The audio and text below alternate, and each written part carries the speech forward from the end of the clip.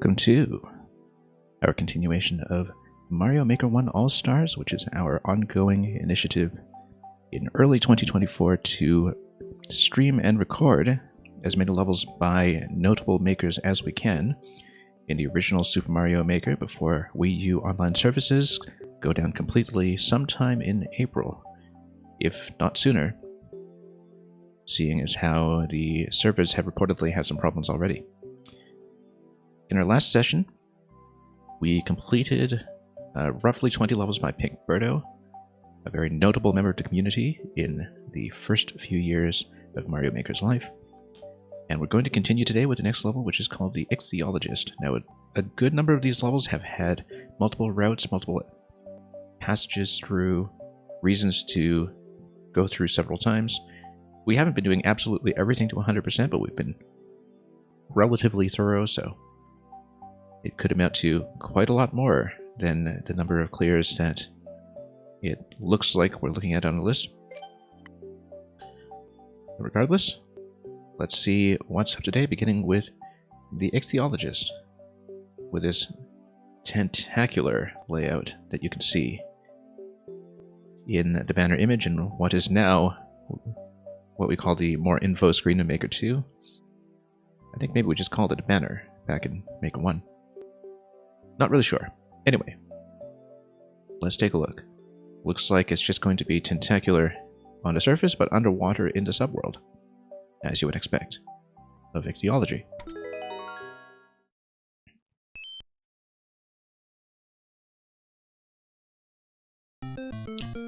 Alright, a lot of coins here, some of them trivially obtainable right away, which is interesting. Maybe it's telling you that the coins are on the tip of every tentacle, and that signals it very clearly right from the start. Let's not die to this right away. That was a very near thing. And then we'll continue.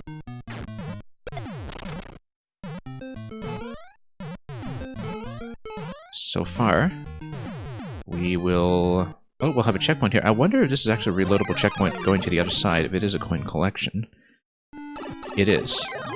And indeed, I'm a squid now. Works for me. Okay, and then each of the rooms seems to have a symbol attached to it, perhaps telling you what you have to deal with. So the beetle room over here was what we started with. We'll just maybe make our way clockwise if we can. If we can. I mean, obviously, there might be a couple of obstructions here that prevent that from happening. We'll just squid jump our way across and work our way up. This was where we came from with the door previously, so that's not going to be it. That's alright. We'll do all we can with the passages from here before we go to the underwater zone. Oh, stretch booze, climbing up. And then this little loop here is going to be taken care of quickly. Stretch booze seems to have disappeared on me. Anyway, let's continue over here. Room transitions are pretty well disguised considering how, of course, Maker 1 did not have any scroll stopping. So you can see that everything is kind of built in a continuous space, but there's still a good amount of separation between the rooms to keep things very visually clear.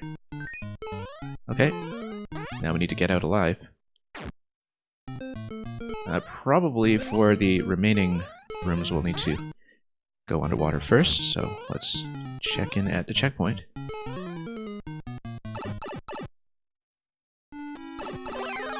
Now, having already grabbed the Splatoon squid mushroom, oh, I guess they do come out of the pipe, so we can get back into them whenever if we want the full power of mushrooms breaking blocks without having to deal with much else. Without having to deal with the obstructions from the 2-tile height, rather. So I guess probably maybe it's 4 points that we'll obtain once again down here. As we swim across. And up. Oh. I'm gonna be careful of that. Oh, that's gonna be a problem. I realized that as I was swimming up towards it. That's okay.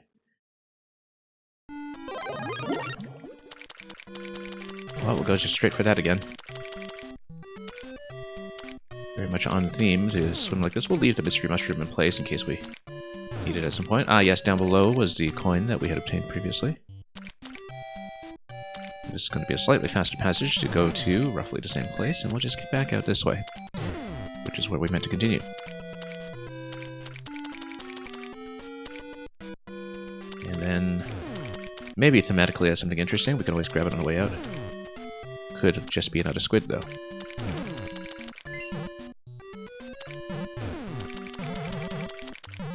Don't know why they're going after me, I'm their own kind. Sure, let's grab it. Oh, no, it's just the same thing. Same old Splatoon costume. And let's go for 2 more coins on the other side. Doesn't look like there's any kind of safety, so we should be aware of key death. Just in case. This is the first coin collection level with the repeatable checkpoint that we've seen thus far in playing the Big Birdo repertoire. We should actually save checkpoints, save coins rather, at a checkpoint when we've done a big chunk of content, but we'll make that decision as we get to it.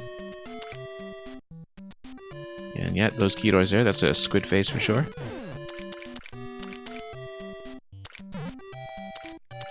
Anyway, fairly simple. Let's not lower the clear rate too much, not that the records matter too much now.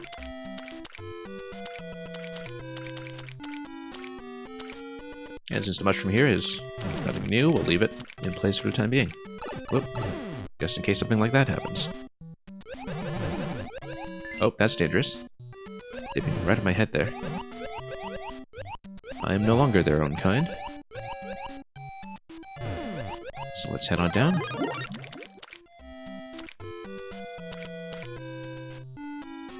And see what is in store. Like I was saying earlier, maybe we should reload a checkpoint just to be absolutely sure.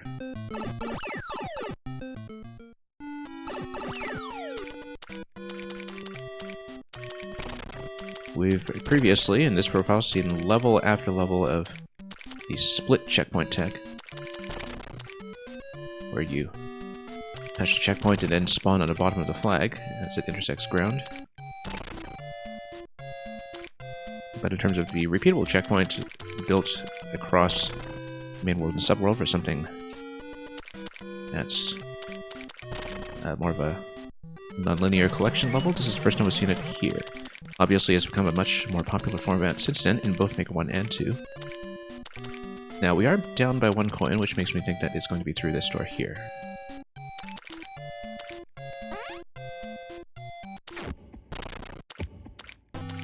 Anyway, oh, that's a wiggly chase. Maybe we shouldn't have left the safety coin for last, but oh, we will get a star, so much for that. It'll be a comparatively easy time getting out of here.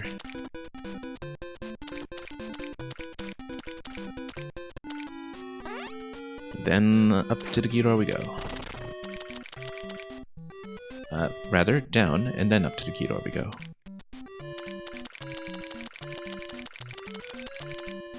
Very satisfying to hear the swimming sound, the ink sound from the squid.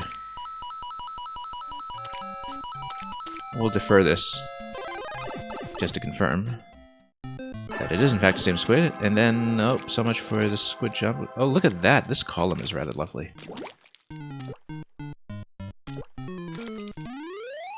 But it does mean we won't get to the top of the flag. Okay. There's that Splatoon 1 victory sound.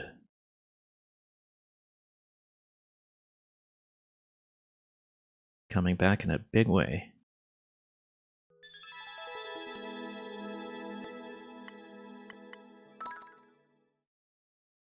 That's the campaign sound effect when you grab the Zapfish.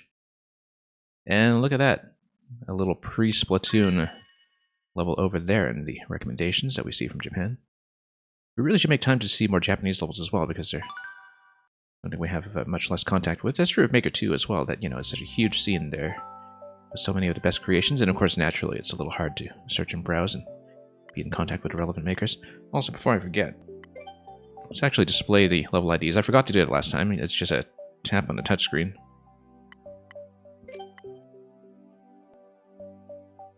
in case we want anything for posterity, although, you know, the level codes are only going to be valid for so long. Here's Lemonade Lake 4. And I don't think we'd seen Lemonade Lake 1, 2, 3. I don't know if it's just 4 arbitrarily or if it was part of a collaborative world or anything, but we'll just play it and we'll find out.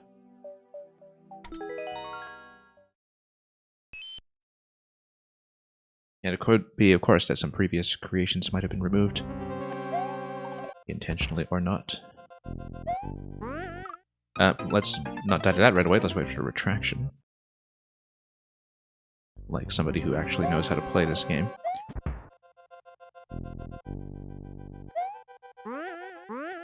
Feels very much like an authentic Mario World castle already.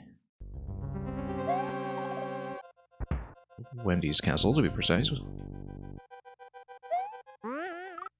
We're a little off with the timing. We have to go pretty much at the retraction. We can do this. This is just the simplest thing. But we do need to wait for retraction, I believe. Nope. Let's just totally make a mess of this as the dry bones is gonna come here and cause problems. There we go. That wasn't so bad. Anyway, that's going to fall off tracks, but the tracks are disguised in such a way that we don't see that happening. Not exactly speeding through this, of course.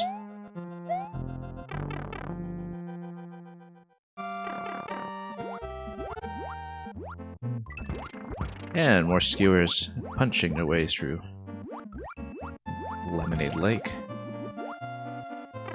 Oh, so much for that. I guess we should have gone for those coins, but that's alright. We'll come up here and I think the coins here are mostly, well, traditional style collectibles essentially, and which do create a little bit of risk as you bait the fish bones into position. You create all kinds of complications for yourself if you should happen to accidentally cling onto the vine, the way that I just did. Anyway, checkpoint. Yeah, very much like Wendy's castle.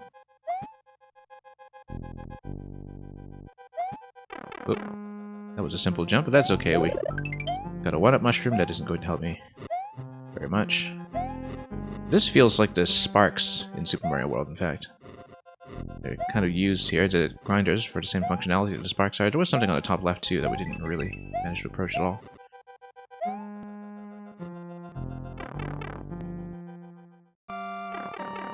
And underwater we go again. So yeah, very much just kind of a relaxed traditional level. I mean, this particular maker list has been full of variety. We've seen one-screen puzzles, we've seen non-linear exploration levels, we've seen double-track levels in a traditional mode where you just kind of swap between heaven and hell, or whatever's equivalent.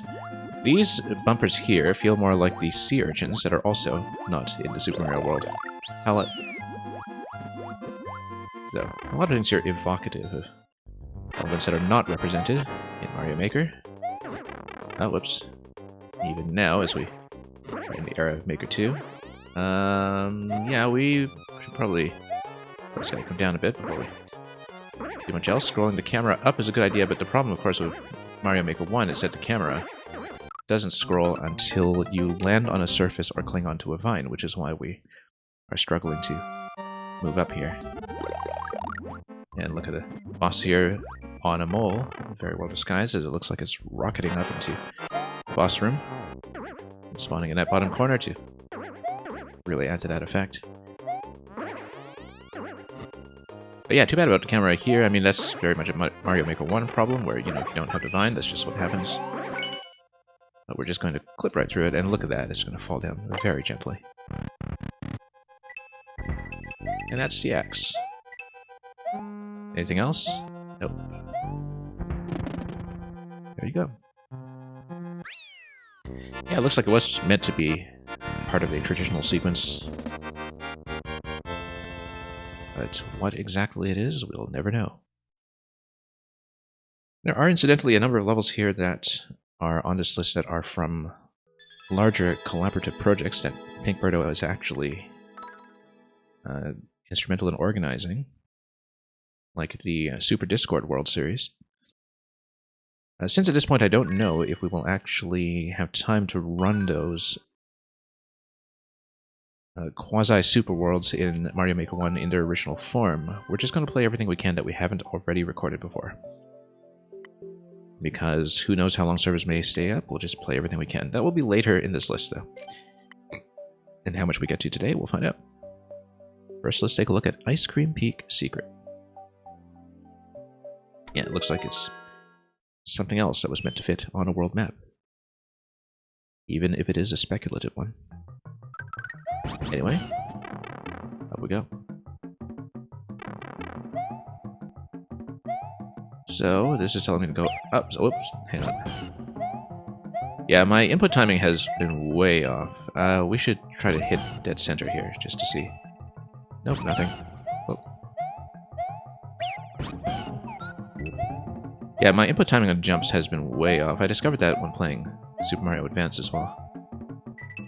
Advance 4 a little while ago when we were running it on Wii U. That's, for some reason, my button presses on the Wii U gamepad don't quite feel as snappy. At least with the jump button specifically. It's probably just getting used to the controller again after playing with all the ones from the Switch era for some time. Anyway, this is kind of an exploration level in its own right. We don't exactly know how it's going to loop around, but we'll wait until we find something that the flower is going to open up. And now, due to things like pipe stacking, we also don't exactly know how things are laid out sometimes, but you can see that it was kind of a scenario in that left room where both of the exit pipes, I think, led back to this room. And because the pipe stacking allows you to do that. Whoops, there goes Yoshi. Then, quite a lot going on here. This was the initial entry pipe, wasn't it? Yes, it is, so let's just grab Yoshi again. So yeah, a bit of a large-scale labyrinth that we see here. And we can't reach anything yet, so... And sometimes not being able to scroll the camera does have its benefits when it comes to concealing information.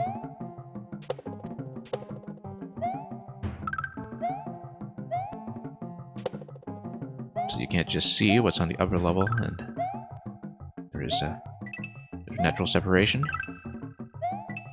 Until, of course, you start climbing the slopes, and then look at all these coins here, basically pointing their way to the top right. We still haven't seen what the flower will get us. Unless it is just an optional power-up. I mean... Oh, Cape Feather. Well, looks like we're gonna fly. So, capes on the left, flowers on the right. Maybe that'll be relevant to something, but we don't really have much room to get into the flight form right now, so... I think we'll need to destroy some of the yellow bricks here to create a flight path. Let's destroy them rather than just spin. Then, let's see. Can we head up? Yes, we can, and then we have to hang left. Then, with Yoshi... I mean, we can always jump off Yoshi as well if we are not satisfied with our spacing here. Whoop.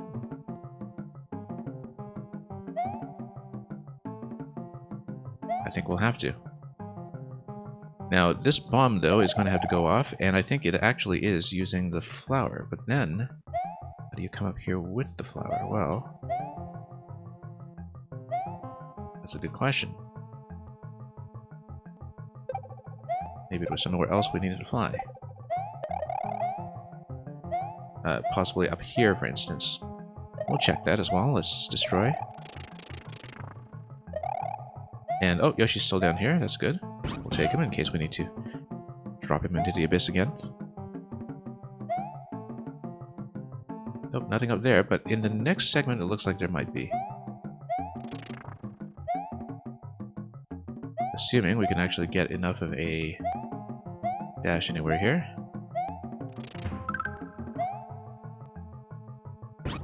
Doesn't seem like it. This is definitely a flight zone. And we'll use it to head to the left once we... Oh, we could have totally made that too. Nope, that's not a flight sound. Well, what if we go this way? Nope, doesn't look like it. Well, we know we need to get to that bomb.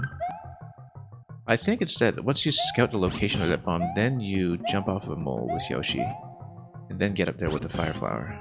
Because you scout its location first. It's here in the center by the pipe. And if you're able to jump up there, even just in a standard way, and land, say by jumping on top of a mole, then you'd be able to get up there just fine. So let's go for flower first then. And then hopefully a mole will spawn there for us to jump on. And we just need to aim accurately after that. Because that certainly looks like the way forward, unless there's something we're missing about how the cape can activate the bomb. But this is the only thing I can think of as a use for the flower. Oh. It's okay. We'll go back to the center pipe first. And then we'll just grab Yoshi at the pipe. Yeah, there are some moles here. But it doesn't look like we're going to get enough height off of those, to be honest. Because we want to go basically up here. And then that's really not much of anything. However... Oh, no, Yoshi grabs a flower, of course. No. Let's not be silly here. Yoshi grabs a flower in his mouth, then we go for the cape, then we fly up there. Doesn't mean that Yoshi needs to get up there, though. We can't just jump off of him. Yeah, that's the obvious thing. We are clearly not warmed up today. Well, let's see if we can do it in the remaining 60 seconds now that we have mapped it out. And of course, if Yoshi can't actually get up there himself, it could always potentially be a spit, so long as we don't despawn it. We'll need to head all the way back to the right. And we need to not lose Yoshi like that. Okay, let's just restart it. Time-wise, we're going to have some issues there, so...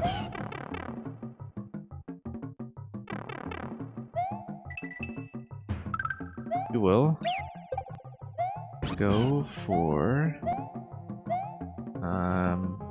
flower first, I suppose.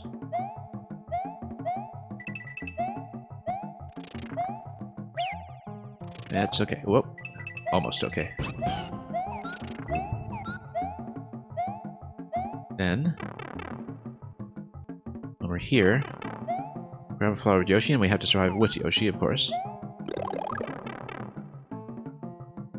Can't just let him run into the pit like that. Well, luckily this is not in a pit.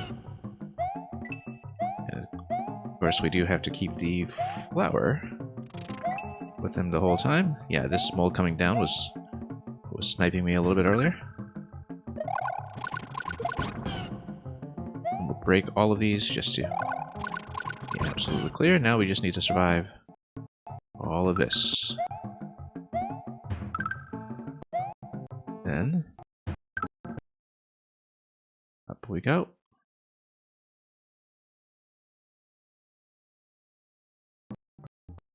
Yeah, and actually the coins, if you look at them, made the shape of the feather. I believe it was the same with the fire flower on the left side as well, that this coin pattern here is pixel art for the feather, and it's something that's very clear to me now. Also, this is the easy way down, as long as we don't just drop it prematurely. And yeah, we don't need to go up this side. We'll go up this side, and we don't need to worry about dropping Yoshi. As long as we go up left first.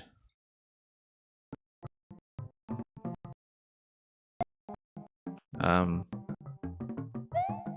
here's the issue, is that flight-wise, I think we actually go right to left this way and wrap around. And then spit. Yeah, we'll spit. Probably possible to get Yoshi up there, but easier if we just don't.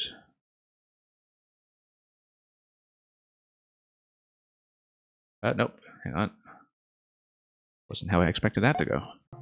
That's okay, we are still within range of the flower. There we go. Then, from here, let's see where we're heading. That's just a clear. 1-ups for a 100-man challenge. Nope, not for me. That's only if you come in here with the cape, I suppose. Alright. Another one in the bag.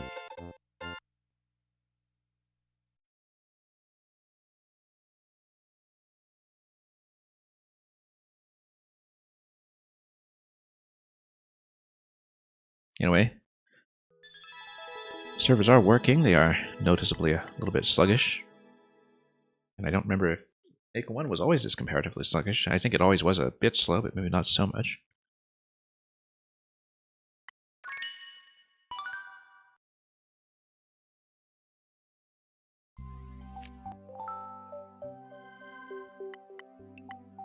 Moving on, we'll have a puzzle. It's going to be Use Your Forehead 3. I believe we've only played Use Your Forehead 1. I don't know what happened to 2. But of course, I think the numbering here has been fairly casual. Some things also occasionally will get taken down and reworked or repurposed. And in fact, there was the head bump puzzle that was embedded inside one of the other platforming levels that we saw last time. So, who knows about the sequence here? Let's just get in and solve it.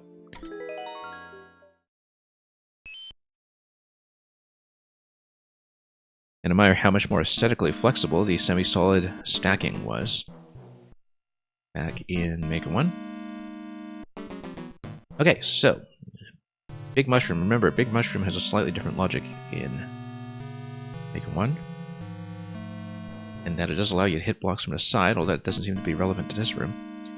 POWs can allow you to enter either pipe. Single POW is going to allow you to enter to the left. Let's see, this door looks like a reset over to... No, it's not. It just allows you to scout the ending. Okay. And it looks like it is going to be jumping up through here with the Big Mushroom, probably. Also, there's a P door that's going to drop down here, so it could be...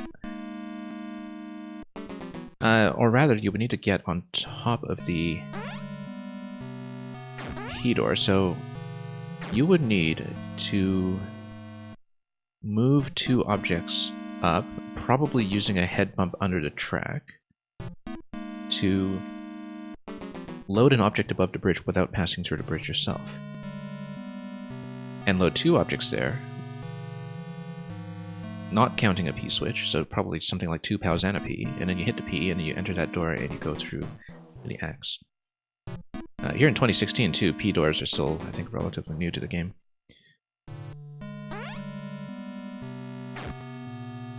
We don't see where a P switch could be yet, though. And that's something that will probably be revealed by one of the pipes. Let me just take a look again, so we have an idea. Yeah, we will at least need the Big Mushroom to punch through the blocks, and then head bump 2 objects, have a P activation, go through the door, and that's the X. Well, nothing for us to do but scout. Also, you can head bump the POW over to the other door here. And that will probably be what gets you up to the Big Mushroom. But let's map out the pipes, because that is going to be fairly necessary. Oh, that's a crush. I thought it was going to be a head bump, and that's a crush. I guess it's only a head bump if it's while it has been displaced from over the track, like this. Yeah, if it's just coming down towards you, obviously that's not going to be the case. However, this is the sequence to load the POW onto this track, which will be important because, okay, eventually we'll need to load both POWs onto the track to get them up. We don't really know what the interaction is with the Big Mushroom yet when we do that, so we'll just scout out a little more. We have found a P switch at this point. We don't know where that door connects. This door should probably connect to the Big Mushroom, but we'll see. Big Mushroom does not appear to improve our situation. Now, why would that be? Is it because... Now, that's interesting. That we couldn't actually pick it up. Was it because there was some kind of overlap there, or because there's some kind of power-up priority issue? Let's think about that, because I didn't realize that that would cancel me out that way. And of course, because that item is a power-up, it's no longer obtainable, and I guess we might not be able to finish this, but we'll scout more of the level if we can before we try to return to that problem. Yeah, so you do need to be on the upper level to head bump over to the track. And of course we don't want to fall down here at this point. But it allows you at this point to come down towards the P to bounce off of it towards the key. Like that. And then we can grab the key for the key door later. Muncher would set the bomb down, but then why would that be useful? I'm not sure. I think I should have head bumped that POW actually. Because it should have done a crush over here. That's what it should have done. We should have loaded it to the left side track. But then that would hit the Muncher right now. We need one POW activation followed by getting a POW onto a track to do the bomb crush to give me access to a second POW. Let's drop down and let's see what we're dealing with. Yeah, and this looks like a ride that you have to do using two POWs in conjunction, and then it's going to be Spiny Hat to bust through some of the ceiling blocks later. We should actually drop this POW so we can reload back into this area. Or we could see how these connect, just to have a clear idea. Because we haven't mapped out the pipes yet. And of course with pipes not necessarily being mapped and cycled quite the same way in this game as in Maker 2, in that, you know, any pipe could really go to any other, depending on stacking. We have a lot that we don't know. Yeah, Spiny Hat looks like it's eventually going to punch through here. We have the key door, so we have access to the key door for the second key, so we can grab checkpoint from there. The key on checkpoint is, I think, entirely there to save your progress up to obtaining the key. But we will need a Spiny Hat in order to continue past this point. Being big is something that the level is not going to bother preventing, although we would need to reload at checkpoint in order to have another crack at the big mushroom. Notice that here, this head bump is going to go on this track, so yeah, it's going to be two POWs on that track, and you bust these up with a Spiny Hat. In terms of taking damage, the way to do that would be to use the grinder. And then we'll think about this. Let's grab this POW. I actually think we should have grabbed the other POW on the other side of the checkpoint, because that gives you an extra POW to work with. So in fact, let's reload through here. I mean, this is going to be a dead attempt anyway, because we have no big mushroom, unless it was necessary for something. So we'll go back over here and grab that extra POW, because then we have one additional POW that we can use later on.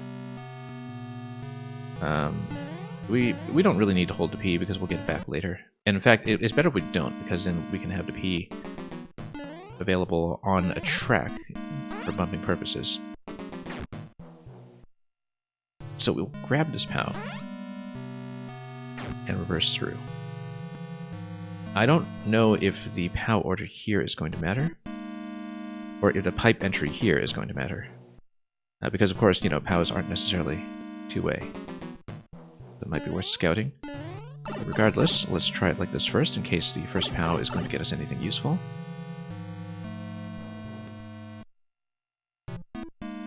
And taking damage on the saw is probably fine. This POW is going to get us something useful, is going to knock out the bomb. Or knock out the Muncher, rather, so we can do a bomb crush. Do we want to stay big? Not necessarily, but we'll fail to do that anyway. And we'll bomb crush over here. That's going to open that up. That's going to lower that POW over there, and that's going to become unobtainable. At this point, though, we can lower this POW, and then hopefully that will give us the track ride that we need. A little hard to see without an additional platform over on this side, though. We basically need two POWs available there. Two objects available there. Like, for instance, the Ooh, the P-switch? Not a great idea, but... because obviously we could have kept the P-switch up to that point. But we definitely needed to spend 1 POW. Use 1 POW for a crush. And then land on top of this, using an additional POW over here. Or... well, I mean, it's best if it's a POW, obviously. It's... but if you come back here, having already blown up the bomb, you don't need to spend a POW on blowing up the bomb until you have an extra POW available. Which means that we should, in fact, go back to the other side. Oh! Nope, should have head bumped that. Now we are in trouble. Let's go back. We're going to time out in this attempt, but we've made significant progress. Anyway, drop down here, and then we'll try to drop safely as the P is coming up.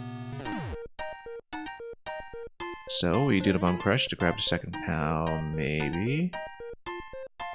No, actually, we come back into this room holding a POW already.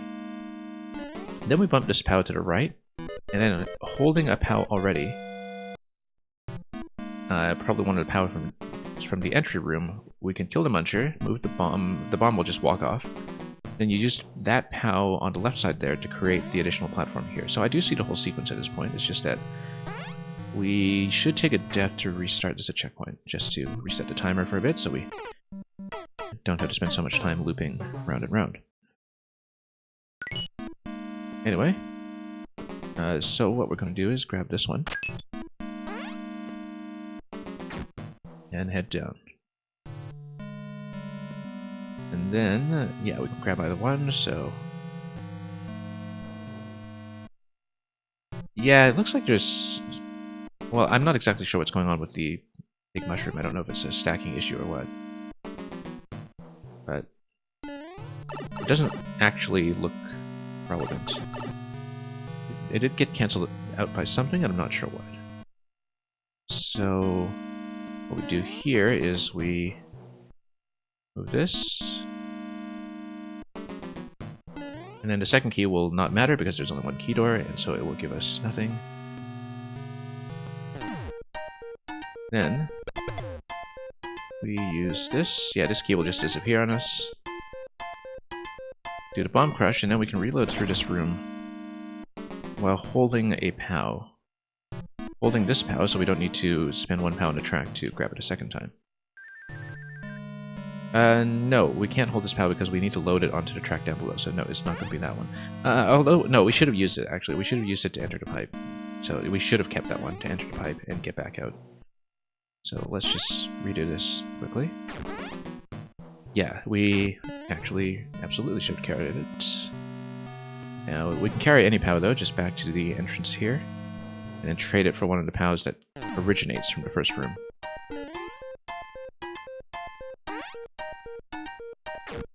So here, we can just go through. Eventually we'll need to carry a P through with us as well. And then same idea here, where we will probably bump our way back to the other POW to obtain the one from checkpoint.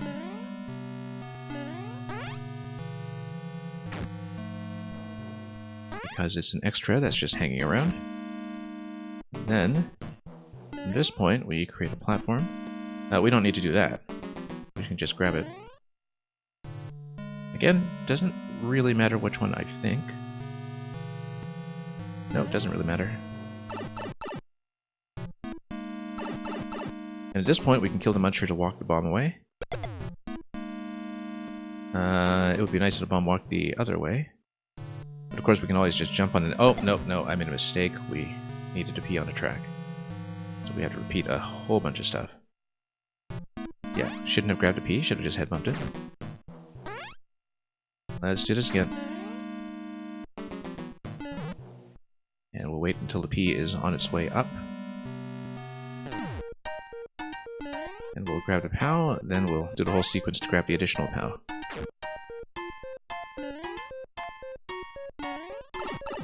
Okay. Now, yeah, same sequence again to grab the POW that's at the checkpoint. Bump. Bump.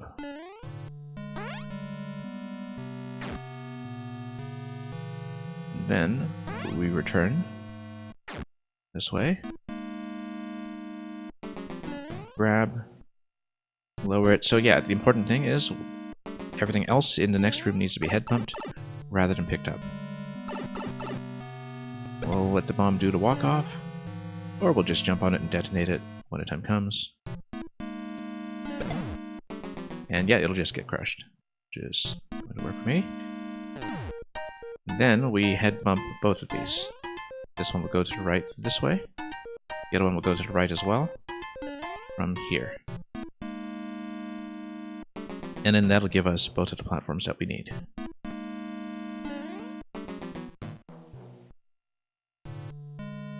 I feel like we should wait for another cycle, so okay, we got it. Now I think we definitely wear it, no point in carrying it. But of course, if we can grab a POW on the way down, that would be ideal.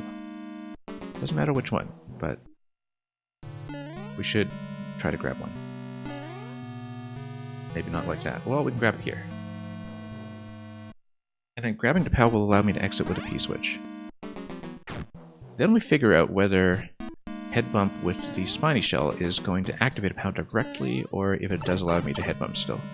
I don't know, because head bump, the way it works here, is very much a Maker 1 mechanic, so the first thing we should do then is bust all of this up, so we don't need to spend a POW on a door.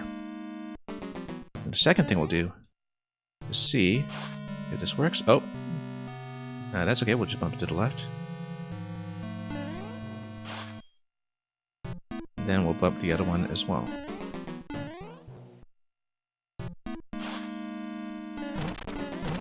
And then, this is one-way gate over here.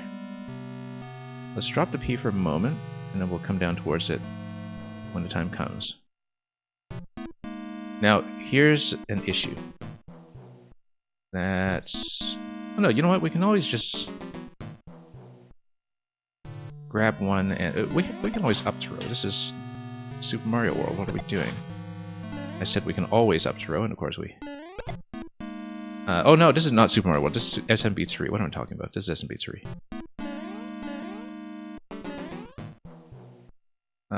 That's okay. Both POWs are just going to come up through the track, so we don't need to worry about bumping anything. We just drop them accordingly, and we're through. Totally overcomplicating it, as usual. Yeah, actually a fairly gentle puzzle. You just keep track of what you're doing and not just accidentally pick things up all over the place.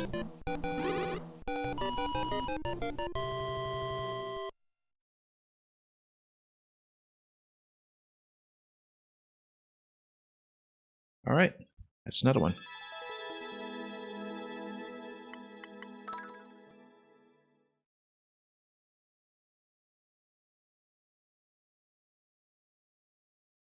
Meanwhile, we can admire all the very topical recommendations here, like Shy Guy Phelps. Interesting window back into the late 2010s and what people had on their minds. Next, Scooch Over. Here's another puzzle. By the looks of it. We think it is anyway. I mean, it's clearly built on the single column. I was sure I'd played this one before, but unless I confused it with a different one. But like I said, it seems like a lot of the clear and star data from levels I played a very long time ago, say 5 years ago, has steadily been lost. Not everything is preserved accurately as I remember it, because there are definitely levels I've played before on other profiles that I know for sure I cleared, and which I no longer have the flag on, so who knows, maybe it's something I've seen, maybe it's something I haven't. I thought I had, though, because I recognize this somewhat. We'll see if we actually recognize it when we try to solve it.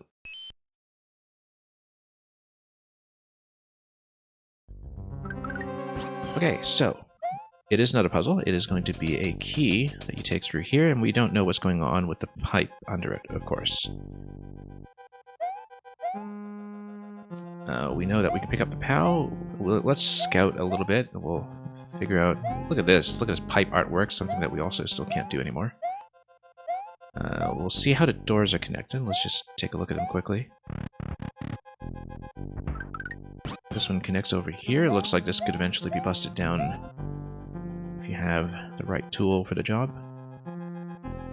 And it is going to be something getting you through these blocks. Could be a cape, could be a P-switch, could be Yoshi grabbing a P-switch. Something to get you through here. It looks like it will be a P-switch because it gives you a P-switch at checkpoint specifically to get you through here. So probably another P available at some point. We'll just scout as much as we can. We'll check that pipe in the corner as well. This is also another scouting door, just to see what you're in for. Because it looks like we get rid of the muncher and then send something over to the key. Now, looking at this, you'll have a POW available over here. Well, we'll see when we get to it, because of course we have to bust our way through the hard blocks by the trampoline first before any of this becomes relevant.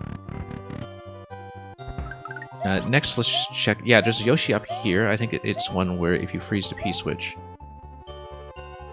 then that'll be interesting that it spawns in that position, because I wonder if... Well, I mean, if you freeze it in place with a P-switch, then perhaps you can grab the egg with another Yoshi. That's the only thing I can think of that would allow us to interact with it in any meaningful fashion. But then you would have to get the first Yoshi first before anything happens. We'll use the POW down here to go through the pipe in just a moment. I do want to check this one. That's just a reset pipe. Oh, the reset pipe... Actually, it's not just a reset pipe. It shows you that there's a door on the other side. Interesting camera lock here, then.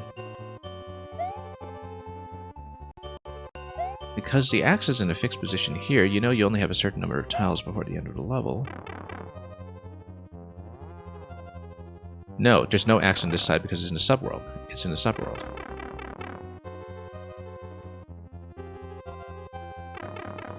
And I'm just going to scout this out a little bit because, yeah, no wonder. There's a bit of an optical solution here. Optical illusion here, rather. And I'm looking at a door position over here as well, which is why I'm zooming in and out of it. No, it's not a screen wrap thing. The left side and the right side don't actually match. But it means we should go down here and see what we can do. Yeah, because we can grab Yoshi. And suddenly we see what's going on this side. Well, it'll be a Yoshi egg on this side if you manage to activate a P-switch to freeze the egg in place. But also, you know from the other level that if there's a bit of an equivalence here, like the way that the door is an object equivalence, but the ground tiles don't match. The door to position does match what was on the far side over here in the main world room. That's how I knew that the POW was located there. Knowing that the POW is located there, we now have access to 2 POWs in the first room. And that then allows me to... Well, first of all, go back through to this room, but then let's check the door over here again. And we know there's going to be a key on the other side of those munchers. We know there's a P-switch over here, which tells you where the P-switch could be obtainable if you manage to position Yoshi accordingly, I suppose. Yeah, so I don't think I've done this puzzle, now that I look at it.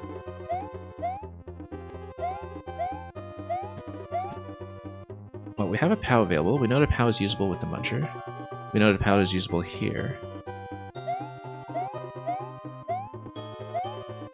We also know that this is basically progress if we just drop the POW and go through with Yoshi, because Yoshi is already something that we didn't have before.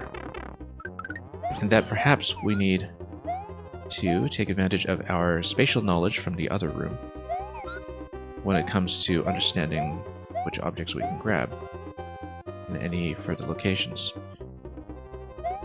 Which means, for instance, that if we go through here, that we're able to take this, and that once we have it, we're able to jump up and grab the P-switch in the other Yoshi zone. Maybe. We'll see what this actually gets me, but I'm pretty sure also that this would get me up through the side door if we have Spring plus POW located on the right side over here. So what we'll do is we'll grab the other POW, come through here. Let's just be careful with this so we don't spit it too far. That's not good spacing, actually. We're totally going to bump that POW.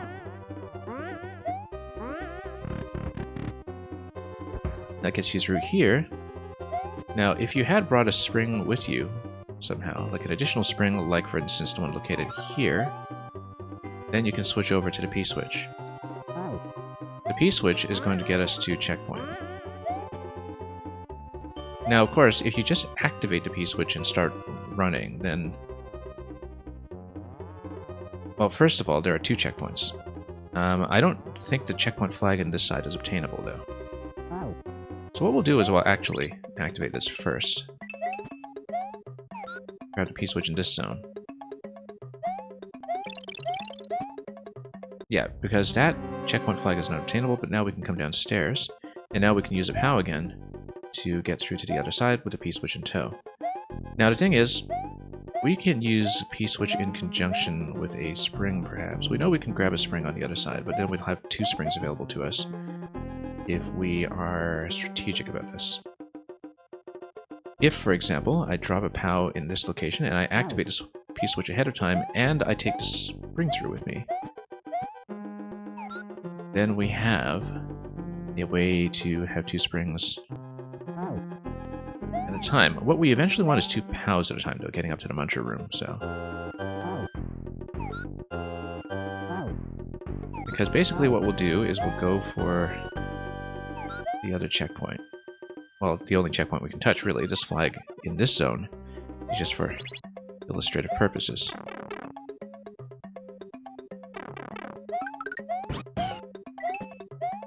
Now let's keep the P-switch if we can. And, oh yes, Yoshi was available here as the second egg, which I was talking about much earlier. Now, we can, at this point, grab a helmet, which allows me to do a helmet muncher bump on the other side. Now, from checkpoint, we need to do a few steps to recover. We don't necessarily want to do a muncher bump, though, because the thing about the shell is that it's what allows me to... No, we can't, because it's on the other side of the bumper. So we actually need to do a shell throw or a shell spit after activating 2 POWs in order to pick up the key. So the shell is not something we should be wearing, although if it follows Maker 2 logic, once we reload into this room, it's still going to be obtainable. Once we have the helmet anyway, for absolutely no productive or discernible reason. And yeah, P-switch activation going in and out here would have allowed me to grab the Yoshi egg. I feel like that is going to be relevant to something, but we don't know what. Maybe not. But yeah, that allows you to go through here. From here, though, what we need is 2 POWs. And we know how to do that. It's going to be the bottom POW and the other bottom POW, so let me see if I can illustrate this in 30 seconds, otherwise we'll just have to repeat some content. We're not going to make it in time, but I'll see if I can demonstrate, because I know the route from here. It's going to be 2 POWs to drop the munchers, followed by a shell spit over to the key. And you need to grab the left POW, you need to grab the upper POW, which is off this corner here, and then you do a shell spit through here. So I know how to do it, it's just we didn't have time to show it, because it's going to be... Oh, no POW?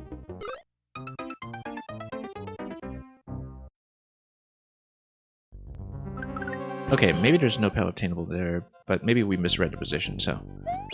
Let's just do this first. And then we'll grab Yoshi on the other side. In fact, what we'll do is we'll reload the P-switch, just to expedite things slightly.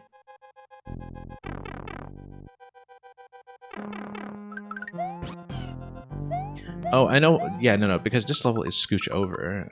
I think the one I was thinking of was scooch your forehead, which is a different puzzle level that we'd solved here before. Because, yeah, we've had a couple of puzzles called Use Your Forehead. We've had this puzzle called Scooch Over, but we've played the sequel to all of them, which is called Scooch Your Forehead. Well, before we played any of these. So, if we use the P-switch... yeah, if we take the P-switch with us, then we really should. Then we grab Yoshi on the other side with the P-switch in tow.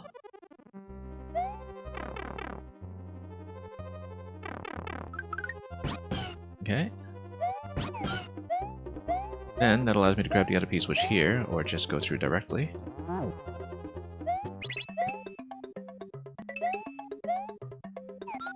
Of course, if you activated that P-switch here, you would be able to freeze the extra Yoshi egg. And here, again, we have access to a spring, we have access to a second P.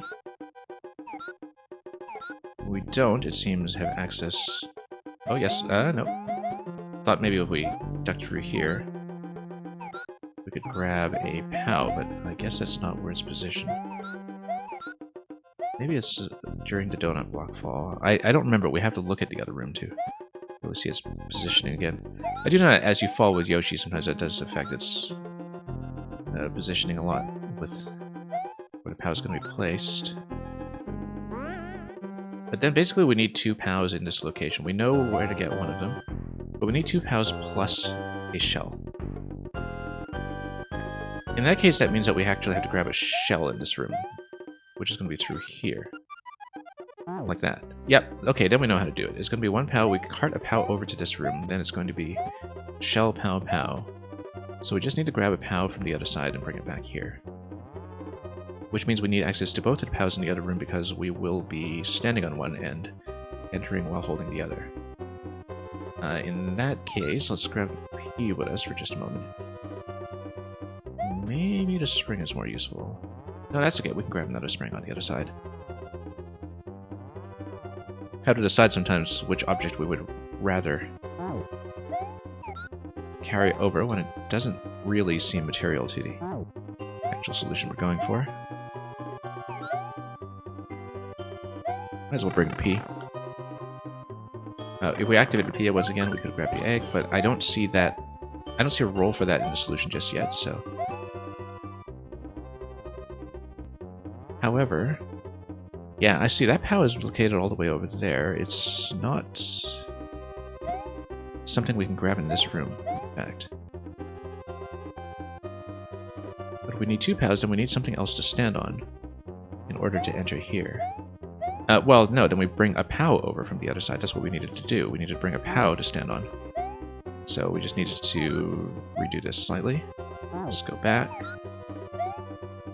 And we go over there and we bring a POW back.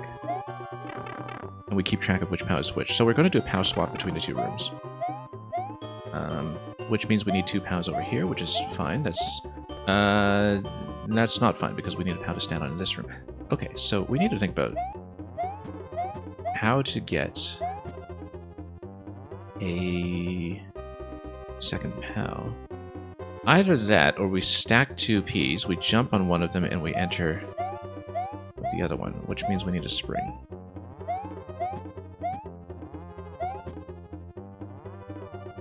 Yeah, because the POW over here is located pretty far down, and so that's not going to be it. But if you jump here, grab this P, and then what you do is we need this POW, first of all. Then we're going to try to enter the pipe by falling onto a 2P stack, which I think we can do. We'll try to place this a little more carefully. I think we should be able to do it. We just land on a P and hold left.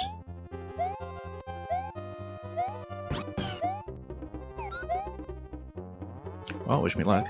Oh, nope. Missed it. That was accidental trigger press. Oh, no. That didn't work. Yeah, because you just fall directly into it. You don't actually get to fall in. What if we use the reload pipe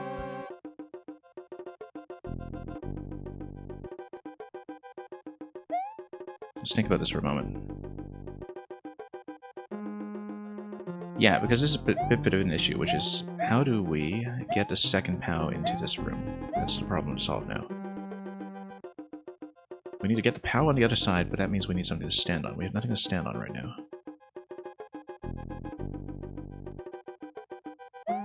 And we don't have... Yeah, because it's going to be 2 POWs and then shell spit. Unless it's going to be a single POW to wreck the muncher this way, like... No, it's not going to be that. Yeah, because I was hoping to unstack it by hitting the muncher directly to knock them out with a single POW. Okay, so now we have a bit of an issue then. Well, let's reload through here for a moment.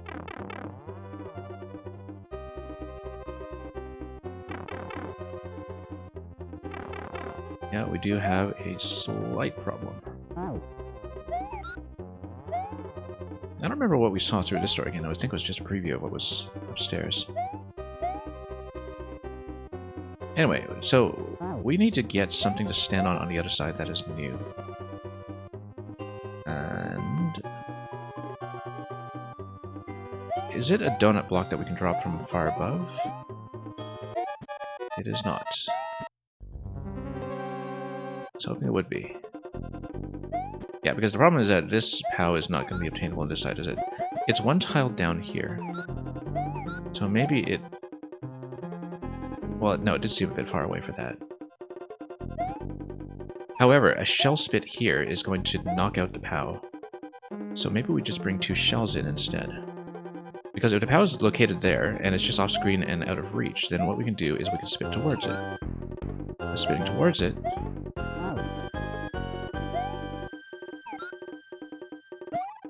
then what we do, and we're going to get into a timeout issue in a moment, but I just want to demonstrate that this works. We spit here. Then it kills one. Then we use the second POW to grab the other one. The problem is that we don't have a second shell now, which means that we actually need to bring a shell back from the other room. Then we'll have access to 2 shells, one from the other room, one in this room, POW over here. Okay, we know how to do it. Now if we time out, we get checkpoint, but we don't necessarily care about that. So it's going to be shell POW, that's what it is. I don't think we can do it in 30, but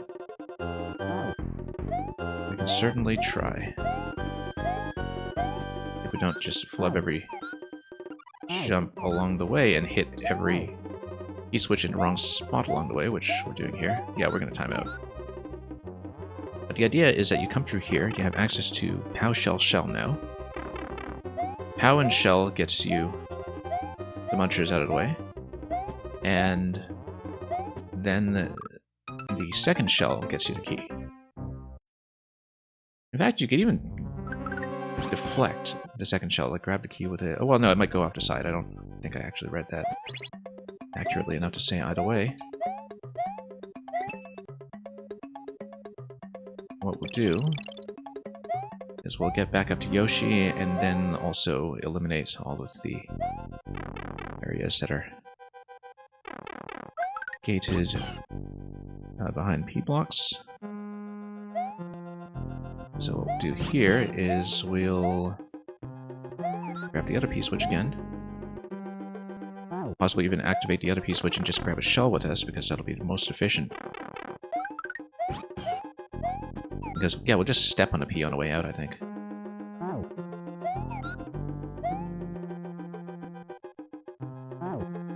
Okay, and then grab the shell. And then here, we just open up the gates on the other side if we have time.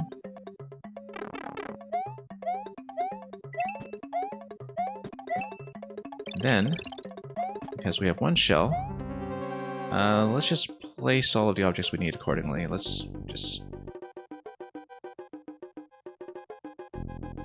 get everything placed all right. Yeah, Yoshi's going to need to grab the other shell with his, and a POW with his tongue, rather. So we need to drop the shell just somewhere safe. let's just put it... Or we can just kill one of the munchers now. I think that's still within range to stay up and running. Then what we do is we get the P out of the way. We use the POW for the other muncher and the other shell for the key. So we go over here, grab the shell, and here,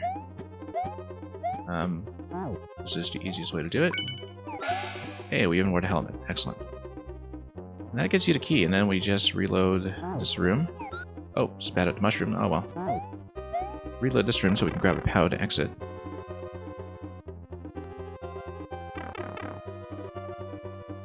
And then from that point,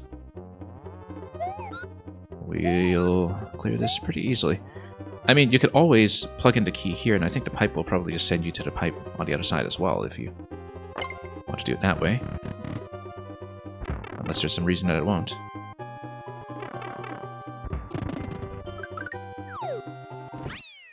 There you go. That's the clear.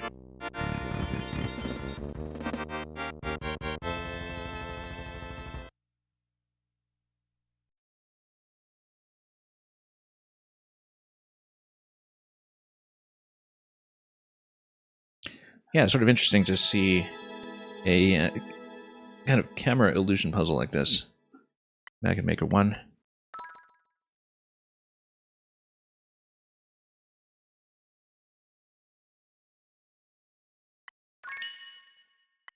Well, let's continue.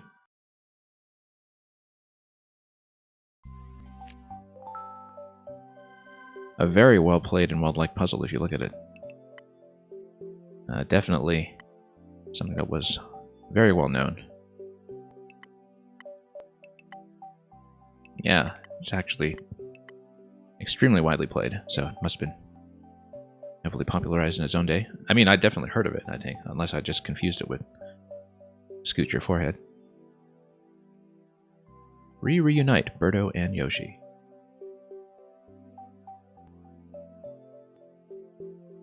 Well, and of course we have the little tribute to SMB2 here. Let's take a look.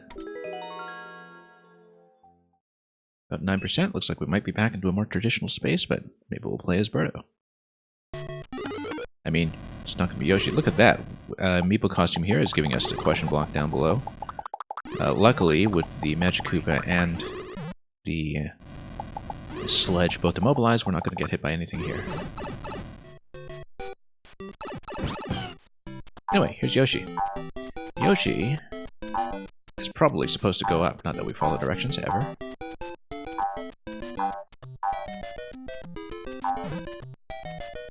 Then, what does Yoshi want to get over here? We see a key located in the right side here as well. I guess we'll eventually deal with it. And it's going to be one big key coin hunt. It's going to be a shell there, obviously. And this being SMB1, we need to send something else there. Possibly this guy, but except... Oh, nope, so much for that. So much for the Yoshi costume. Not that Yoshi can grab that with his tongue in SMB1. Possibly we go for the key door here. It looks like it's going to be hitting the block to send something forward with the trampoline. Oh. That was more troublesome than expected. That's going to be a launcher. Launching things also worked with a somewhat different logic. You know what? It's funny because in the right position we could have worn that as a shellman. But... Alright, and then we'll just go up from here. Yeah, that was one of the things that surprised people with transition from SMB1 to 2 is that, you know, even a lot of the launching mechanism didn't work the same way. Now, I hope we'll eventually be able to go back for the first pink coin. We need to do a little bit of different positioning with the original Koopa in that room to do that, but Birdo's not going to be able to spit anything here either, so... Looks like this is going to be a bit of a main world, subworld illusion over there as well. And look at that. Lovely little heart.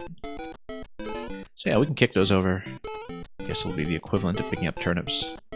In this vertical layout here, that's very reminiscent of SMB2. Yeah, I mean, this is actually a tribute to SMB2. If you look at the P door here, it's basically just like the subcon doors. If you look at this very well-placed bush.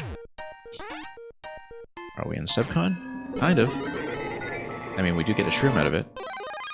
Even though it is just Birdo shroom. P-switch out of the pipe here is just to make sure you can get back out of this room. So yeah, this actually is just like playing SMB2. Over here in this segment. Anything up here? Nope, just coins. Yeah, but this is SMB2, essentially. Now, the interesting thing is that if the P-switch were still active, we'd be able to send a shell over to a POW and whack it. Anything down here? Oh, no, that's just one of the SMB2 style rolling log waterfalls. Checkpoint. So we have missed the first coin in the level, so we'll probably want to replay for it. If there's no way back gracefully. Because it's definitely something to do with the first Koopa, but we'll see how many coins we miss first, and then we'll replay coding. Oh, yeah, we missed one over there. So there are definitely missables here. So we've missed at least 2 that we know of already. And we'll definitely go for the true ending. That is very much the point of a level like this one. And yeah, this is the big bird gate, whose name I can never remember, in SMB2. Although instead of entering it, we're going to climb. And pretend to enter it. And also check over here to see if there's anything going on. That would have been embarrassing. We just fell down into that gap. Yeah, I always have to do a bit of a camera check here in SMB. Oh, rather than Maker 1. And a little Birdo check as well. Anyway, back to Yoshi. This kind of reminds me of a Wario and Waluigi level that I played once by a different maker that I do want to show off at some point. It's also a very well-known one. It's the bank heist level. That's actually one I want to go back and record as well, but, you know, this kind of story level with 2 characters swapping places in their respective themes, that's definitely very reminiscent of that. Now, given how much Birdo's Zone resembled SMB2, I'm looking at all the kind of more Super Mario World-specific cues here, but it's kind of hard to see with its camera positioning, so we've missed a lot of coins by the looks of it. Anyway.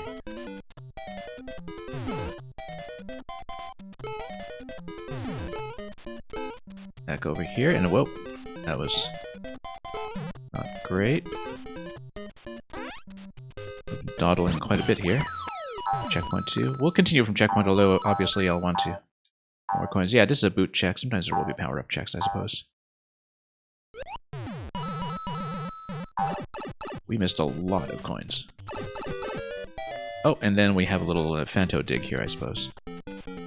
Now, this is interesting, because if there's a key door here, it means that because you're not guaranteed to get every pink coin up to this point yet, that we retrieve a key, which we certainly wish would have been a cursed key like we now have in Maker 2.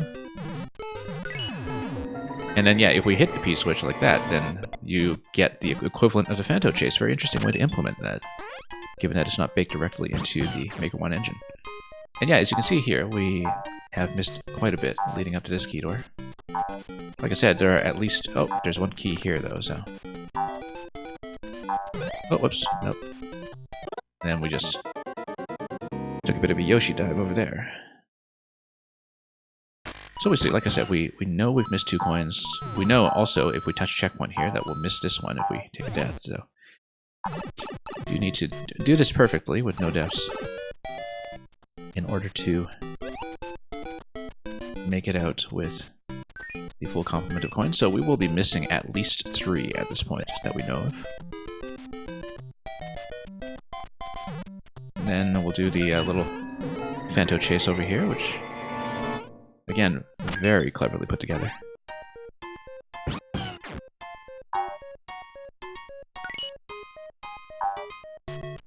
Okay.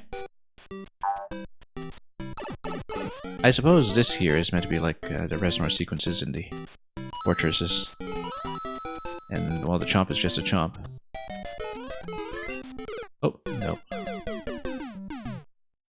That was a bit risky, considering that we had no costume left.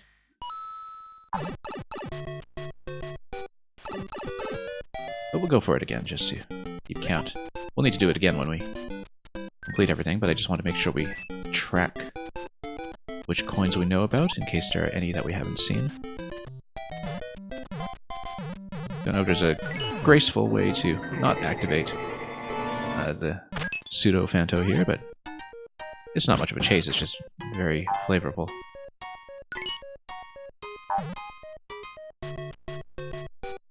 Okay. And then over here. Oh, no. Wonder if there's going to be Yoshi check. Or another coin after this, which there might be. No, there won't be. Still in Yoshi form over here. This looks like the boss door, which means, again, we're down by 3 coins that we know about plus a safety. So I believe all coins are accounted for at this point if there is a safety coin. We don't know if there is yet, because as we saw in the Ichthyologist level earlier, that one didn't have a safety coin, although... Whoa. Well, anyway, here's the door, and it looks like the key door down there. It looks like that's the bonus area. Oh, okay, we'll take it. Interesting. I suppose you'd need to ride the cloud in here to hit that, and then... if there's a particular reason to do so. Anyway, we'll go... or, whoops. Alright. Fine, we'll leave it. That's okay, this looks like the boss room. And... Kamek. Yeah, I guess, yeah, because this is styled after Yoshi's Island, and so what we were reading as the Reservoir platforms was actually the cycling lifts that you see in Yoshi's Island, so that's what we should have looked out for. So yeah, you're going to have SMB2 support over here. And complete with the boss music here in a very limited form.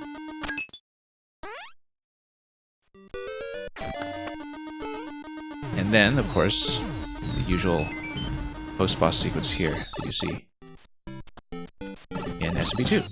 And so, Birdo and Yoshi have reunited, and we are missing 4 coins.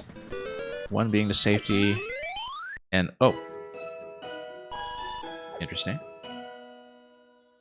So I wonder if the 10 coins are just a reference to collecting all the pink coins in Yoshi's Island then, because that definitely doesn't give you a key door if it's placed after the flag like that. But that's the goal ring there. We'll try it again, and we'll try to get all coins this time. We know which ones we're missing. There was one at CP2 that required the boot. There is the... And we'll look for the Yoshi's Island flavor a little more attentively this time. There's the one that you had to kind of drop towards at one point. And yeah, you can see that at the opening screen, the Sledge and Magic Koopa are meant to be Kamek and Yoshi's Island on one hand, and Wart from SMB2 on the other. Yeah, because I guess it's the only elegant way to dispense a boot in a way that doesn't have the Goomba hopping around. So yeah, this is just meant to be a spot to use the boot as a power-up without having to fight the Goomba as well. So I believe that doesn't work in Maker 2. Maker 2 just kills it outright if you try to do that. Which means that we can use the boot to drop towards the coin, because we're clearly not going to race the Koopa over here. Or we can use it to flutter, because this is Yoshi, and Yoshi's ability is the flutter jump, which is the whole point of this little bit here. And you can have a little shortcut if you do that. Of course, we could also just keep the boot. Yeah, and And this is like one of the cave sequences in Yoshi's Island.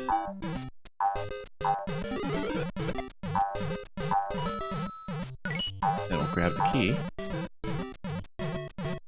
And then I suppose we just stomped on the piranha. We could have had a chance to just wear the shellmet as well, but anyway, Birdo's going to get Yoshi's flutter jump. That's going to be her inheritance here. And we'll do the subcon coin, as it were.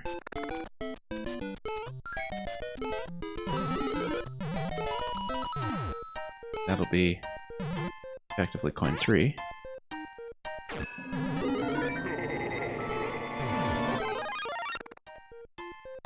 We'll get out of here. And remember, there's going to be a particular drop that we need to make. And we grab coin 4.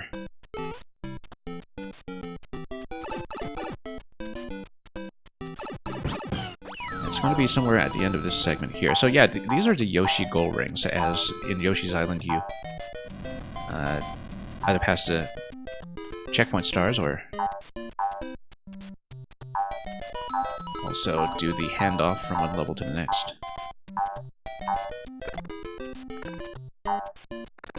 We go down. Yeah, that's the way to do it. And we need to keep the boot, of course.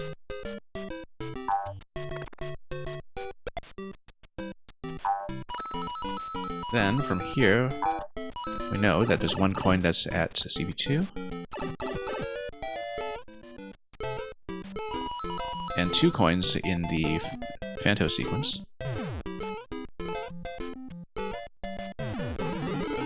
This is going to require you to drop the boot over here. It's very much just a boot check.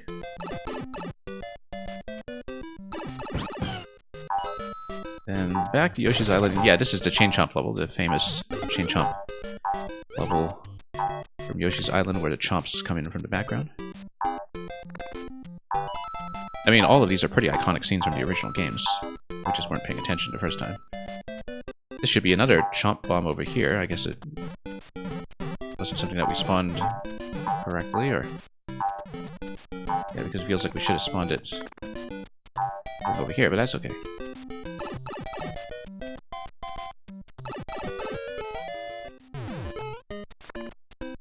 Anyway, here's another climb.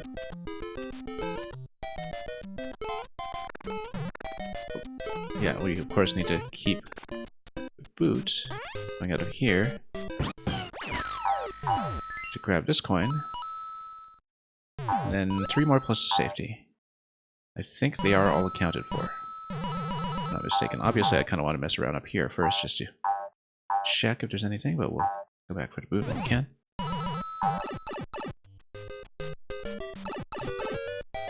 And then here, Birdo will have the benefit of the Birdo shoe as well, so let's keep going.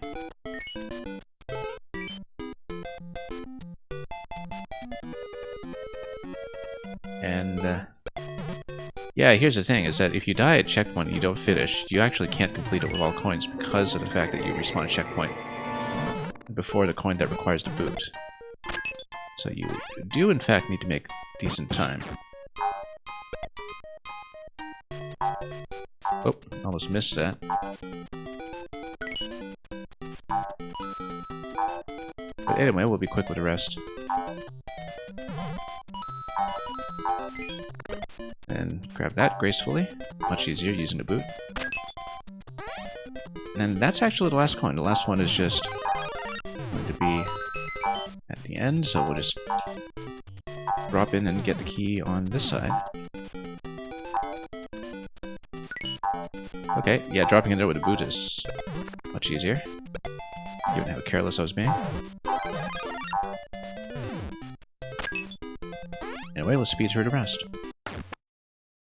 Come back. Oh, so much for the boot. I think you need the boot in order to... Yeah. Let's check for it, in case. Oh, also, we'll need the cloud, because otherwise it's going to expire. Yeah, it's going to expire. Oh, that's a problem. Yeah, I guess maybe the way to get the final coin is to make sure you have the boot at the very end. Hadn't thought about that. We're gonna have time problems now. As we have 15 seconds to complete it. We will try to get the true ending, of course. But the thing is, past checkpoint, things get risky. No, you can't actually go over. So you just get the gold ring, and yeah, there's no way through to that coin that I can see.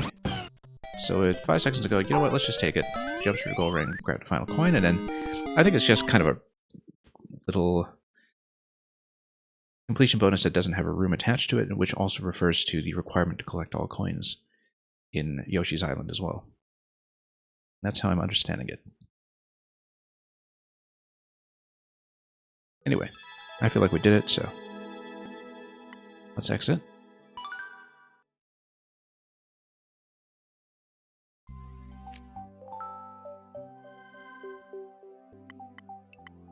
Level within a level 4.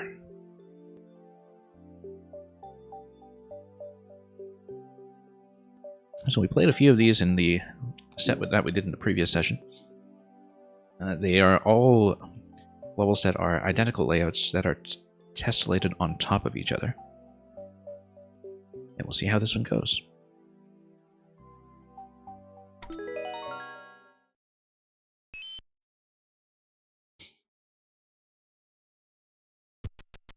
Generally with these, I think it's a good idea to go up high because then you have a little more headroom to work with and don't have to deal with the level above you.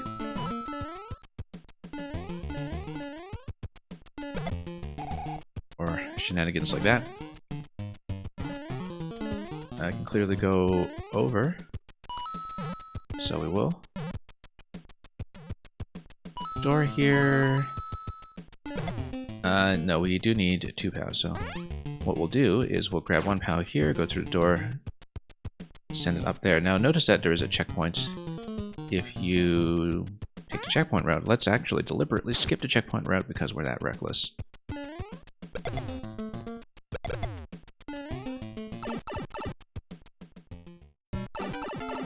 And yeah, we're reckless. This is going to get me into trouble. But it looks like we can swap between the 2 sides anyway. Just be somewhat careful about it. If you really want to swap anyway. But climb through here, take this path, and see what lies ahead. Bullet, okay, good, not a shell or anything. Although I guess we would have been able to wear that as a shelmet. Yeah, it looks like the idea here is actually, if we can get back up from below, then we would do that by jumping on top of a bullet. Not quite making it, but you can just jump. And then a P-switch. And a progressive power. Interestingly enough, I wonder what this pipe is matched to. We're going to grab the P-switch first before we do anything to eradicate the wall, because... Oh, this is nothing, okay. Yeah, because I thought there's no way that one is matched with anything. Unless, of course, all the pipes are just one-ways from pipe stacking tech. Oh, didn't expect to run into that guy. 4-4, whoops.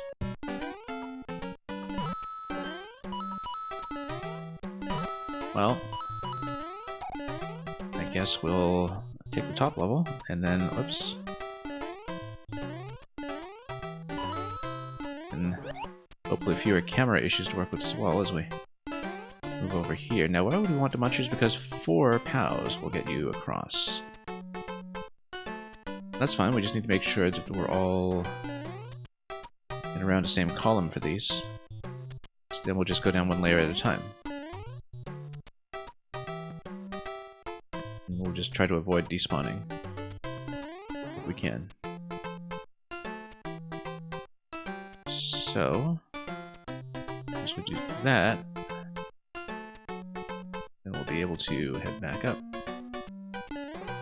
Need to leave enough room, of course. Doesn't matter which level we jump up on, of course, but we'll try to stack as much as possible without bumping into the POWs, but if we do bump into the POWs, that's okay. It just means that the munchers start unstacking. Then I'm gonna try to take the top level though. Just for the style points, which is what we usually do around here when we're needlessly messing around. Like that. Like that. Then, now we'll take this one. We're going to get ourselves into big trouble here. Oh, I despawned it. I despawned two of them. Okay, that was a problem. That's fine, we'll just reset through a door. Yeah, I didn't realize I despawned them. That's alright, we'll... You know, we'll just take the POWs down with us and take a lower path. That is theoretically more sensible. Because then you can just make sure all the POWs stay on screen at the same time. And don't have to worry about quite the same nonsense that we got ourselves into.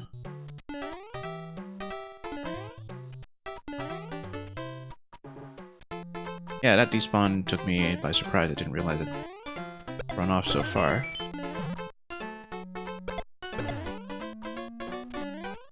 And then kill and kill.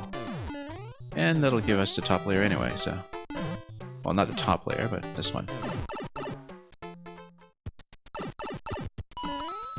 Let's not get sniped by that guy at the very end. This tells me that there might be something right here? No. Okay, no, it's not going to be that unkind to me. However, we are going to finish this with just a few seconds remaining. Just the way we like it. Okay.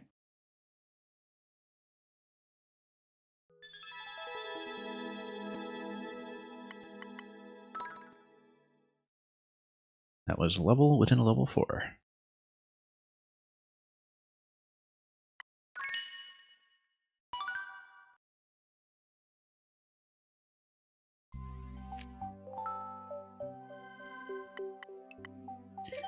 Cannon Disablement Unit.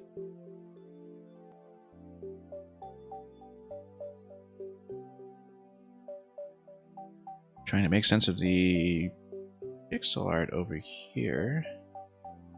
Just a cannon, I think.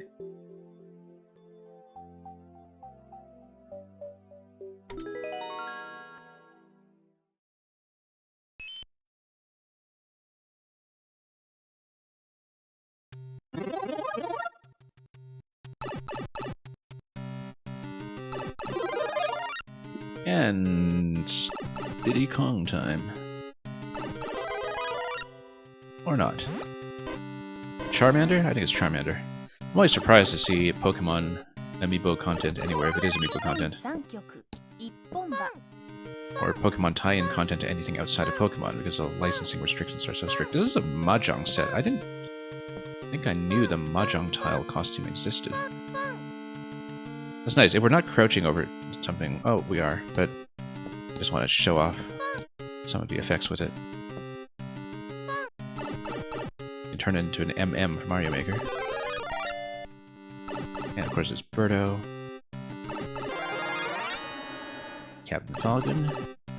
He's gonna show us our moves, and then, oh, back to Mario. I guess it's a team effort. Yeah, I guess maybe this is just a set of characters that has to work together in this ship. So it'll be a bit of a flavorful adventure level, which is the kind that we don't really see in... Oh, okay, yeah, we'll just block that. That's much easier. The kind of we don't really see in Maker 2 owing to the lack of the costumes. You'll notice that was the blue overalls Mario as well, so it was an amiibo costume, even though it looked like good old SMM1 Mario. Star will allow us to go through bones, but do we actually want to do that? I have a feeling we don't. We want specifically to dodge the star, in fact, and block it. And we'll do a little bone ride when it comes over and allows us to do so conveniently. So yeah, it looks like the various characters just kind of take turns doing this. He's gonna hop, do what he does best. Wonder what the Mahjong tiles are gonna do for us. I didn't play Mahjong. Oh, here's Charmander's turn first. Oh, look at the double POW stack here in this one-way panel location. Can we proceed down, or... I can't see the camera down there, I feel like that's a bit of a risk. Oh, yeah, conveyors, so... we can just activate that. Not that it really gets us anything. We'll just have to check that aside. Oh, that's just wrapped down here, so... I guess the idea here is that we needed to climb the vine and head bump a POW, probably, up to this location, so we could exit one of the pipes. Exiting any of the pipes should do just fine. Or blocking the POWs. No, blocking the POWs you can go through the door, of course. Let's do the sensible thing. No, it's not going to be a head bump with a vine climb. Of course not. Let's not be silly. Anyway, Mahjong checkpoint. Those are probably going to be vine blocks that are reloadable if I had to guess, but we'll come over here and we'll block this, and then we'll reload through the room with that block. No, it's a vine block though, so it's not going to be permanent, but yeah, it is going to allow you to get through on the other side, except the blocks have now been destroyed, which gives you no floor under the pipes, which...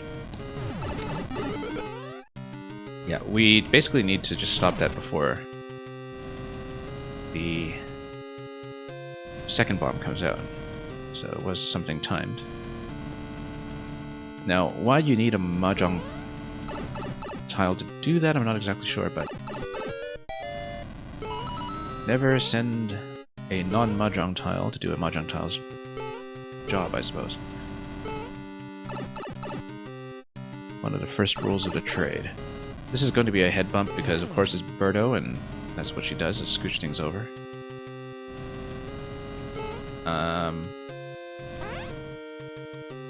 Unless, of course, you just want to hit the POW, and... yeah, I suppose this was an alternate route. No, you just need to respawn in such a way that the much is clear, otherwise you won't have anything blocking this in time. So, that was the correct solution. Otherwise, Muncher just respawns in the same place. Anyway, show me your moves. I guess we'll block them one at a time while the bullets are still active, and so... on the other hand, do we need a bullet to jump over anywhere? No, we don't. We just need to climb.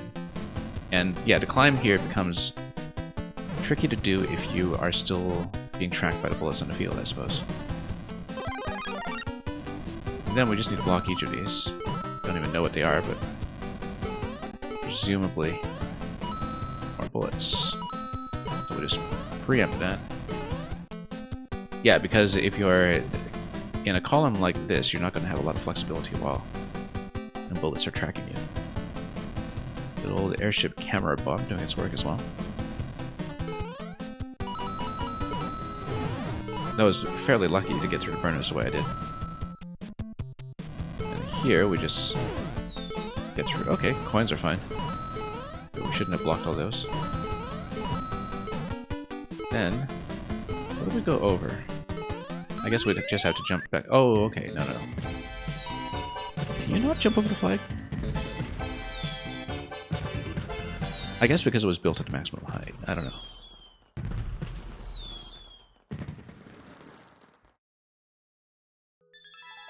No, I mean, of course you can. I don't remember. There was some kind of goal change between 1 and 2 as well that I just don't recall.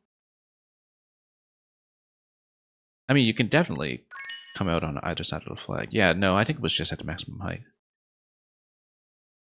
I thought I'd aim to jump over it, but apparently not. Well, that was a team effort.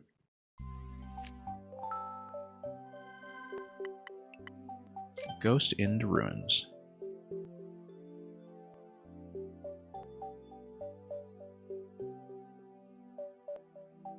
Let's see it. And yeah, look at the coins over there that say go back on the layout. Could be interesting. Let's see what it entails.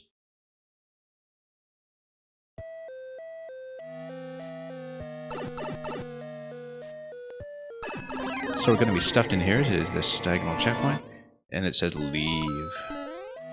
Very ominously.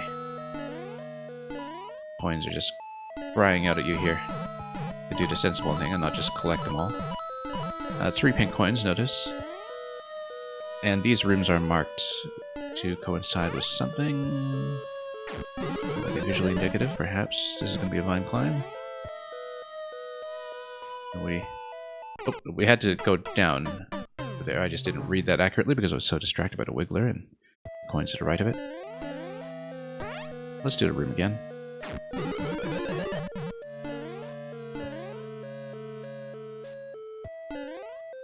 No, I was trying to wrap around, but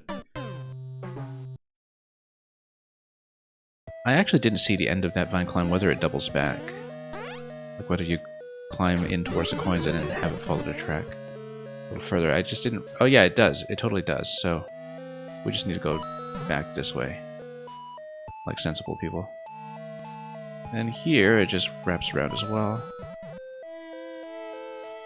If you want to go for any of that. And here we'll go for the shroom. I guess this gives you another vine climb. Then... Oh. Then we'll just wait until we get over here. Oh, no. Bad idea. Yeah, just hold up there is probably the best idea in terms of executing that particular ascent. As you can see, there's a key that's under the split checkpoint there. We'll see why the split checkpoint is relevant when we get to it, but it looks like it's going to be a climb here that will allow us to get over the wiggler while it chases us into the clown car. It's going to be a chase. Or if we keep him above us, well, I mean, he'll try to bump us if we do that, so we'll just climb up here. That's actually fairly gentle, although we were kind of lucky not to hit the ceiling spikes, perhaps. 1 coin, and we'll have a little music cue here as the level rushes us to get through the door before auto-scroll becomes a problem. As you can see, if you respawn on the key, which is interesting. You have a couple of passageways sending you back there as you collect coins, I suppose. Yeah, and then that'll be how this is designed as a multi-segment course as we go for coin 2 in this location.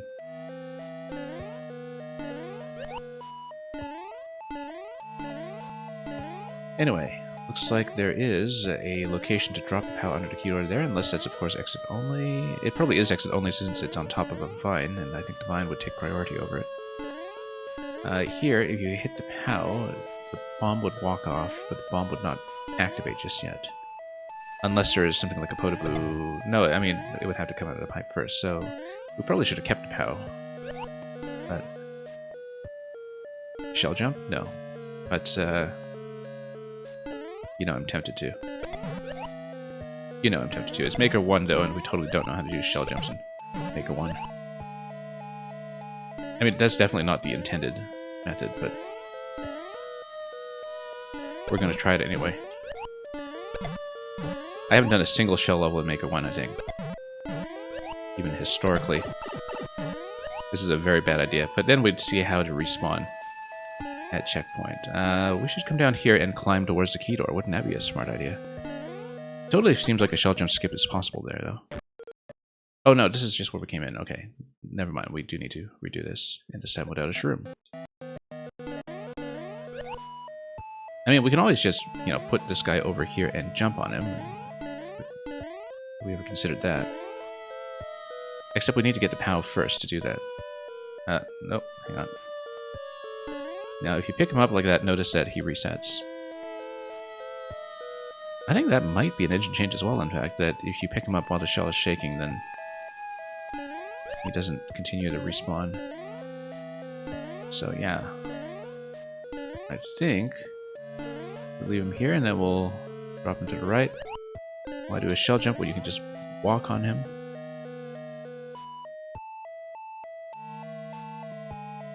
And then we'll need to take the POW up when we're closer to Munchers, and we'll deal with bombs over there. Oh, maybe not then. Or we can put the POW down, put this guy on top, and then jump on him. But then we wouldn't have used a POW to hit the Munchers. But then what we could do is take this back down, which we'd have to do anyway. And then grab the POW after that. Wait a minute, no. Okay, we take the POW up here.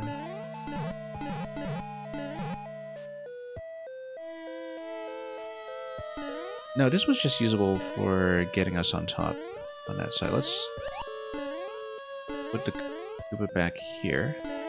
We actually want the POW and the spring on the other side because we should have used the POW in the first place. And we use the spring to climb up to where we need to go. Yeah, because we jump up over this afterwards. Anyway, let's grab this. And yeah, you just use the POW, the spring router to jump across the bomb once you have activated all this. Carefully.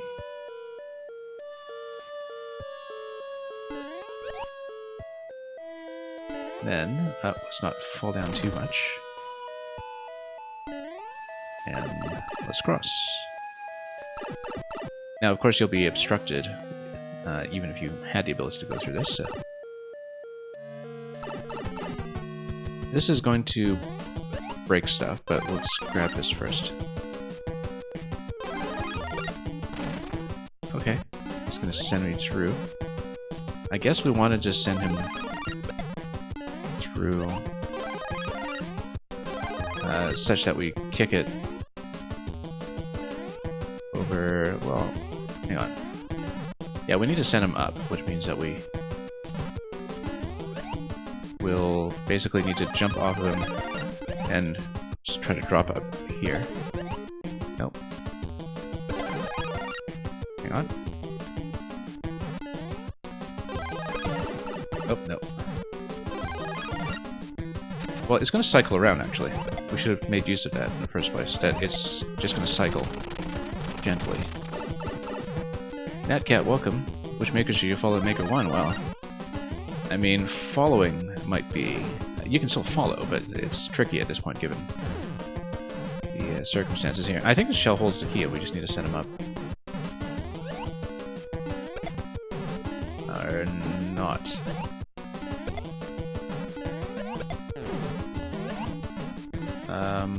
Let's see here, because we need to... Something with that spiny shell. Well, we need to kill this guy, but... In that case... no, it would need to spring up on this side. And then spring up here. Whoops.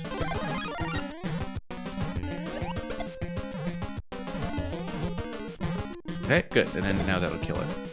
No, now that'll not kill it, because... There we go. Yeah, the shell needed to be going in the other direction, so it wouldn't kill the spiny on the way. Why is Claire recommending Thwomp Master 666? Or, well, I don't know. We'll actually search for it at some point to see where it's getting its data.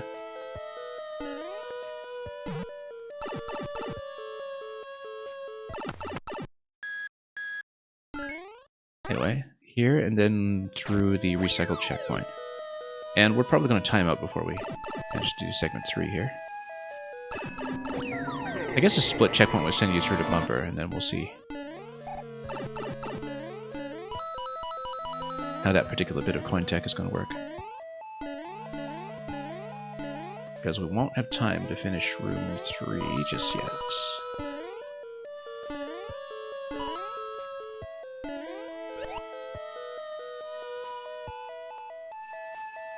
You'd be surprised if those are real creators. Well, I mean... It depends, because if Claire was being trained on data from Reddit or something, I might be grabbing something off of that, but... I feel like we'll just survive up here until Yeah, I feel like this is a time survival, unless we hit a block under the door or something. No, that's just a drop door. Ha, it says ha. That's okay. We'll be in the center and we'll just time out right as it dies. So let's see how the checkpoint is going to work here. Oh, we're going to respawn at this checkpoint. Yeah, of course, because we came through this pipe. That makes sense. Because as you can see here, I guess you hit this checkpoint right at timeout, then you drop into the bottom part of the checkpoint, which might pick up the key and sends you through, but then the key door probably just... Yeah, that's just an extra bit of protection, I think, to... Well, we'll see. So, who's Pink Birdo in Mario Maker 2? Natcat, I am sworn to secrecy on that question. Because... but a number of people did figure it out just by looking at the levels, let's just say that. That you have almost certainly played levels by Pink Birdo in Maker 2, but... I am sworn to secrecy. That's probably a more interesting answer than you expected. But... Whoops. No, let's not do that. Hang on. It's a secret to everybody. Except for the people who know these levels well enough that they recognize some stylistic quirks about them that came back and they started another maker's profile, but...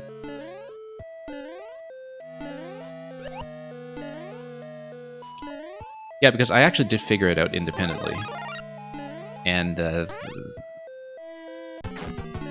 word got around to the maker, and I was requested not to disclose that information. But I will say that Pink Birdo's profile in Maker 2 is very, very good. As you might expect.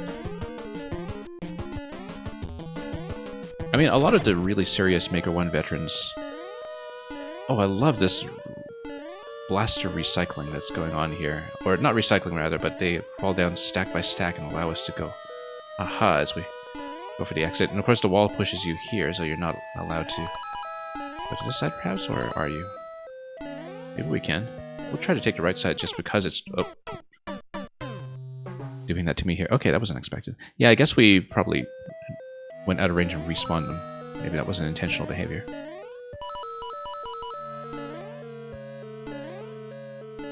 We might have respawned them.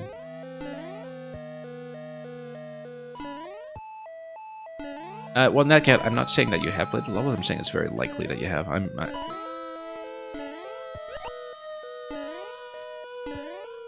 not going to say much more than that. But Pink Birdo was a very active community member in Maker 1 and organized quite a lot of community projects. I wasn't that connected to the community in the first few years of Maker 1, so, you know, a lot of this was late catch-up for me, but... Anyway, we should watch the chomp position here. And then... Yeah, those will cycle down, and let's not get pinched this time. I will try to go out to right, because it seemed like the level was trying to push me out here. And here's a coin. Yeah, because I guess this is probably symmetrical in that the pipe stacking allows the pipes on either side to take you through here. So this is the key death protection. This is how the key death protection worked in Maker 1, is that you would hit the checkpoint flag here, and if you die past this point and lose the key coins, well, then I wonder if you just time out here before you drop down. Maybe that's kind of a... I mean, it wouldn't be a speed clear because you time out, but I wonder if that shortcuts the level looking at this. Because I think it might. I think there's supposed to be key protection going into the final room.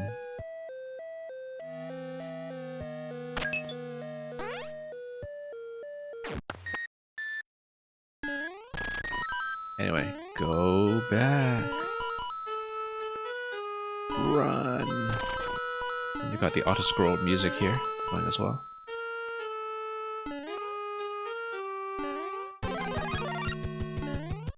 Okay, now.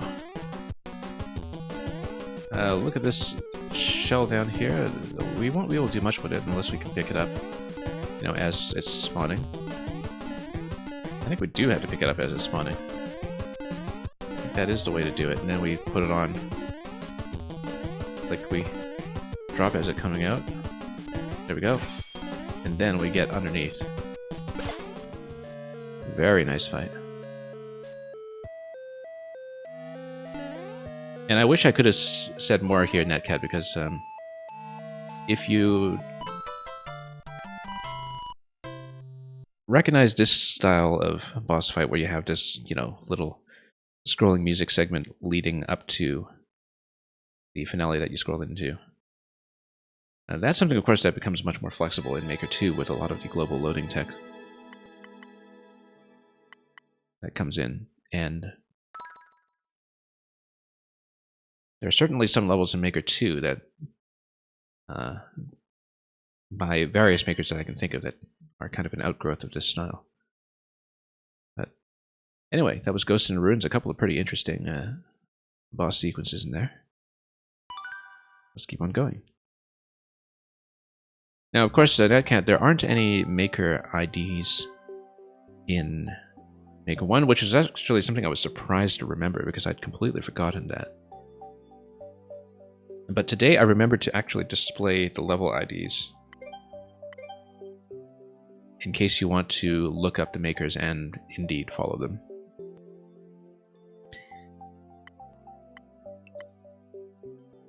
That's something I neglected to do last time.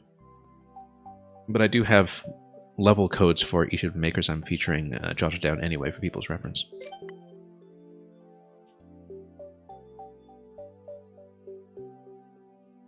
And actually, I found out as I was starting up the stream today that just from having played about 20 levels in a row earlier a few days ago when I started doing Maker 1 again, that was enough to get Pink Birdo into, I think, the global top 20 or so for the weekly list. And that's going to be the case, I think, for a number of the makers that I'm featuring here, is that I'm stamping a ton of likes. That's... It doesn't take that many likes on a single profile nowadays, with so few people playing Maker 1, to make them very easily browsable on the weekly list, at least. Because even though a lot of people have gone back to stream Maker 1 to either go for the Team 0% clears or just to run 100 Mario challenge again, they're generally not playing profile by profile the way that I'm doing. So, you know, some people like The Beast or My King or Riley C, like that, I've seen them lately get back into Maker 1. I think Ryukar has been back in as well. But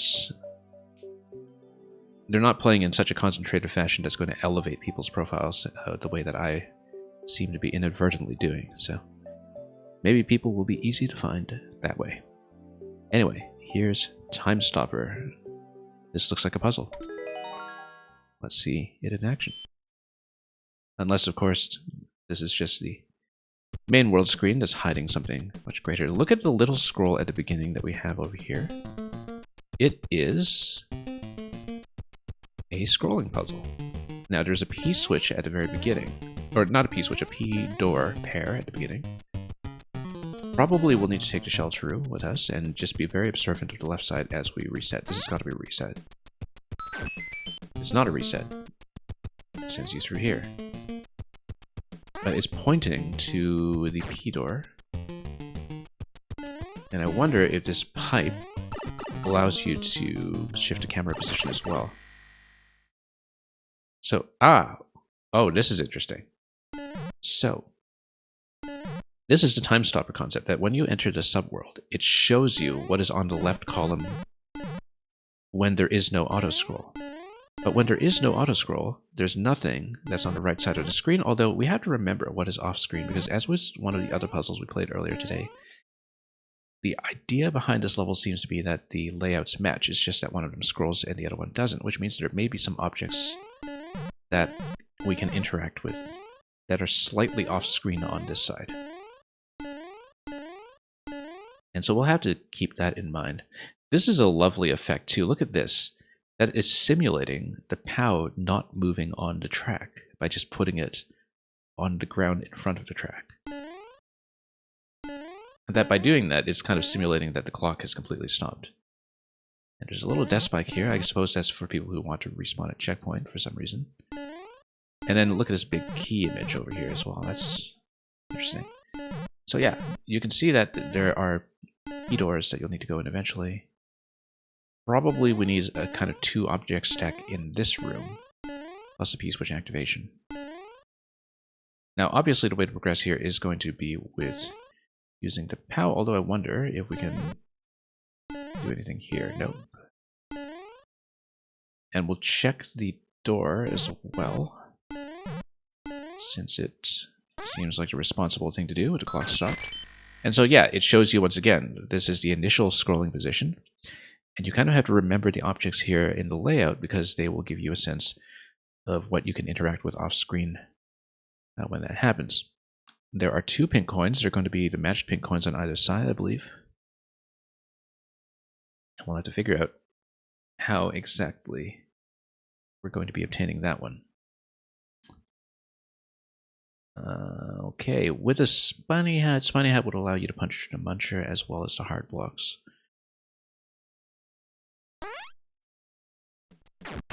Anyway, so let's go back into the scrolling room, this time with a POW, and let's see what we can interact with.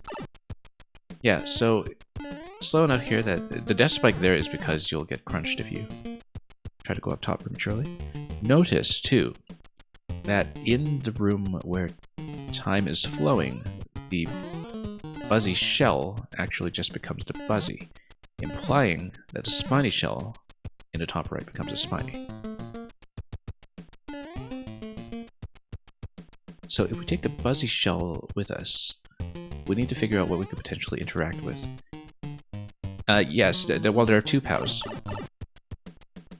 If you fire the shell to the left, it's going to hit a POW down here, because that's on the track.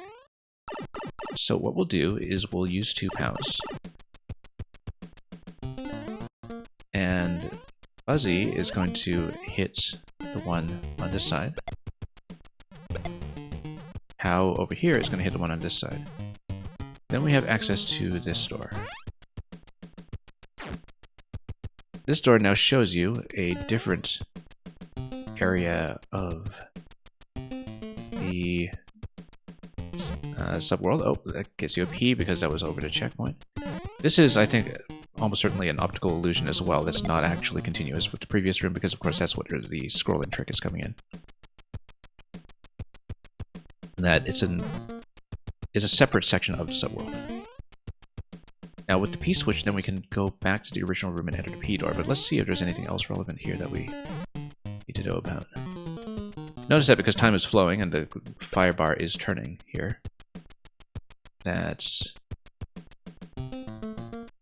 you, of course, have the spinies that we talked about. And that it shows you where the location of this spring is on the right side as well. In that case, let's progress through the P doors, because that will probably get me up to the reachable checkpoint. Yeah, this shows you that this will be obtainable eventually. Now, we can do one of 2 things. We can hit P switch now, and then that would give me the Buzzy helmet here. And we can carry an object through to the other side like the Buzzy shell. Or we can just carry the P switch and press it there. Let's do it this way first, just in case. Yeah, because the P switch will eliminate this stuff and also drop the Buzzy shell over here. I'm just wondering if there's a reason why we might want to take an additional object like a shell with us right now. Maybe there will be. We will want 2 POWs, but the other one's not obtainable yet. But we can do P and POW stack if we take this P back to the other side, hit that switch, and then bring this first P back with us over here. Can we do that? I'm trying to think back to how we obtained this P in the first place. Anyway, Shelmet's going to give you a Muncher bump, so we might as well just grab that first, and then just eliminate everything we can, and grab checkpoint. Oh, whoops. Sorry, I wanted to grab that. That's okay, we'll just come back through here, and just Dropped Buzzy.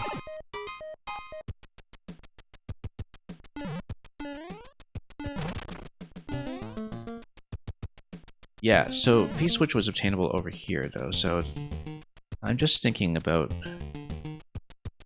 We pre-activate a P in this room. Then do we have enough objects left for a P in the POW stack after a P-switch activation? I believe we do, because we've eliminated the blocks on the other side. Which means we just need to carry a P-switch back with us here as before, and then we'll have access to PP POW. So it would be 2 P-switches. 1 P-switch we activate now that everything's open. So let's do the same interaction here as we try to go back to get the first P-switch. Buzzy Shell is going to be to the left. And then, a little bit short in time here. Going to hit, and hit, and then we'll just slide under.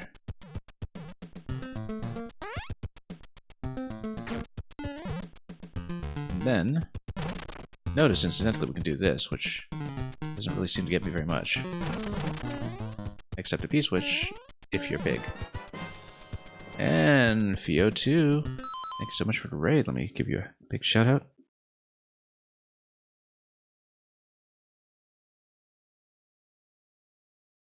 From the shadow you raid. Well, welcome from Maker 2 as we go back in time in a very literal sense in this level. Thank you so much for bringing your crew.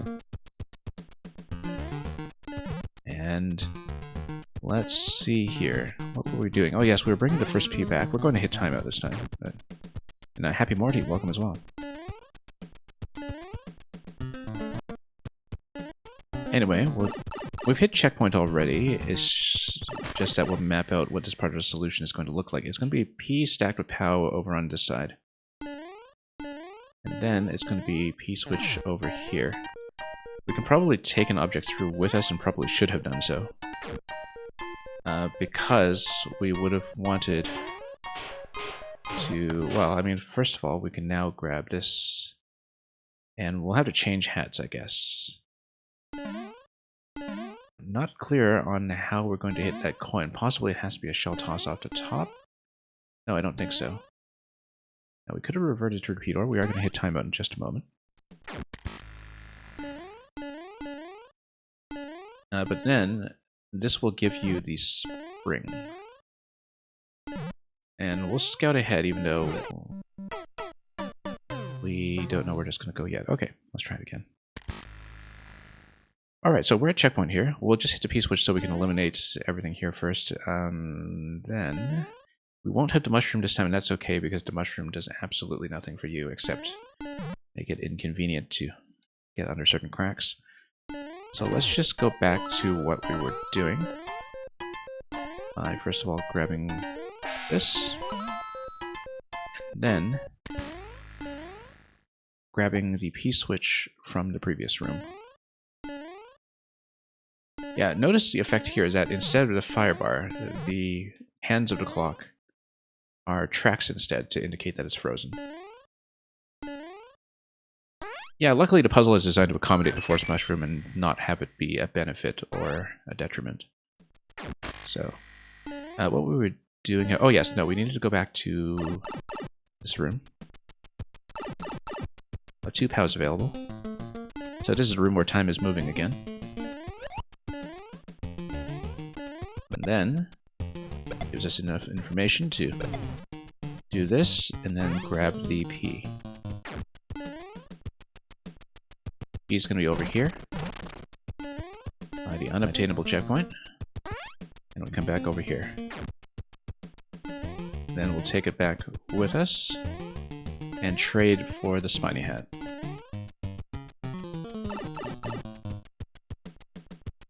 So we knew how to do that, we just timed out in a previous segment when we tried it. Whoops, let's not accidentally step on anything. And we could bring an extra shell with us, but I don't see a point in doing that yet, so we'll just try to trade for the spiny hat first and mess around with it later. It might be relevant to the coin on the left, but we don't know that yet. And we can exit through this pipe, perhaps? No, we can't. This is just for Spiny Hat. Well, what we can do is touch the muncher. And we'll trade.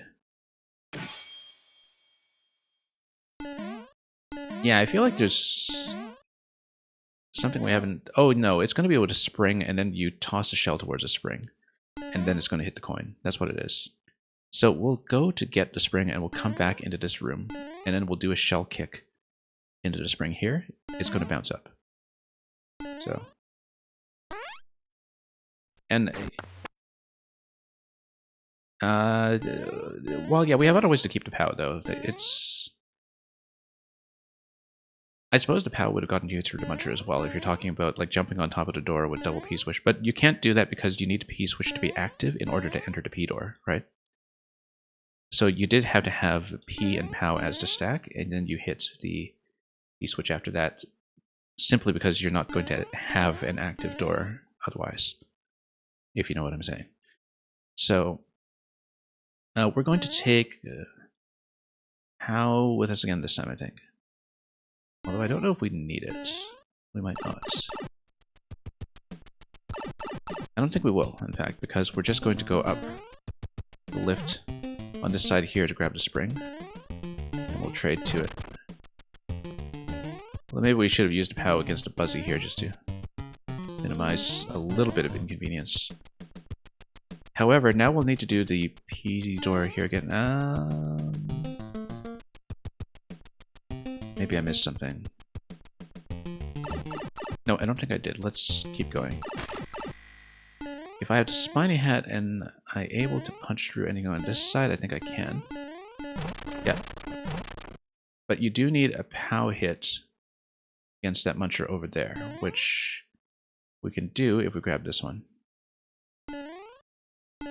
I don't need the P door?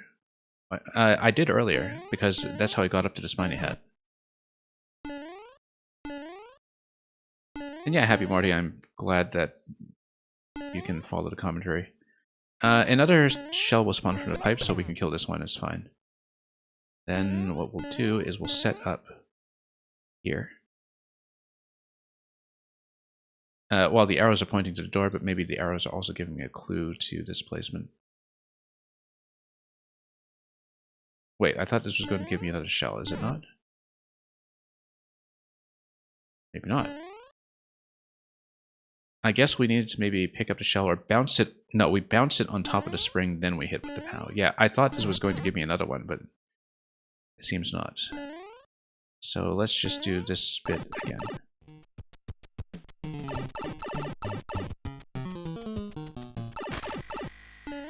Okay. So now what we're going to do is we're going to place this. Yeah, it's not coming out of the pipe, that's why. It's an illusion because it's matching how on the pipe in the other room where time is flowing, regular spinies are coming out of this pipe. I kind of assumed that because of that, that shells would come out of this pipe as well, but that's not the case. Oh, nope. Oh, didn't expect that little displacement there. That's unfortunate. Thought it would just go straight up the way it does in Maker 2, but...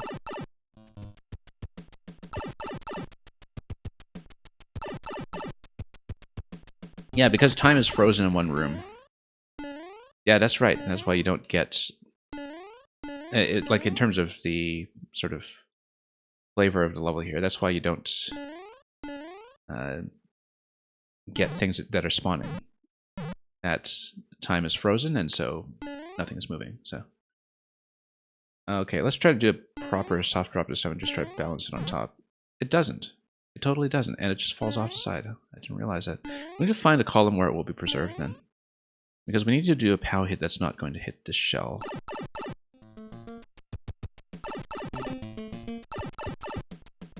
Or we place the POW, we grab the shell, and we hit the POW from underneath. That's what it is. Yeah, I get it, I get it. What we're going to do is we're going to pick this up and get it out of the way for a moment. And then what we're going to do is we're going to use the POW we need to get within range of the muncher. Then we are going to do a bit of a half tile placement with the POW that will allow me to pick up the shell. And this is going to be a little inconvenient. Hang on. Let's move this guy for a moment. I'm going to do a bit of a half tile placement here so I can hit it from underneath. Like that. Then we preserve this. Then we preserve this. Okay. Now we've got it. Assuming, of course, that I can launch it accurately, which I guess the arrows are placed here for a reason, perhaps, I hope. Then we fire. That's totally not it.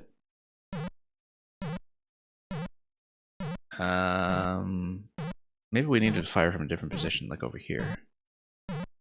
Now the problem with this is that I can't really elegantly save that, but that's okay. We were low on time anyway. Let's just redo the solution up to that point. I wonder if there's an easier way to do that. Anyway, we're at checkpoint. We will try to restore where we were. Thank you so much for the follow. And then, yeah, we'll go back. Well, let's get the shellman first. We'll need it. And that's checkpoint progress here. Then we do 2 POWs over here to get the P-switch going again. I guess we could have taken a shell to just fire at the POW as well. No, we need 2 POWs, so. And yes, so one room gives you spatial clues about the other room. That's how it works, is that you kind of watch the objects that are on or off the scrolling boundary. And that's how you know, for instance, that you can grab a P-switch over here. And thank you for the follow as well, Happy Morty. We do a lot of puzzles on the stream. I normally play Maker 2. I have only really gone back to Maker 1 this year because the shutdown is coming in a few months. So I've had to learn a couple of the differences again and remind myself that not everything works the same way. But yeah, it's a fun level so far. And we'll go back over here. And yeah, food, welcome as well. If I pronounce that acceptably. Okay, let's drop over here.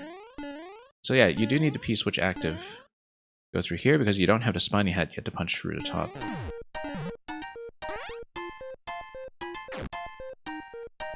You know, we could have taken this, the Buzzy Shell here instead. And it's easier to use than the Spiny Shell because if you miss, you can stop it and try again. We should have considered that. That we shouldn't use the Spiny Hat to grab this. We should use the Buzzy Hat. Anyway, we need to take damage and switch hats. Yeah, no, it's much easier with the Buzzy Shell because you can retry.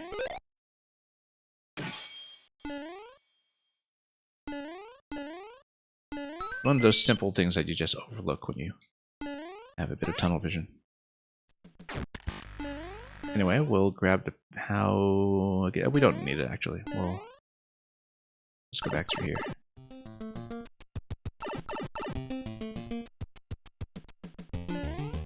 And then, yeah, because there's definitely some moves that we don't need to make anymore now that we're this far along.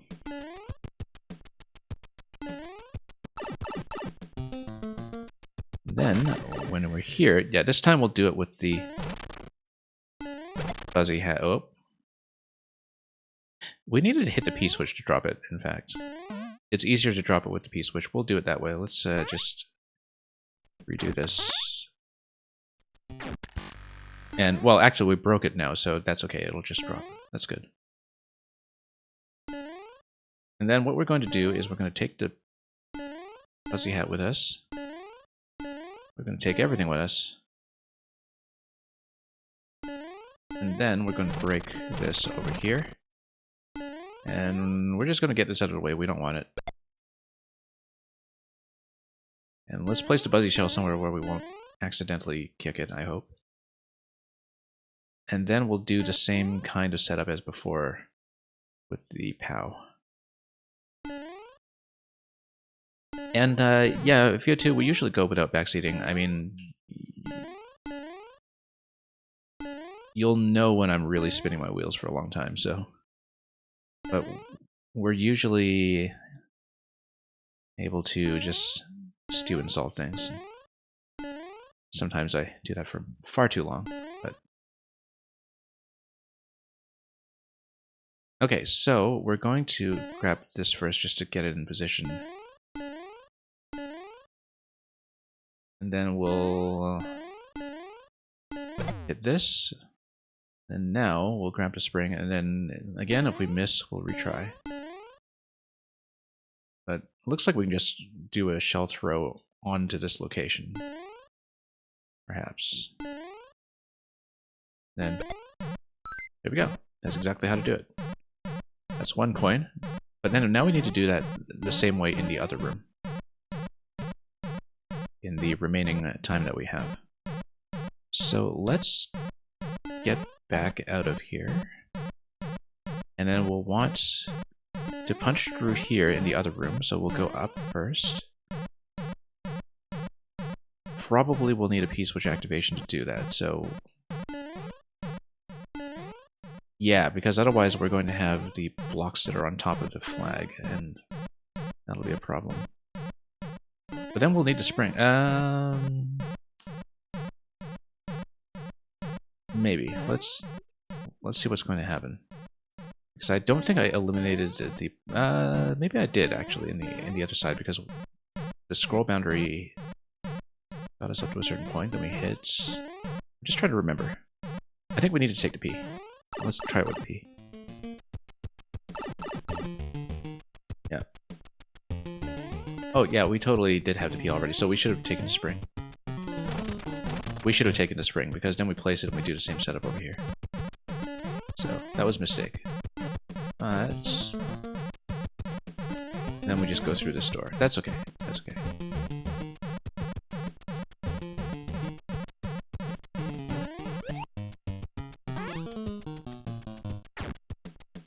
Yeah, and we just need to grab the spring and come back through here. In fact, we'll just scroll again up top.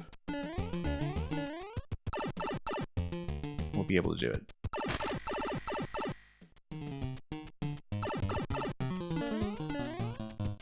Yeah. In fact, hitting the checkpoint here is probably a really good idea.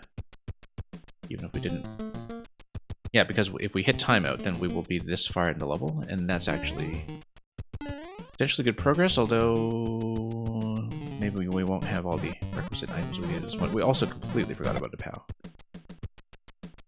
Completely forgot about the POW.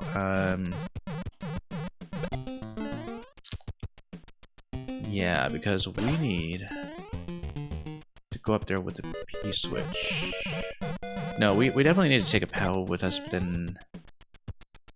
or have a POW hit happen early. By, for example, taking a shell. Let me think about this. We'll need to look at this quite a few times, I think. Scroll into it again.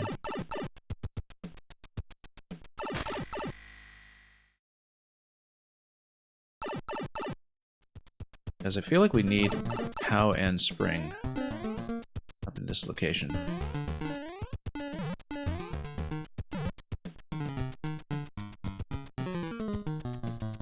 Well, if we have the POW, then how do we send the shell over to the other side? Well, it's going to be something to do with this door. Unless it's going to be something where we have a way to activate a POW quickly.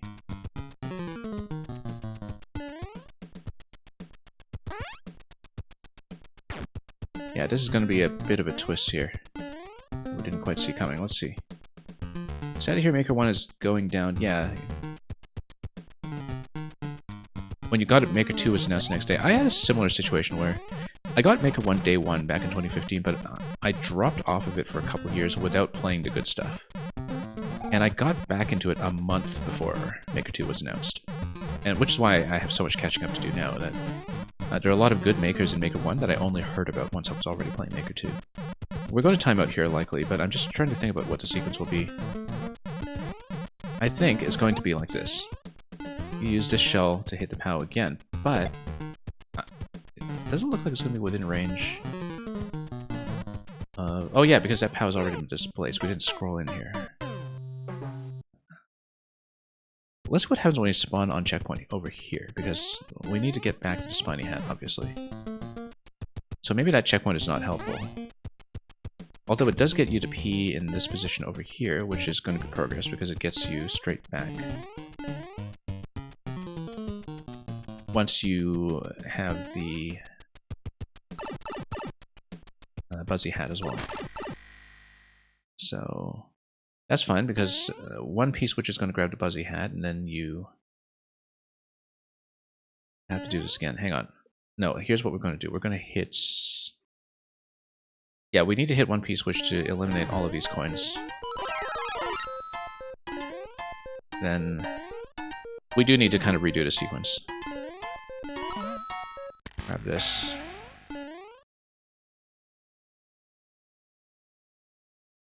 And then it's going to be the other P-switch. Which means we'll take the POW. If we'd done it quickly, we could have probably come into the P door now, but that's okay.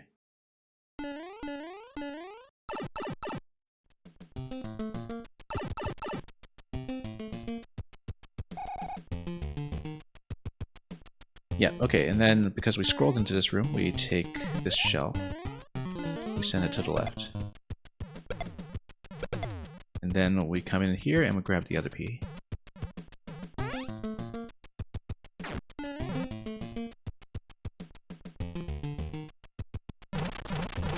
Okay. Yeah, that's why there was that one remaining brick that was dangling over this checkpoint. So at some point we're going to have to figure out how to get rid of the muncher. And... No, you know, I know what it is. No, you have to come in through the P door. And the reason for that is because if you hit the muncher... Well, if you can come in through the P door, because you kind of scroll past that point before you're able to. Because if you hit the muncher with a spiny or the Buzzy hat, then you get it out of the way and then you can set up that location. But I'm wondering how that will work. We definitely need to break this. Breaking this tells me that we do need to come up through this side. Which implies having a POW available. But then how do I have a POW plus an additional object? Like a spring. That's the question right now. Maybe something like this push has something to do with it. But we'll have to see. Anyway, let's not spend so long looking at it. Let's go back to the other side and do the steps that we do know about already. Which are not difficult.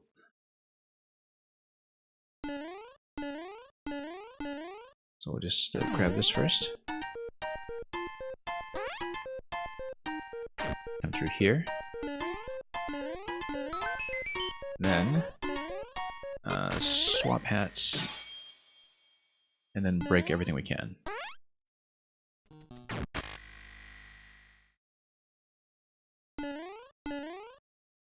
That will mean taking... No, we don't need to take anything, we just need to grab the spring, so...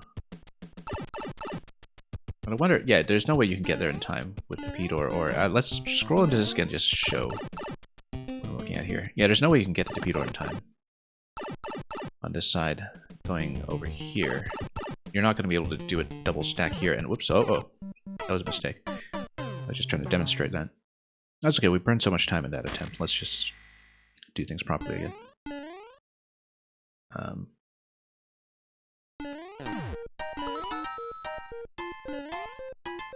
We'll eliminate this as well, so we can grab the Buzzy hat again later.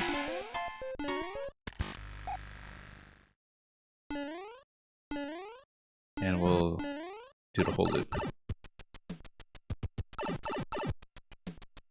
Yeah, there's definitely something that I'm missing in the final sequence. where I have to eliminate the muncher and I have to... Oh, I know.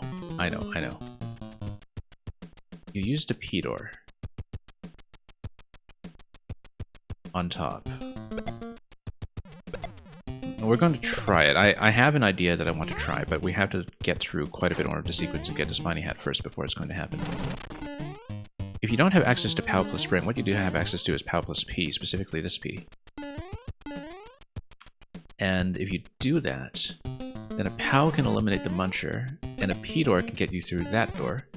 You kind of double your way through the P-door. That doesn't get you to spring, though.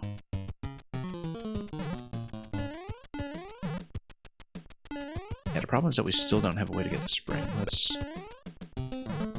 But maybe there's a way to send a shell quickly to hit the POW. It has to be within muncher range now. Anyway, let's not theorize about it too much before we run out of time instead of playing through it.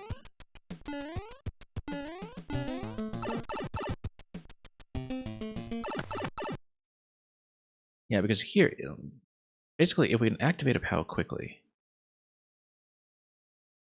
or scroll back quickly and grab a POW, that seems execution dependent. I feel like it's difficult to grab that POW in the first place if we are coming into the scrolling room, because you basically get squished the way that I did in the previous attempt. Yeah, there's basically one step here that I'm missing in order to make this work. Oops, that was a mistake. I was just trying to knock it up here. I think we just die because I didn't bump it high enough. Whoops. I know. If you double back through the P's and then you punch through the muncher, then you can drop back down in the room that has already scrolled over. That still doesn't give you the spring, though. Huh. Anyway, let's try to redo this quickly.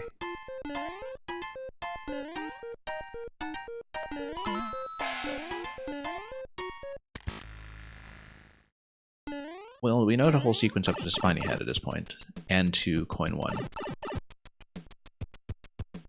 And once we grab coin 2, then we just, pop through here and we're done. But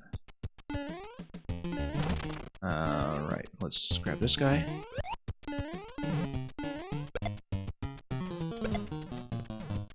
Yeah, because I suppose if you have a shell that you throw right away, then you can grab the POW, but then...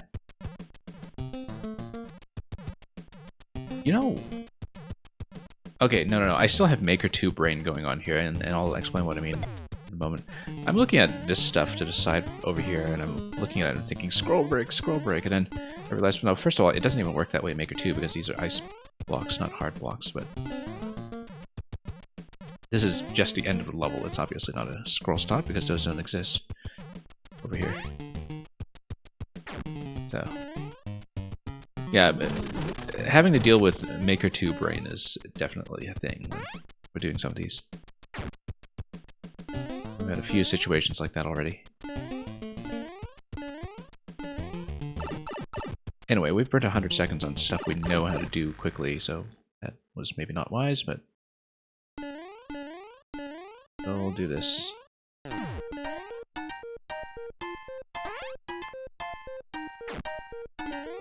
Okay, we'll bump it up properly this time.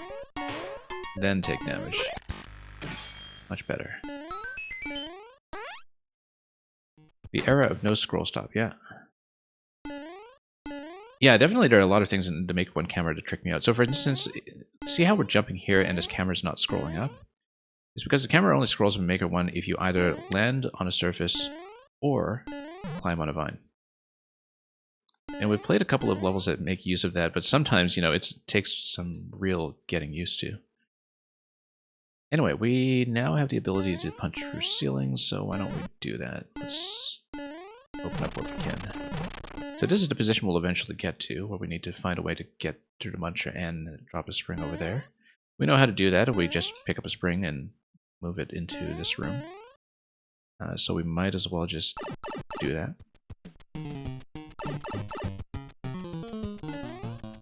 hopefully without damaging ourselves.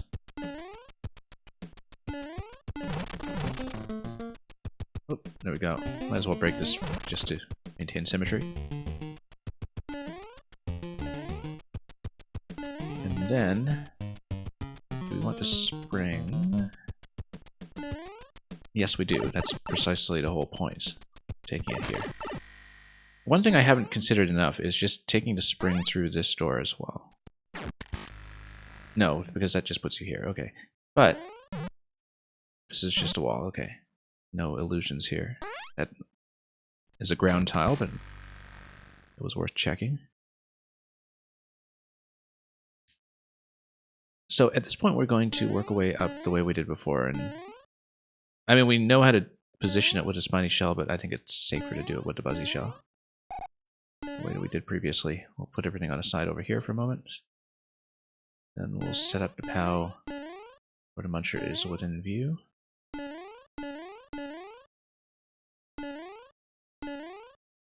Oh, no. That was dangerous. No. A little off to the side. There we go. Pick up the other shell. I guess we could have also just had it out of range, but do it this way. Then let's grab coin 1. Then we're back to the same problem with coin 2. Clearly we just need to blow up more stuff with the spiny hat, but... Oh! We already got all this. How did we already get all this? Was I not paying attention? Or... Oh, because we're at checkpoint. No, we already caught this coin at checkpoint. I completely forgot. Okay. So this was silly. I was doing this whole puzzle sequence to get to this point, and I completely forgot that we'd already picked up the coin before checkpoint.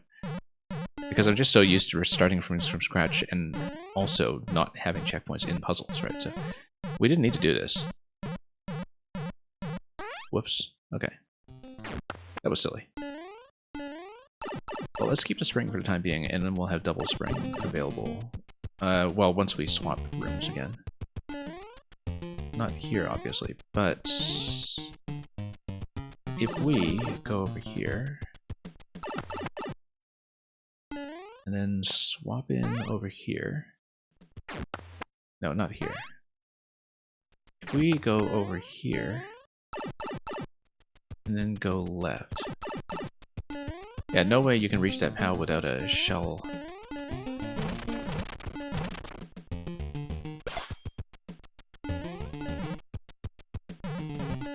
Now, let's think about this for a moment.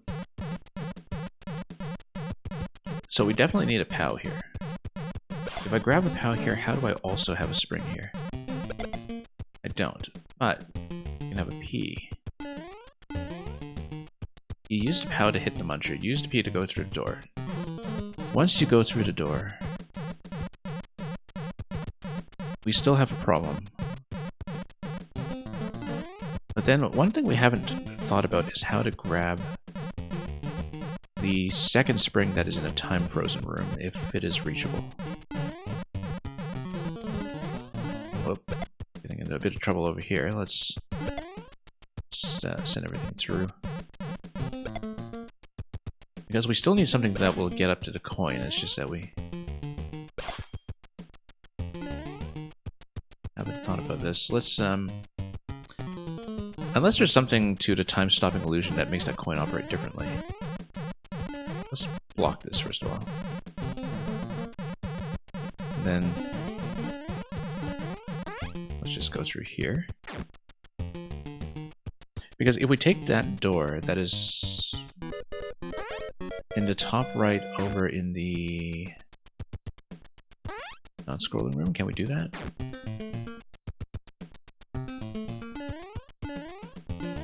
Then we can come up here, grab something. Yeah, let's see here. Slightly losing track. We need to grab a POW. Let's grab a POW first of all. There's still one thing here that I'm just not clear on how we'll do. We take the POW, then we take it up in the scrolling room.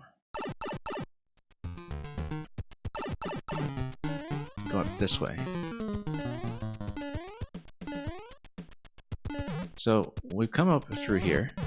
We can eliminate this guy. And we can grab the P. But then how do we send an object over to the left? Well, first of all, just in case there's any kind of difference with the coins. Nope, there's no difference with the coins. Uh-oh, now we're in trouble.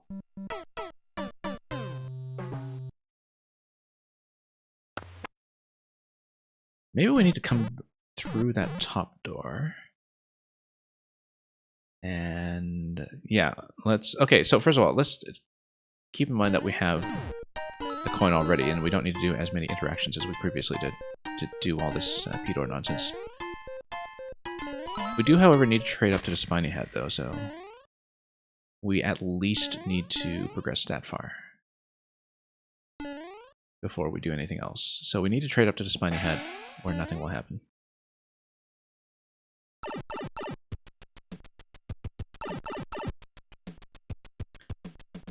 That's okay, we know how to do it quickly. We just don't need to do the first cycle of the spring setup in the frozen room.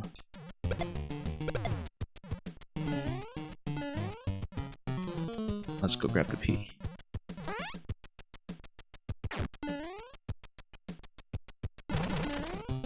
Eliminate all this.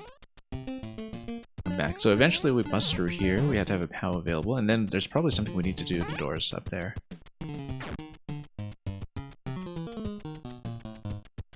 Yeah, because the door... Well, we'll see, because this door is matched here. So we have a POW available here. I wonder if there's a way to obtain the spring from this position somehow, but it doesn't look like it. Maybe there's some visual clue that I missed.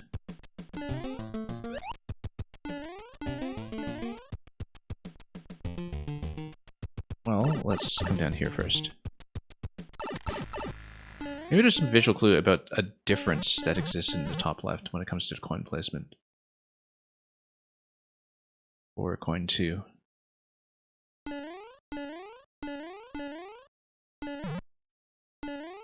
And... you know what, let's scroll up here first just to see. Okay. Yeah, because the coin was already obtained. So we trade up to Spiny Hat first. It's been way too long retracing things that we've already solved. But we know that. What if we went through the P-door? No. Oh, too late. That's okay. No, it would just get me back to the left side. But it would get me to the left side in the scrolling room. And if we had a spring up to this point, and we hit a P, and we double back through that P-door, I think I see how to do it.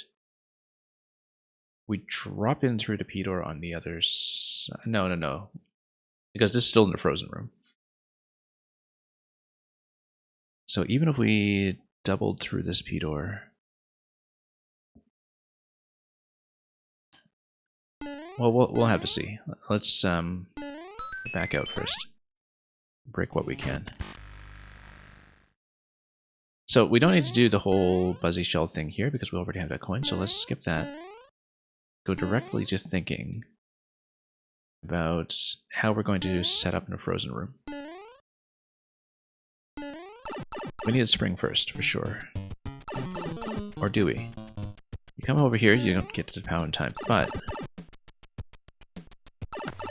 if you grab this POW,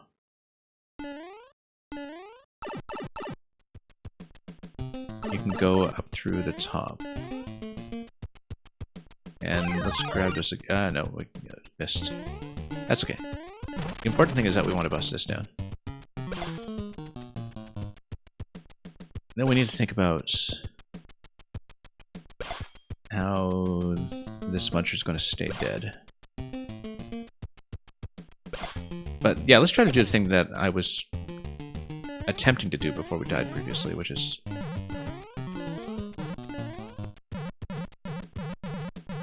well, okay, this is going to be a little tricky here. Whoops. whoops. Oh, no. We're in big trouble now. Let's try to reverse through here. You see, now we can grab this POW. But then we reverse through, well, we just cycle through again. But what if you had a spring here? You tossed it, and this was in, yeah, so I feel like this is a significant development. That you're able to grab POW here in the scrolling room. Oh, whoops. Because this is how you would do it. You would use the spiny shells to hit the POW from a distance. Maybe. And set it up to do that. I think I know how to do it. You take a spring with you. You then let the spiny shell come down this way. Having come down this way, it's going to spring over to the left, and it's going to bounce over to the POW. Yeah, that's very tricky, but it can happen. That's what it is, I think. That if you send a spiny shell down here and bounce it to the top left, it's going to bounce around and hit the POW. Way off screen. So you take a spring with you. You use the spring to hit the first POW. Now the question is that going to be within range to hit the muncher? Yes, it is, if the muncher is in camera view. That's what it is. That's what it is. So you do take a spring with you. So let's get the spiny hat again and try not to die on our way there.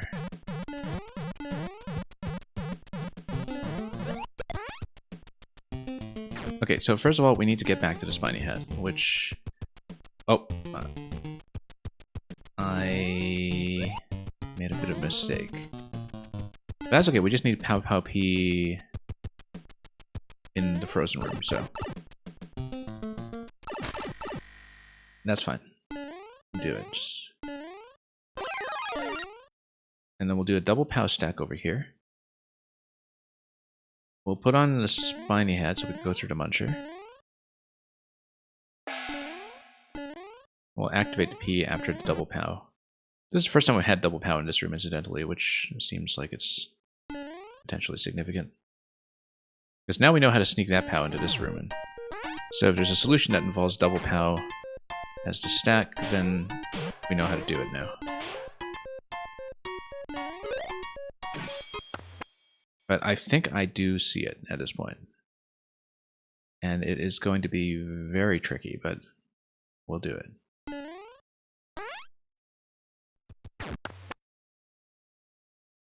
But we'll have multiple attempts at it because basically more spinies can come down at any given time. We'll only have a limited time to do it though, so let's go back, grab the spring as quickly as we can. Oh, whoops. Wrong way.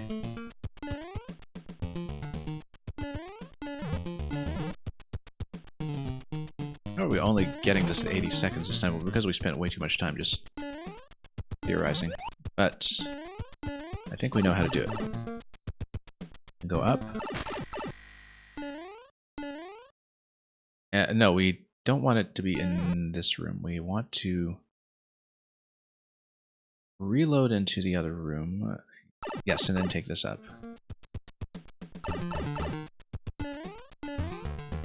If this solution is what I think it is, it's going to be amazing when we see it.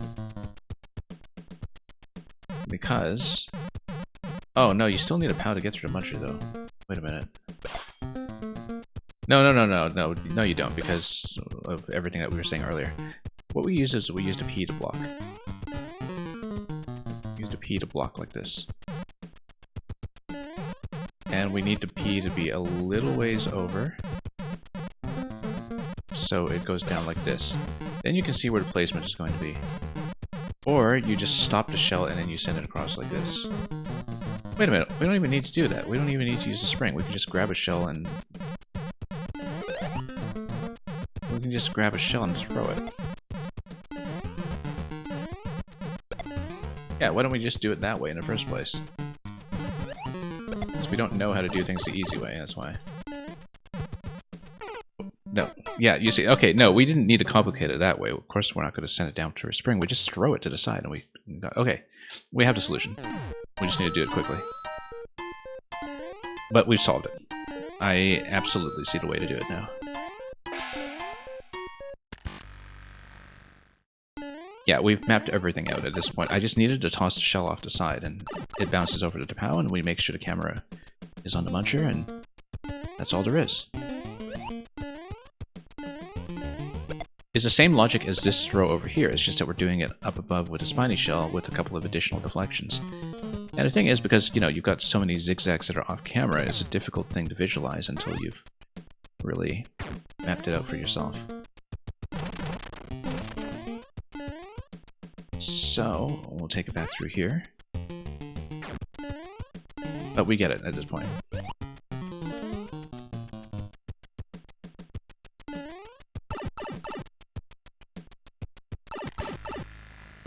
Okay, so let's place this over here. And go over here, and let's be careful with the muncher bump. Oops. And then let's go to the spring. And then we have things pretty much mapped out at this point.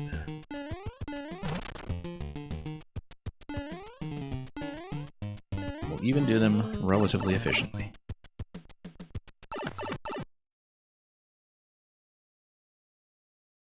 So now we respawn into this one, and we proceed this way. Whoop. Okay, and then we toss one spiny shell off to the side. The main issue here, of course, is just not dying to spinies spawning over your head constantly. So having them fall in a pit and then maybe trapping them from here is the best way to do it. Because then we can just throw things at a leisurely pace, and when the POW activation happens, it's going to kill the other spinies that are currently on screen.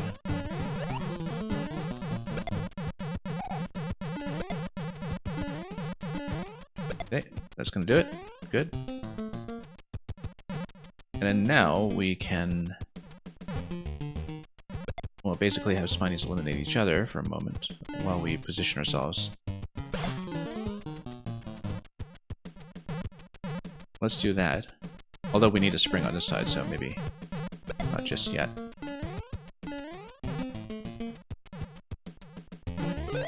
Oh no, this is always a bit of a thrill here. Okay. The problem is that these guys are very deadly. I'd like to get back to that P and not activate it. Hang on. We'll just try to... We'll send one down and we'll block the next one. Oh, no, except it's going to go up that way, so that's not even that helpful. Hang on, let's move this over here. Now we send one down. And then we jump on top of it. Nope, and then we accidentally picked up the P, okay. Hang on, this is getting a bit risky. Okay, now we jump on top of this guy. There we go. There we got it. That was really tricky. But we'll get the clear, I think, unless we die to something very silly at this point. Nope, that's the clear. Okay, that was extremely satisfying. That's the best one we've played today, I think.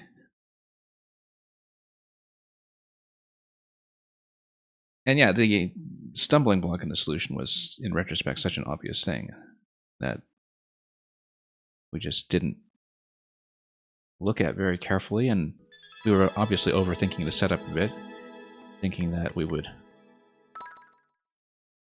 here in our 49-minute clear, manage to deflect a spiny off a spring remotely or something like that. But it's not that complicated. We just sometimes throw things off screen and magic happens. Amazing puzzle. Amazing puzzle. One of the best ones we've seen in Maker 1, I think.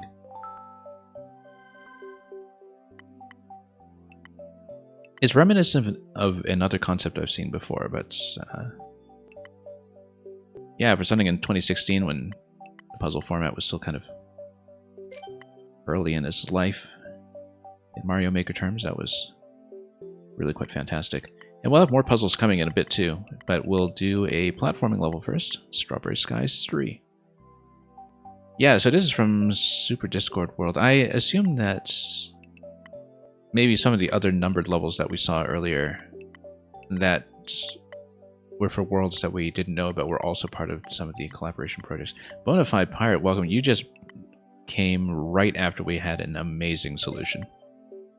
Well, not an amazing solution, a very lengthy solution to what was ultimately a simple and very elegant puzzle, but the puzzle was incredible.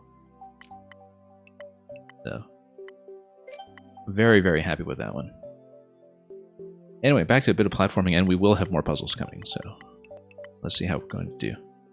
Strawberry Skies 3. So yeah, STW, I believe, is Super Discord World, which is actually one of a series of super worlds, so far as Maker 1 could have collaborative worlds, that I believe Pink Birdo was actually in charge of coordinating. There was a whole series of them, and they're not in the order their name suggests. I believe it started with Super Discord World, then Super Discord World 3, and then Super Discord Brothers, but what it is that the themes, or rather the game styles, all match. So in Super Discord World, I think everything was in the Super Mario World theme. I don't know if I'll actually have time to play through all of those myself in the original sequence, and I understand some levels might have been deleted, so we're just going to continue playing through the profile, and if we do the quasi-super world someday, we'll just replay it. So, and yeah, so Bonafide Pirate, just scroll back to the puzzle right before you came in, when you get a chance to catch it. Anyway, SDW there. I suppose we should go through before the auto-scroll pushes us too far. Here's room 1. And then, oh, we missed it. Okay, so we just need to grab the pipe before the auto-scroll becomes a problem every time. I see the concept.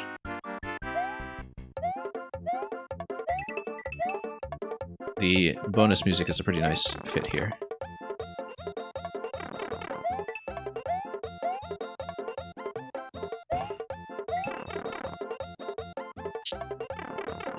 Yeah, we were just breezing through the levels today, and whoops, I totally missed that gap. But then that last puzzle hit us for nearly an hour. And it was well worth it. Took our time with it, but I feel like that was earned.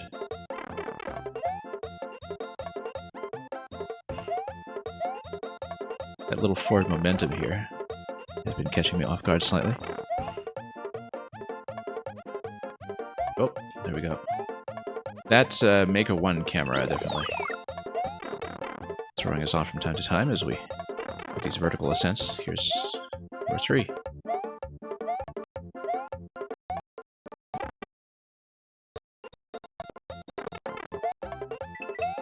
Oh, no. That was a mistake.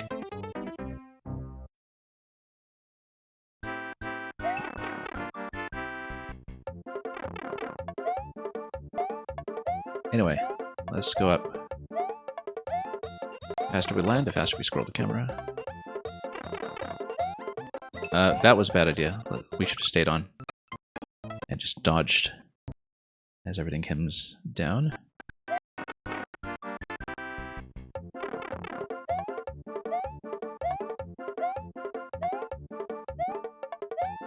Anyway, up the staircase.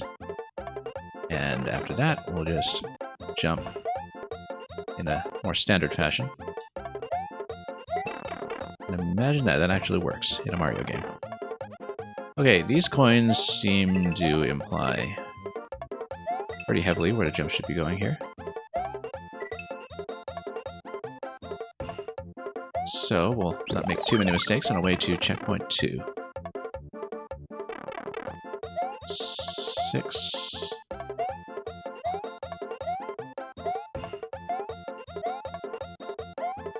Oh, a little behind pace here. Let's climb. Whoop, no. That's okay. We were right after checkpoint 2. Totally missed a jump at the end there. Very silly. Yeah, you need to be kind of quick here to make it past the auto-scroll boundary because there is a bit of back and forth that, now that we look at it carefully, is sort of required.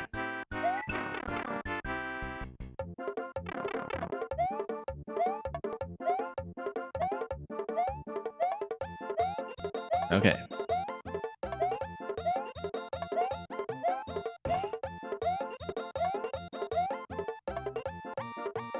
And that's it.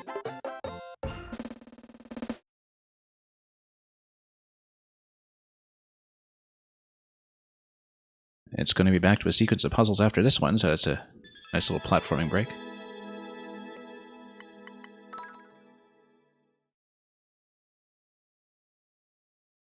And yeah, SDB3 down there, as you can see, there is one of the other Super Discord levels coming up in the recommendations.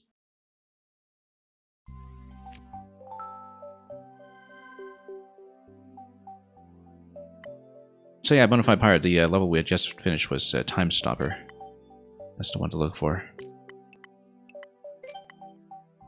Prisoner of War.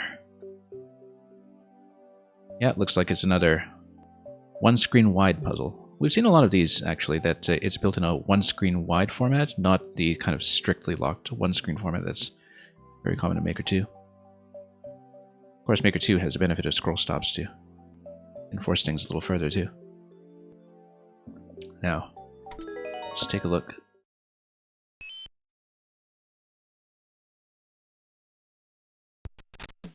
Okay, so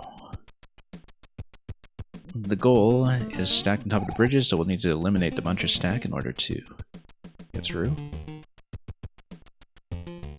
And hitting the POW from below is going to release this pipe to the left. Before we do that, we can see there are 3 POWs visible here, presumably 2 more that we need to cart down with us, and then this POW, it looks like it will be something that can be loaded over the conveyor belt, perhaps, such that we can hit it from below with the one-way panel here. But we'll have to see how that is going to happen. It's going to be a lot of taking POWs through doors, I think, and or taking them through pipes and then being able to load them into different locations. These pipes cannot be entered. I can never remember what the overlaps are in Maker 1 because the object overlaps in terms of which takes collision priority is a set of rules that's totally different from Maker 2. Anyway, let's unstack one. And let's just go through here because that's the only thing we can do other than that door on the bottom right at the moment. So yeah, it's not quite one screen, it is 2 screens, I suppose, at least. Well, anyway, we do have a subworld element to the puzzle. It will have checkpoint and key door, which tells me that first of all, the question block I think is pretty likely to be a bomb to eliminate this corner here, so you can get out once you are at checkpoint. It looks like we'll have to go through the key door before checkpoints, and then yeah, you would break out from that point. So it gives you a key, so you know you can continue the sequence from there. One-up mushrooms up here over this door. This also looks like it's potentially a bomb. P door over here. We don't know where that's matched just yet. We switch over here. P door is here, so we basically need to take a POW and land it. Now, if you go through here, the muncher was loaded in the one-way panel, wasn't it? Or was it right in front of me? Oh. Oh, yes, that's right. Maker 1 pipes. Because of pipe stacking, we don't go through the muncher pipe. I completely didn't consider that pipe stacking would have an effect here, that, you know, going through this pipe doesn't mean that reversing through it is going to be blocked off, and that's, again, something that's indicated here by the arrow. So we'll need an object under here in order to get through the P door. Let's see what else we could potentially do. The other thing we can do is have a P-switch active while going back to the first room. This seems to tell you that POWs are going to spawn through the pipe if you manage to unblock them. To unblock that, you would use a POW to drop the coin, and then you would hit the P-switch after that, and then you would have an object spawn at that moment. And it would spawn a winged POW, I think. So you unblock the pipe by using at least one POW hit to do a coin drop. Then a winged POW would give you a second POW through here. potentially. Don't know what the spring will be useful for yet, but that will be something that you grab at checkpoint. So I think the only move right now that we have is P-switch and enter here. And then that, whoops, ran straight into the muncher. That allows you to then grab the coin on the left side that then allows you to obtain a power for the first time. So, we've got a little bit of the sequence so far.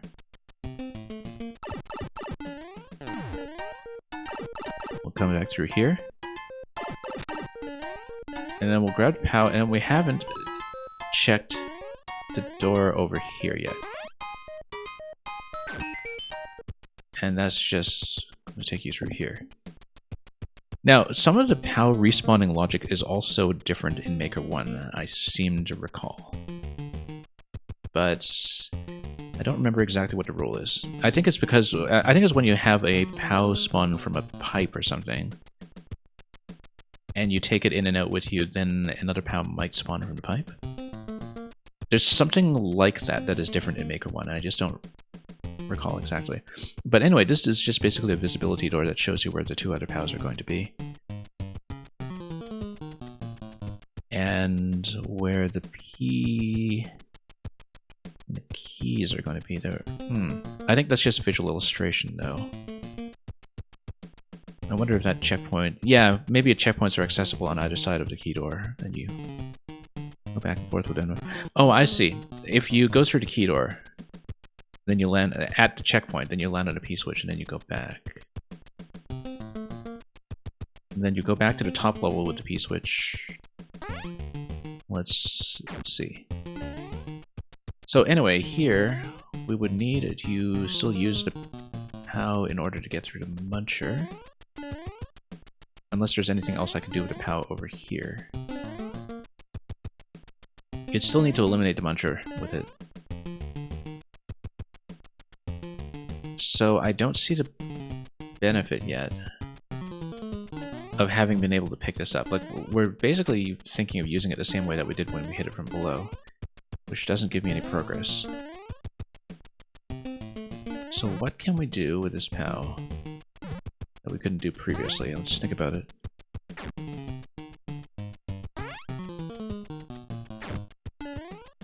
Well, we can kill the muncher again. Unless there's something else I can run towards, or... No. Oh, I ran into that again. I wasn't watching. The column is very well camouflaged in some way, so I just keep forgetting it's there.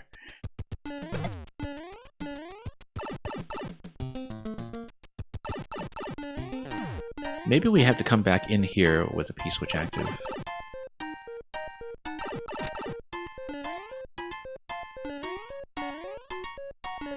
Anyway, let's grab this. Luckily, we don't just run straight into the muncher. And yeah, it's quite possible to just loop around this whole thing and go back into the first room with the P-switch active. But then, without access to a POW, I don't know if that's particularly handy. Maybe we do a POW hit in that room with the P-switch active in case there are any other coins to drop out of the way. Let's check this door again, just to see what we're dealing with. Yeah, nothing here is affected by having the P-switch active. Nor anything here apart from this bit. But if you have a P-switch pressed, then you have access to 2 P-switch activations.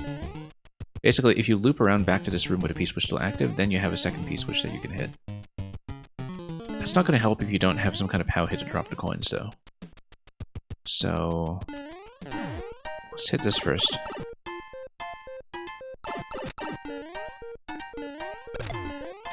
Loop around, and then let's just see what happens.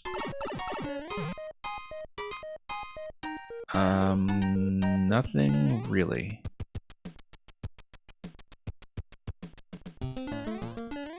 Unless we had some other object here that we could use to step through that. Also notice that if you potentially manage to toss something over here, I think because this enforces a toss, it would have to be a P. And you just throw it this way. then you have something to land on for that key door. Which would have to be the one matched here, because of course this is going to be in the same subworld. In that case, what do we come back here without the P active, but now with access to the POW? I wonder if anything changes that way.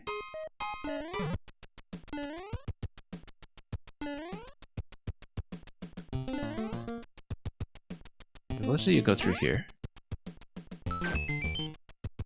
Maybe there's a POW activation somewhere that will give you a key. But currently I don't know how to take the POW to any other rooms yet. Because it seems like we need it to eliminate the muncher. So we find some way to really double it up. You know, hit some munchers over here. It wouldn't be anything concealed like that, though. However, you can do half tile here. That's what it is. That's what it is. And we have to be careful not to pick it up on the way up. Yeah, there we go. And then we do a POW trade. And then we can take one POW through to the next room. Yeah, that's exactly what it is. That kind of half tile placement is the sort of thing that I'm likely to miss sometimes, so. We come through here, that's progress. Let's go to a bomb. Also, that would have given you potentially the flying POW through here as well. We should have done that. But anyway, we have access to the shell now, which would then allow me to do some kind of remote hit later on. Yeah, I guess if we progress through this, then we kind of grab more and more POWs with every cycle. Until we eventually have all 5 with a particular setup here.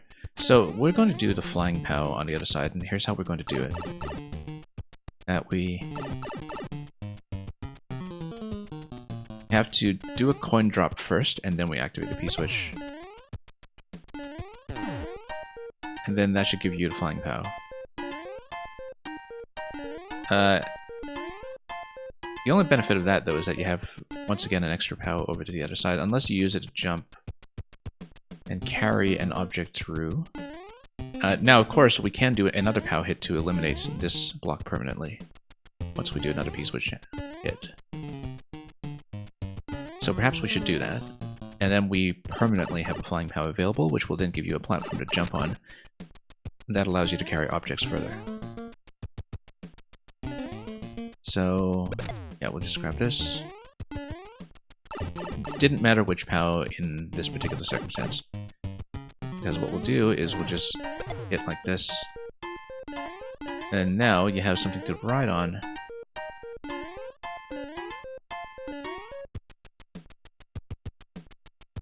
Although I'm not sure how that's going to be useful just yet.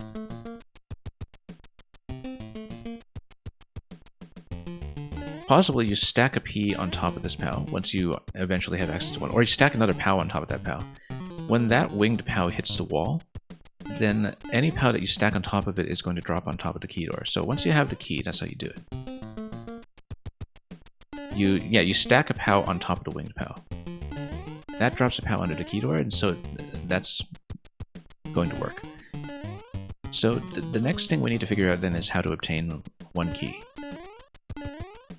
Likely something to do with the shell, or likely something that requires 3 POWs in the other room. We don't know yet what the shell does, and we have to find out. It'll be maybe some kind of remote activation as well. And yeah, Fio2, thank you once again for the raid earlier, and we'll hopefully see you around. And I'll have to remember to check in on yours at some point too. So... okay, so now we have access to a number of different POWs. We've got 3 POWs over here. If we get this one down, then we have a 3 POW stack that's possible over here. A 3 POW stack should be enough to get me over to this side. Also notice that this is not going to reach. but an additional POW should get me up. So we can do that once we stack here.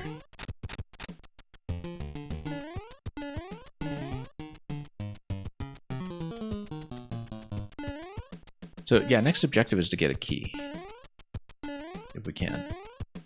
There may be some additional cycles that we need to do. I've lost track of which POW is which at the moment, which might be a problem, but at this point we're able to hit another POW. But we'll need to figure out how to pick them up gracefully. Maybe. I mean, yeah, the thing is that we maybe find a way to set up some POW hits. Right now we're out of range of them affecting anything with a muncher, that's the issue. This looks like it's going to be an object drop of its own, that we drop a POW on top, and if we hit it from below, maybe we can grab the key? Does that make sense? Does that grab the key? No, it doesn't. But maybe we're supposed to... Oh no, this is what the shell is for. That's what the Koopa shell is for. Let's grab the Koopa shell on the other side then. We would need Koopa shell plus 3 POWs to get up there though, on that stack. Yeah, no, you dropped the shell to grab the key. We are at 30 seconds, it will not happen on this cycle, but we'll go back and we'll try it. Oops. Hang on. Let's do this again. We could climb up the vine too if we want to do things a sensible way. But yeah, it's going to be through here. Now the thing is, can we do a proper stack here? Yes, we can, because it's going to be 2 POWs followed by the shell, or even 1 POW followed by the shell if it's a high jump. And then once you get on top of the platform, then you activate the platform, and then you have access to it with the shell. So it's going to be a shell on top of the stack, so we can jump on it once, and then the Koopa is still able to come out of the shell afterwards for a second usage. So yeah, there's a pretty well laid out linear sequence to this. Once you see what the constituent steps are going to be. Whoops, let's not pick that up.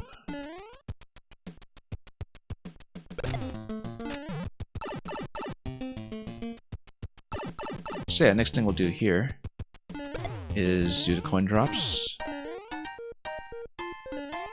And then we'll just do this one immediately, and then that's the fastest way to go about it. And then from here, we reload it into that room. So we have a POW available to go through the P door and grab the shell.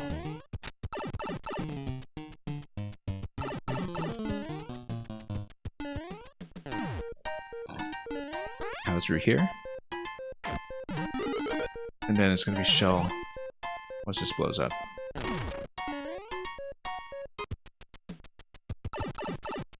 So yeah, unlike in Maker 2, I think if you drop a shell and you pick it up again, it does reset its timing. We discovered that earlier today. Let's walk the shell somewhere where it's not going to be too much of a problem. Oh, no. I said not too much of a problem. Then, that way we can jump on it and pick it up without it wandering too much. That's a nice little slot for it to go to. Just let's grab 2 POWs just to make sure we have enough height. I think 1 POW might have been enough, but we'll do 2 just in case.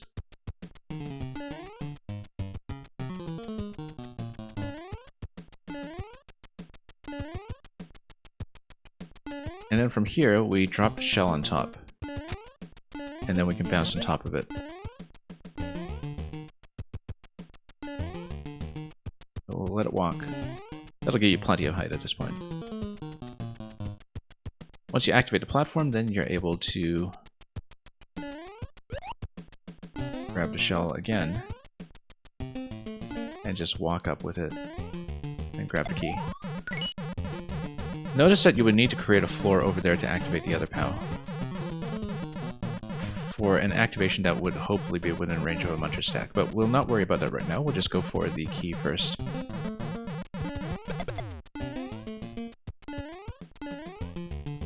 with 1 POW in tow. Because at this point, we're able to drop a POW on top of the winged one, and then, whoops, no, not like that. And then we should be able to just climb across. Okay, close enough. I mean, you know, when it's 1 tile over, we're able to enter the door as well. Yeah, and the spike here is, of course, just for mushroom. Now, the spring is how you get the other top POWs in the other room out of their respective slots. Very clear to me at this point, in fact. Because now you can progress even further, since first of all you can activate this with no problems. And then you take another POW.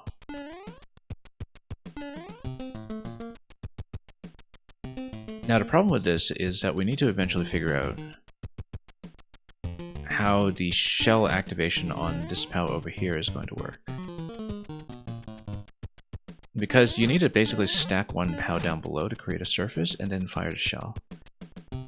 And then you can hit 1 POW over here. The problem is that if you're carrying the shell with you into this room, you're not carrying the spring with you into this room. That might be a potential problem for the POWs that we want to get up top. Because the thing I have in mind right now is if we grab this, and then grab this,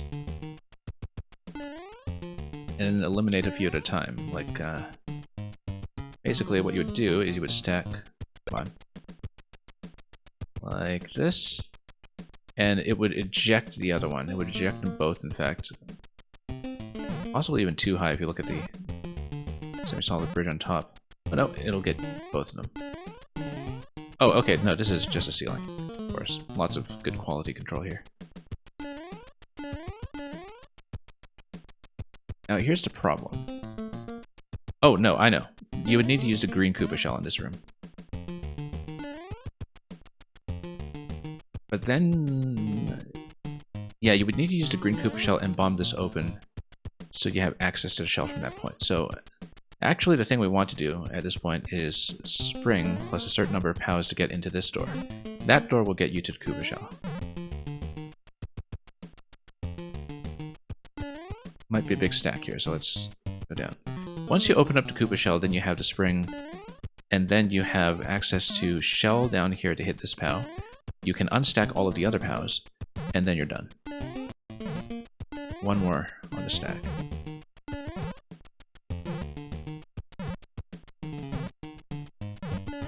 Yeah. So after this one, you go back to the other side to grab a spring, which you can do at checkpoint. Let's just pop this first.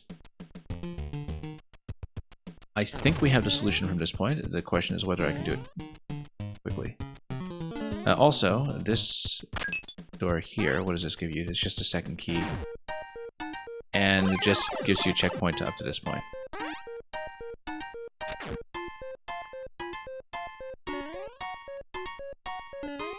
I'm not sure it makes a big difference in progression from the previous room, to be honest. But we haven't really mapped this out carefully yet. Anyway, all we need to do at this point is... yeah, actually, no, it gives you 2 keys in that room. And it gives you 2 keys because that's important, as you can come here and go directly into this room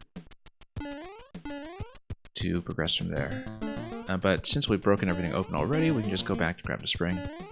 And with the spring, that we know that we have access to everything else. So here's how it's going to work. Let's get all of the POWs into position first. That's going to require a couple of things. Let's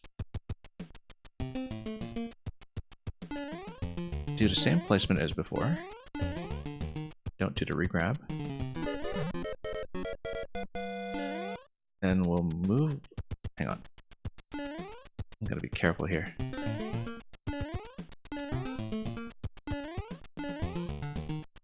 Okay.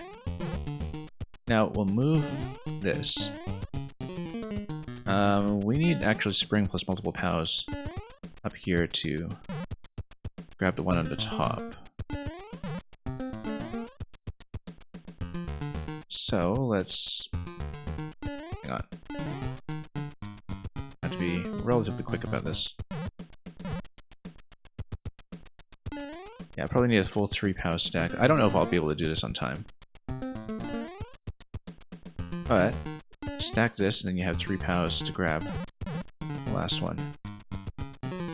Then you stack this one down here, and we start stacking everything else. This is going to be tricky to do quickly, but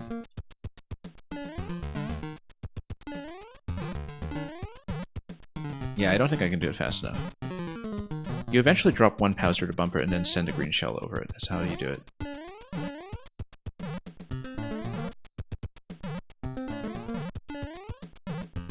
But you basically use this POW stack to grab the 4th one. We're going to be just a little too slow.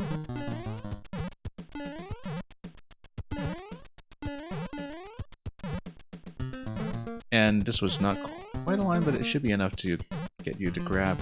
So yeah, you drop this down here. You fired a shell at 1 POW, and then you hit the other 4, and then you're through. So that's the clear.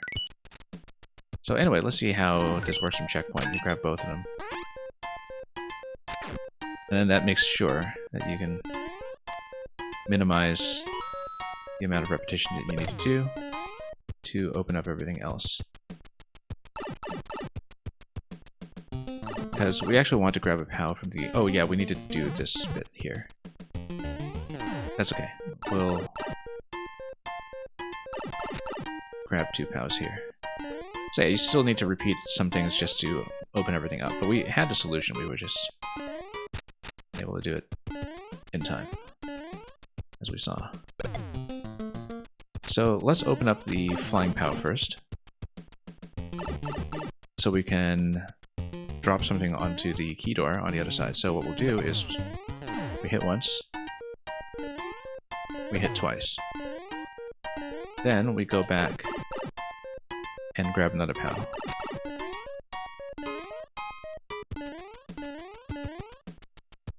Then we take this one through, and then this one we stack on top when we, well, we'll let another one fly.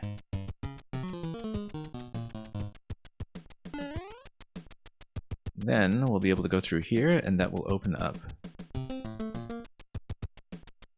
the spring. And we don't need to key in the checkpoint at this point, we just want to open this up, because we actually want to respawn at the other checkpoint. Maybe, I'm not sure it makes too much of a difference. We don't need a red shell at this point, I don't think so. Because taking the spring through the right side and unlocking the green shell will suffice. Unlock the green shell, we take 2 POWs over here. And everything else will fall into place. So yeah, post-checkpoint, the red shell is no longer relevant.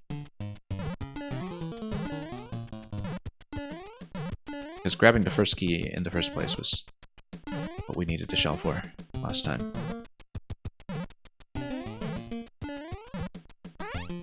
So let's open this up.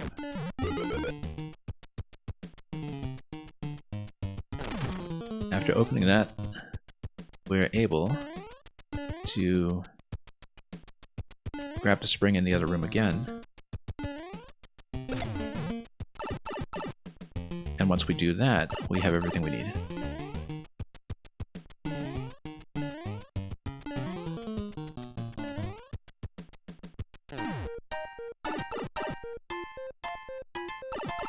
Okay, so yeah, again, we take all the POWs up and we unstack the other 2. Or unblock the other 2, I suppose. Let's make sure we grab the POW from this top corner first as well.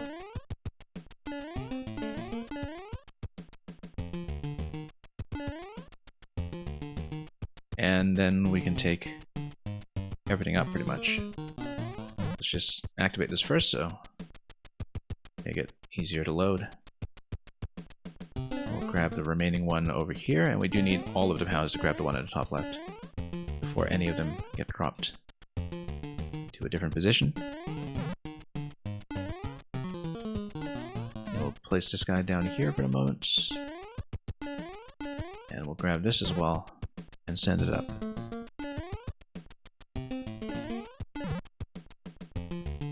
Okay, now it's done. Then nearly hit something there. That would have been unfortunate. At this point, really don't want any accidental POW activations this late in the sequence.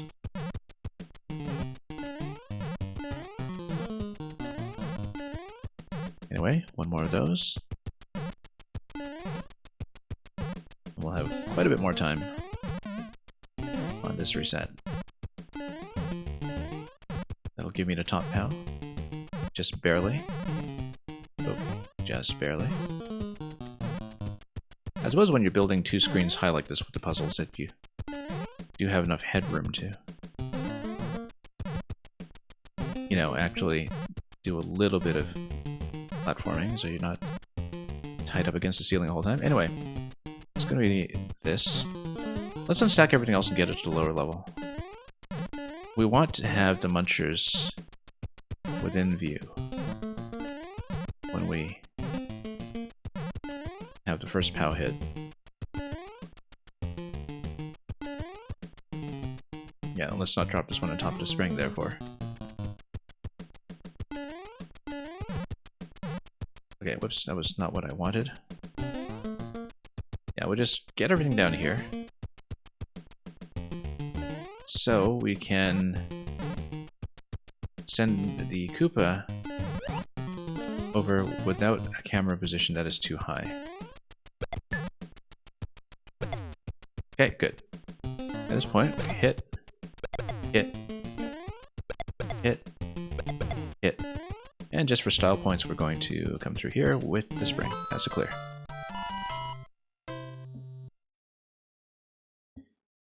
Yeah, once you see it, the way that the solution is strung together is surprisingly linear.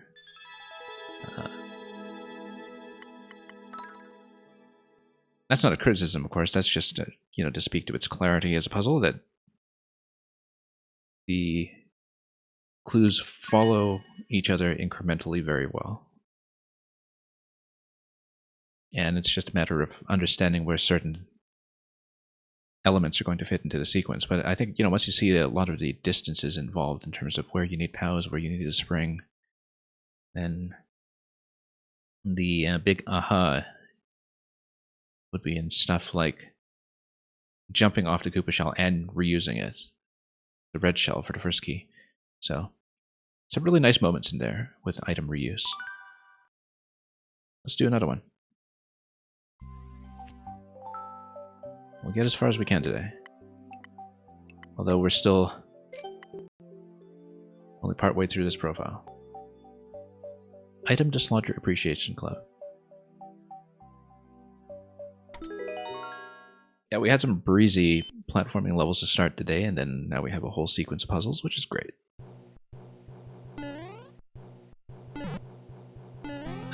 This does not give you anything until you have something that will dislodge the P, like another object. Airship camera bomb is going to drive me nuts here, but it looks like we'll eventually need a bomb in this location, or possibly something like a stiletto. Stiletto exists in this game, right? I'm trying to remember. I think all the boots do, but maybe I misremember.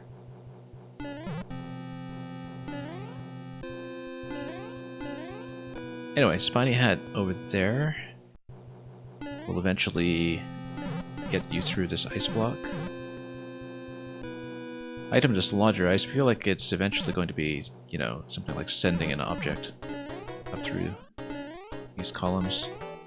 This spring over here, you basically need another object to push it underneath. So basically you need to know the various item collisions in terms of which one raises which other one in the stack. And then Spiny Hat is going to give you this as well, although you would need an additional object to step through the door. Likely a power through the muncher.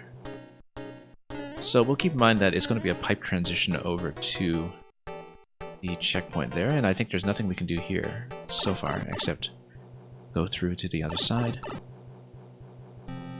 This, unless you have a P-switch activation, you're not getting that power anytime soon. How would it kill the bomb?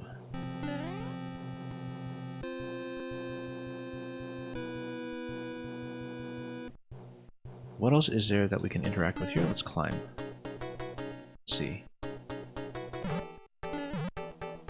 I think we need to hit the POW. But that would destroy the bomb. And then... what does that give me? That bomb doesn't seem to be in range of anything useful, but it does seem like there are blocks on either side of the bomb, so maybe there's some kind of spawn block going on. Once you release that. So let's just hit it. And let's just reverse or enter the door. Oh, okay, this is a different room entirely, so never mind. Yeah, the bomb, of course, hasn't blown up yet, so no spawn blocks in sight. This looks like it's another place where you need to place an object, like a POW for instance, and raise the blaster. So if you had a P-switch activation at some point, then you'll be able to come through here, grab the POW, come through this door, place it, knock the blaster out. It seems like before you're able to pick up anything in this level, though, you do need to loop through quite a bit more of it. I do see the checkpoint down there, incidentally, that allows you to proceed. And this is, of course, in the bottom half of the room. But blaster would give you access to this door. Where does that door lead? We don't know yet.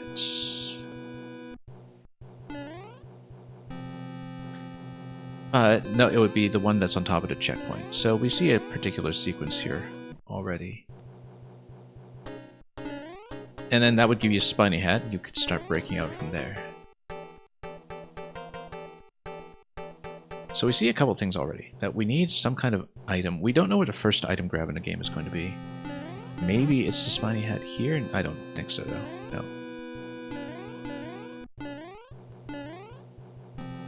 But we need to start placing objects to move each other up with the springs. Eventually, it's going to be blaster through this door. And then that drops you onto that door, onto checkpoint. Then you come through checkpoint, you grab the Spiny Hat, you punch through. You come up with a Spiny Hat. Spiny Hat allows you to break this permanently. So instead of a P-switch, you break this with a Spiny Hat, you double through here, and that allows you to grab the POW. The question still remains, what is the first interaction?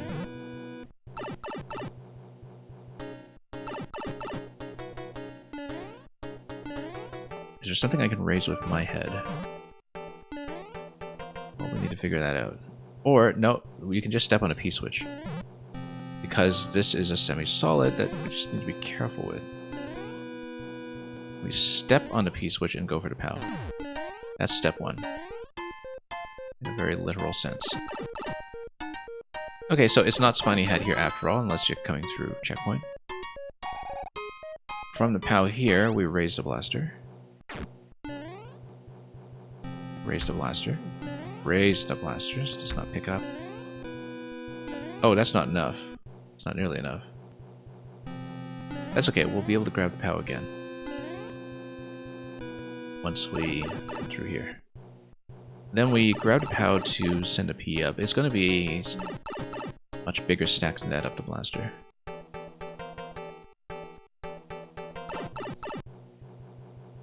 Grab the POW. POW at this point will eliminate the muncher. Eliminating the muncher doesn't give you anything yet because we would still need another object under... Well, I mean, now we can kill it. And then maybe it's going to be P-drop under the spring. And then a spring under the blaster would get into position. Because it would give it that additional bounce. We have access to two objects, which is great. But, whoops. Never mind that. What's up here? Nothing. That's okay, because what we need now is just to go through here, raise the blaster, and trade in for the spiny hat. Good.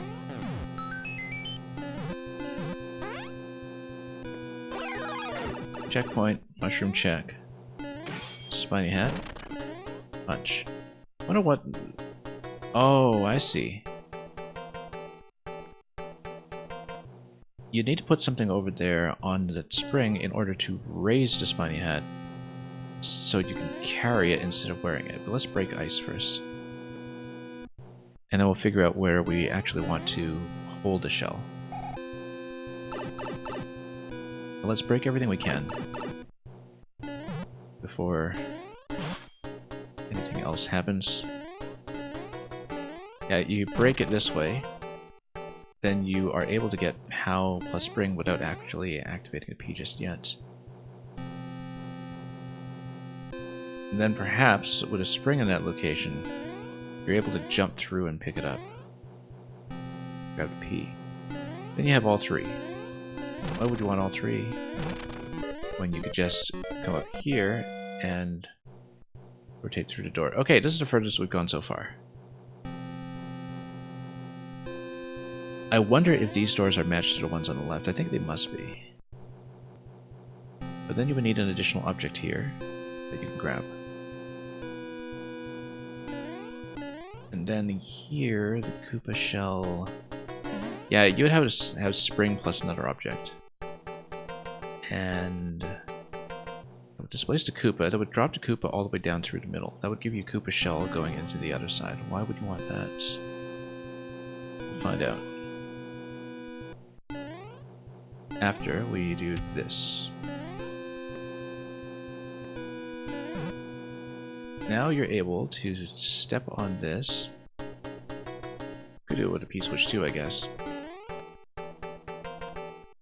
And then maybe you're able to grab the key from there.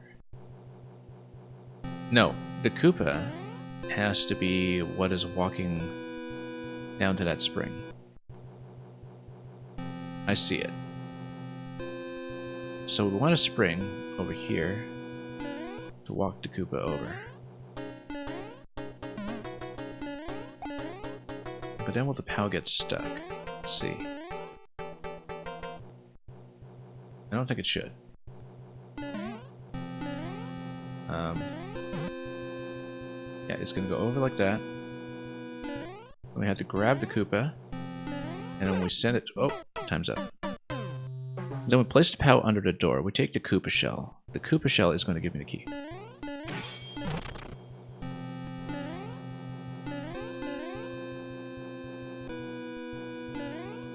And yeah, this gives you some progress by allowing you to just break. And then you go back to grab the POW once again. It's going to be POW plus spring then for a big part of this next sequence.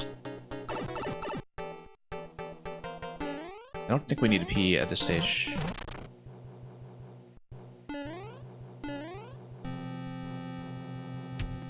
But if I'm mistaken, then it's not hard to get a P back in.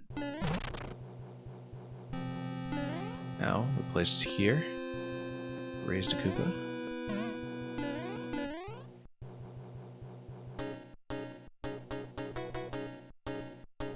Hang on. Let's fuss around with this for way too long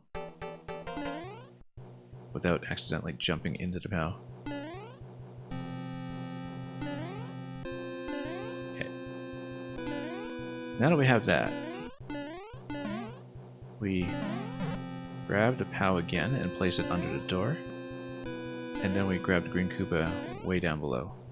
He's gonna fall into the donut trap, which is good. That's where we want him. And we'll put the POW over here. That's dangerous. Let's put it over here. Oh, no. That's also dangerous. Then... oh, no, that's not the door I thought we were getting. Nope, I thought we were going into the top left. Ah, no, it's going to be these doors here. Okay. My mistake.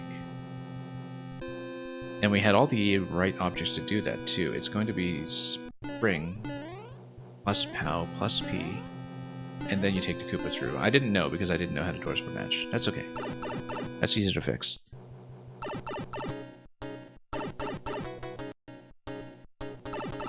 It's going to be spring under the P so we can re-grab it.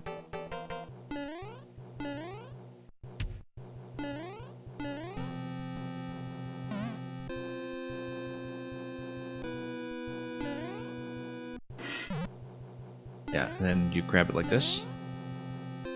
Then we still need to grab the Koopa shell first before anything else happens, so we'll place it over here, walk it down. Yeah, always satisfying to have puzzles where you just need to make these incremental adjustments. Things you had seemingly sorted out.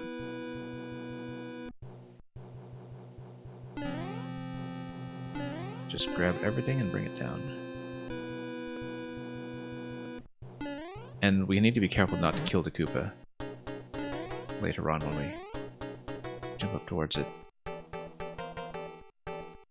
But here's how we'll do it. It's going to be spring P POW.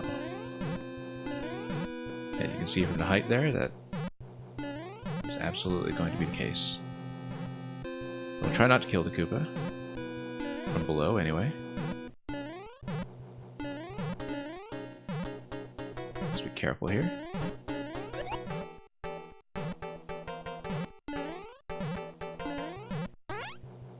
Then, that's the key. Now we go through the first available key door. Which will be which one? Let's find out. This one. Okay, then we break the ice. And we have nothing we can use for the bomb just yet. But we would need to grab a spring, and spring plus POW would give you the bomb. Then you take the bomb through... where do we grab the spring again? From this side. Pipe, I think, just gives you checkpoint, which we should have taken, but that's okay.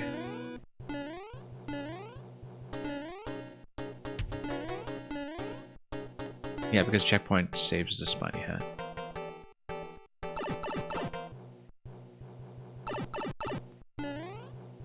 So it's going to be spring plus POW over here to raise the bomb. Then we just take the bomb over to first room. And from that point we open up the gates. Good. We just need to run it.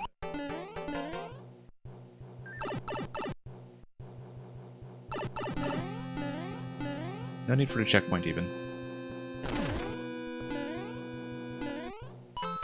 That's clear.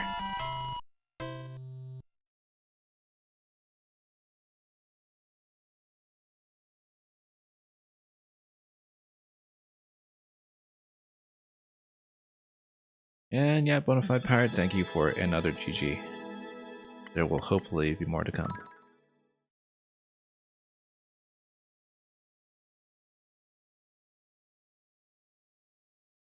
And we'll see what's next.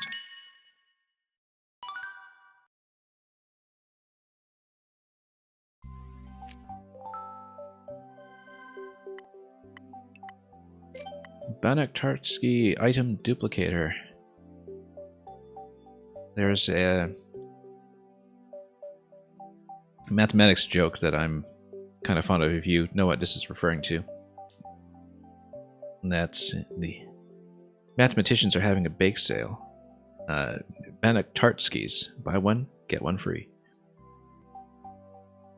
So the Banach-Tarski paradox, for those who don't know, is where you take the surface of a sphere and you rearrange it in such a way that it becomes two equivalent spheres. as in spheres of the same size, like that you basically duplicate the object just by, rearranging the surface area. And don't ask me to explain how it works. And yeah, Bonafide Pirates, these Maker 1 puzzles seem more straightforward than a lot of Maker 2 ones. It is partly the creator, it is partly that the mechanics are not quite as niche. But a lot of this is also fairly early on, I think, in the development of such a thing as the Maker 1 one-screen puzzle. For example, these are all within the first year of Maker 1 that we're playing so far. We're still in 2016. And it was only within a few months of the patches that introduced things like key doors and P doors and key coins and everything else. And so, yeah, these are definitely on the gentler side in that we're not staring at, one really unique edge case for ours. Those puzzles certainly existed in Maker 1. We've been hit with some of them before. The last time that I streamed Maker 1, we did have some open puzzle submissions that I didn't solve. But definitely, I think, these are as popularly played as they are because they were a lot of people's first introduction to a lot of these puzzle concepts. And it's kind of nice to, breeze through a bunch of them while still engaging with some of these unique mechanics that we don't see elsewhere. Particularly with a lot of the head bump mechanics that were in some of the puzzles that we saw previously today. So anyway, let's see this one. But yeah, definitely more straightforward than some of the ones you've seen me play in Maker 2 before, for sure. And that we're not getting jammed for hours and hours over something I probably won't even see. But Maker 1 has its own tricks that are not in Maker 2, particularly in that you can't assume that pipes are two-way pipes, for instance. So you never know where pipes are going to go until you try them. And that definitely complicates the layouts a bit. But you don't have to deal with as many things like scroll tech and other forms of camera trickery or offset trickery that are in the Maker 2 repertoire. Anyway, I'm talking while I'm also staring at this and processing it. This is going to be a puzzle where you get a key and you enter the key doors that are paired symmetrically for aesthetic purposes under the goal. The arrows seem to indicate to me that we need to take out the muncher and then enter the pipe, but as you can see, the bridge is only under the left side of the muncher, and we would need a two-object stack to have an entry point for the pipe. We don't know what the blasters are going to spawn yet. We don't know what the pipes on the left are going to... the pipes on the left give us the POW and the P. They unstacked... Or rather, they spat out the POW and the P when we entered the room. So it seems like the POW and the P are reloadable. Which is probably going to be my way to build the platform under the middle pipe with the muncher. The arrows that are in the top right over there seem to indicate to me that maybe eventually we'll have something like a Tanuki leaf, but we'll see what that actually is when we get there. It looks like to enter the right side pipe, once we're in this room, we would probably just use spring plus POW, but we'll take a look. That's all past checkpoint, though. We need to clear all of this stuff before we'll even get past checkpoint. And I think this is going to use potentially the thing that is different in the Maker 1 pipe spawning logic, which is that when you take items back, when you take pipe spawned items through pipes and you come back, I think they actually do duplicate, whereas in Maker 2 they don't. I seem to recall this being the case, but we will try it out and see. So basically it's just showing you that you pick up the P. You respawn here and you should get a second P in the pipe. Do you? Yes, you do. So this level is not possible in Maker 2 for precisely that reason. That in Maker 2, it remembers the pipes that objects spawn from, and if you picked up the object from that pipe, then no spawns occur even if you return to the room. A lot of Maker 2 puzzles depend on that completely, in fact, so that's one of the most important differences between the two games. Likewise, you can do a POW duplication here, and that seems to imply to me that eventually you will have a 3-object stack that gets you through this. Notice too, the pipes can be entered through the bottom tile alone, which is what we'll need to make use of here when we have 3 objects in this location. Now, to have 3 objects in this location, we probably need to return through... Yeah, we need to have 2 POWs available because we're going to use 1 POW to eliminate the muncher. I didn't really even read this room, but I think this room just shows you the duplication mechanic, that you can take each of those objects and turn them into 2 because they are pipe spawns.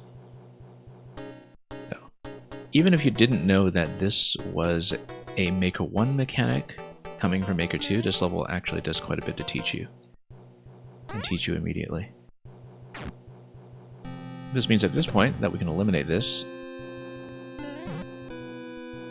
But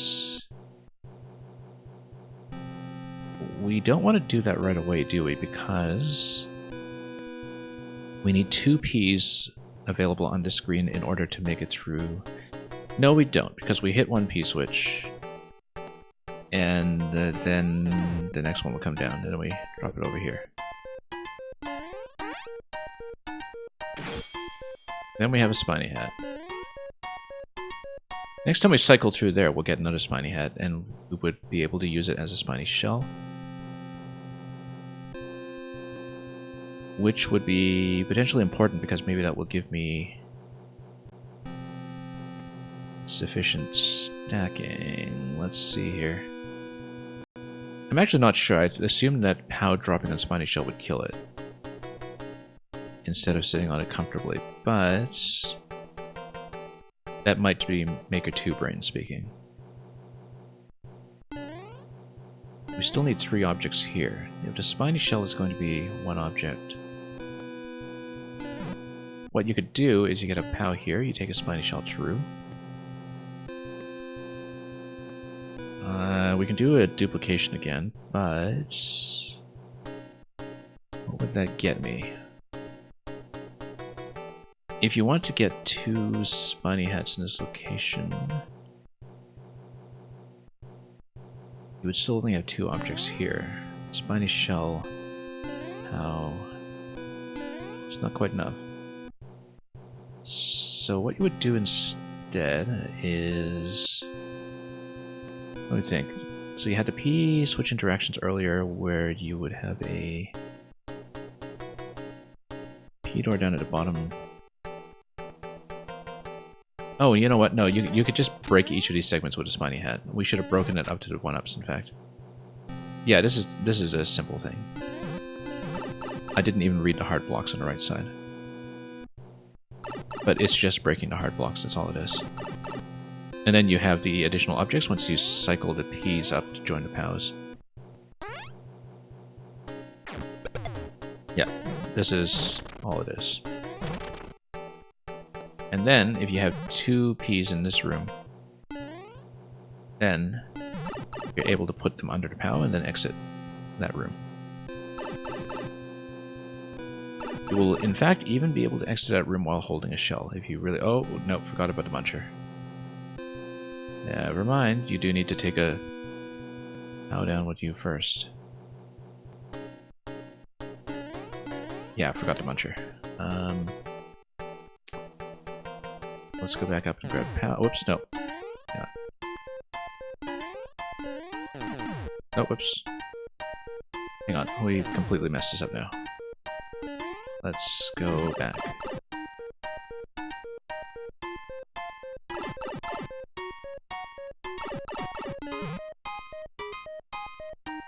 Basically, you need 3 objects.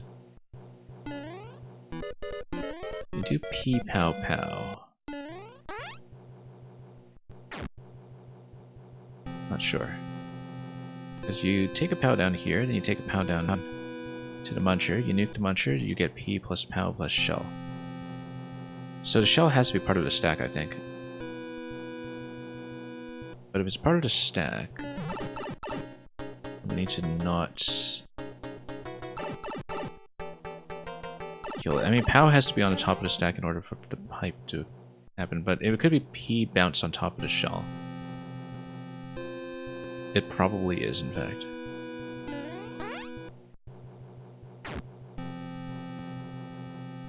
Oh, here's the other problem, is that no, POW is going to kill the shell.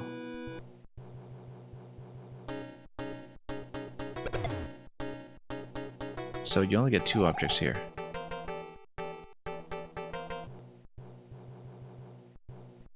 But if you're holding a P switch and then you come over here with a P... Thank you for the follow. Yeah, if you have 2 Ps available, and then one of the P spawns is through here.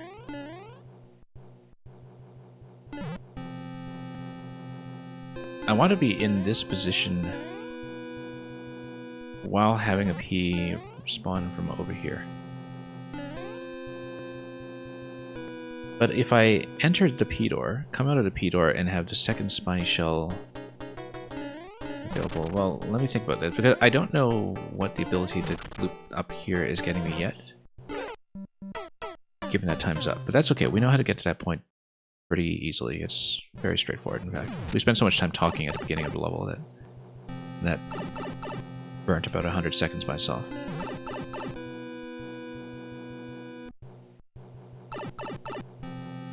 But I think the sequence is likely to be pretty straightforward. We do need to track which P is going to respawn from pipes. We have them double up like that. But we'll come down here. Yeah, you see how quickly we're getting back in position now that we're not talking through everything. And as we come through here, and then from here, we hit the P right away. Drop it down here.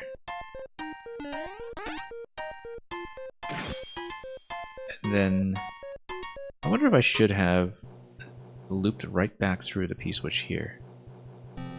No, because we still need to pound to grab the muncher. However, if you looped right back here, then you would have access to shell plus power, but that's it.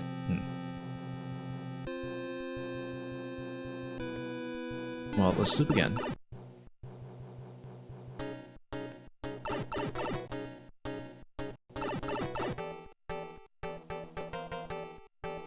Also, it's telling me that there's going to be a spring duplication at some point, but we don't see where that's going to be yet.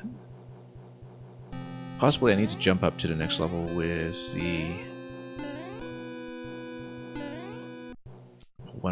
mushrooms, because we just haven't been there yet. And the camera doesn't scroll until we go up there, so possibly we did need to go there. That's okay, then we'll take it through here. One thing we can do at this point is do this.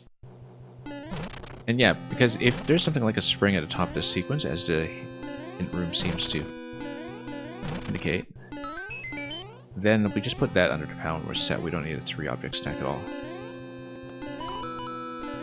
And indeed, we do have something here. Spring seems like it's here somewhere, but this beautiful clover shape.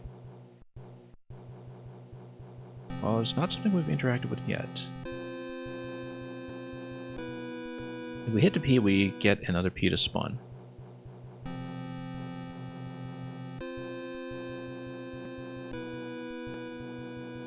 And then we go through E door. No.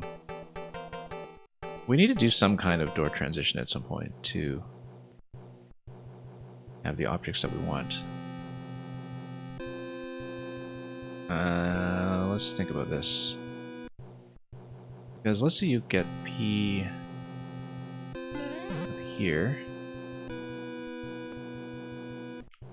Oh, down here. Yeah, because the thing is, reloading the munch here is the thing that I didn't count on. Now, if you reload through the power room, does that allow you to progress? Well, there's something down below here that we... There's a room below this one that we haven't gotten to yet. So is there a door that we haven't entered? Or pipe that we haven't checked? Well, let's see up here. Yeah, because it looks like there's another area below here that we could potentially go to, but...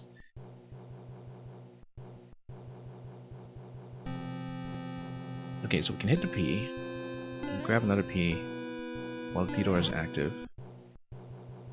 Then we have... Yeah, okay, I see it. I see it. You go through the top door now that you've opened up everything here. And then that allows you to respawn to Spiny Shell. That's what it is. Let's not run into this. Let's open this up so we don't run into this. I don't want to kick the shell either. Let's drop this out of the way for the moment just so we can get it out of the way. But maybe that's not a good idea either. Let's see what we can do, because the best thing is actually do a forward throw on the P. But now this thing is totally out of position. We'll shove it. There we go. Everything has slightly different collision rules. But we're going to place this over here, and I think if it works the way that Shells and Yoshis do in 2, it's just going to bounce to P. It's going to bounce to P rather badly. But if we slot the POW on top of that, even partly, then we get the platform to enter. That's checkpoint. Now, if we go back into the previous room, well, we would still need this full 3-object stack in order to progress here. So I don't think we can grab an additional object in that room. We can, however, start stacking things up over here. Oh, whoops, wrong one. Actually, we just need 1. Which means we can take the P through. But we'll eventually want to do the duplication, which means when we take the P through, we get access to 2 Ps. Which means we'll get access to the P door as well. Well, let's see what this is. This is going to be the reset using the clover that we saw on this side. And then this will spawn the spring over here. Yeah, so a lot of these things will duplicate elegantly. I guess we eventually get some kind of stack that allows me to duplicate the spring as well. Notice that the muncher is gone. Oh no, that's because it comes out of the blaster.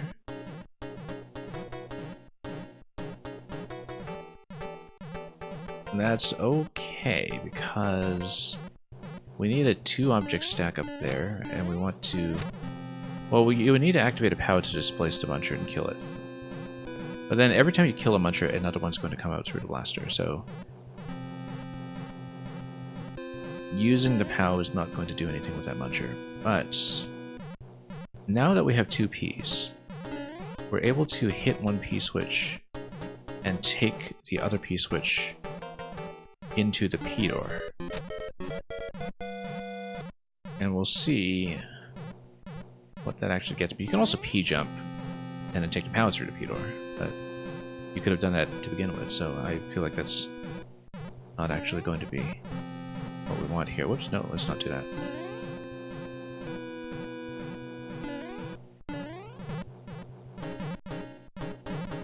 So we're going to step on 1 P and enter the P door with the other one.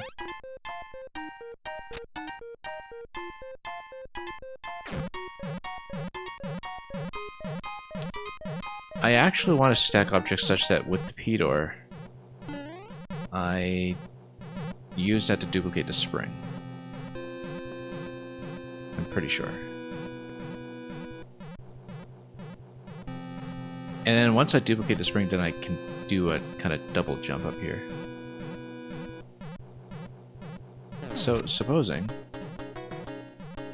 that we have the spring over here, I need to take it through. How short are we right now? We're short by 3 tiles. Okay, we have 3 tiles, but we need to activate the P with one of those tiles. P jump potentially could do it.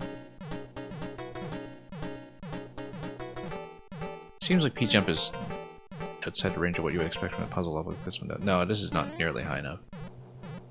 With the P jump. Anyway, we're timing up, but we're at checkpoint, so we're okay. So at this point we can duplicate any of these. Almost. We don't know how to duplicate the spring yet. Actually, no, you do want to take the POW through.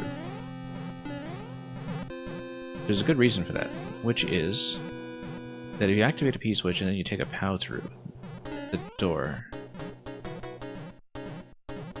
then you get the second POW. Oops, nope, that's a mistake. Well, we'll need to wait this out now. Let's duplicate the P's first, and then we'll swap around and duplicate the POWs.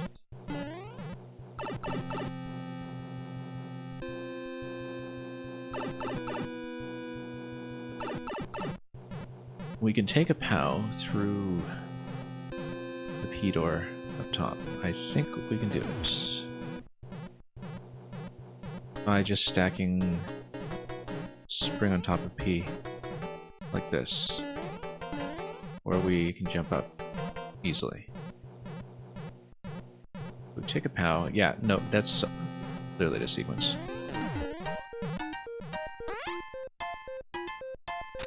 That allows you to duplicate the POW. Then we use the POW to figure out how to duplicate the spring. Double spring is going to give you a pretty clear opportunity to go up much higher.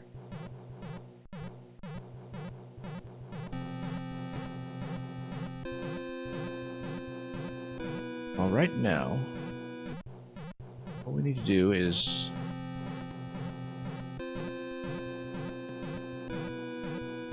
create a platform up here first. Let's not hit the muncher by mistake, although one-way panel might protect me a little bit. Create the platform first. Yeah, the one-way panel will save me here. Oops, there's a mistake. But you see what I'm going for, is that... No. That's okay, the P will come back. We want P plus POW to create a platform. Then we run with the other POW. We hit the muncher, and then we go through the pipe before another muncher is able to spawn. Which also means that we have to have the spring in position at that point, so we can duplicate it. So what we'll do is we'll drop the P over here, so we have a little bit more room to work with without the accidental activation. Drop this. We'll then drop the spring over here so I can pick it up gracefully after we hit the muncher. POW. Hit, run.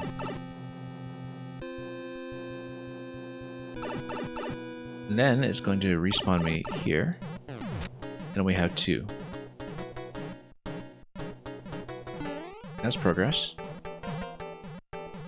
Now we need to figure out what this will give me. I mean, I don't know if we'll want to carry the P with it, but let's actually go P on the bottom. Let's try to gain maximum height just ourselves first before we understand which objects we're carrying, because possibly, you know, once we get high enough, we'll just grab the key anyway. Given that we've interacted with everything we see in this part of the space.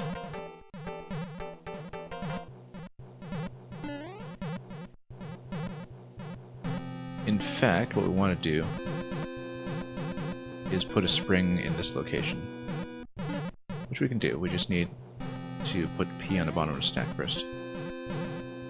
Come on. Get this out.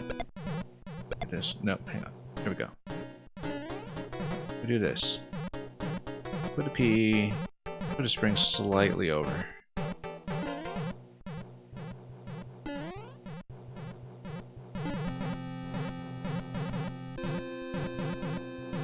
And then maybe we need to load the POW here at this point.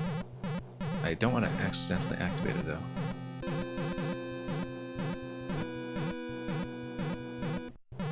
Yeah, because it seems like we need an additional tile here. We could have just placed a POW here. Well, but we don't want to accidentally activate.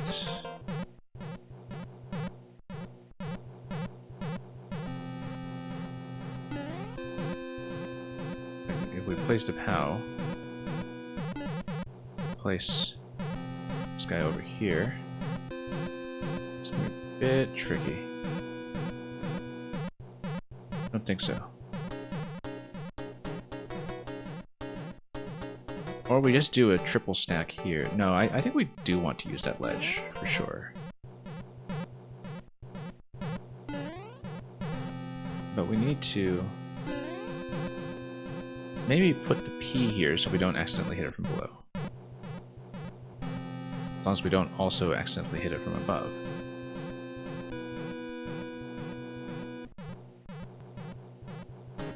So, the idea would be... let's stack like this. Stack like this.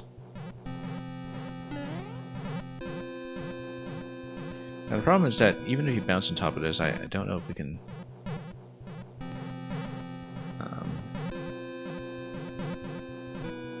well, I guess if you bounce... I'll stack...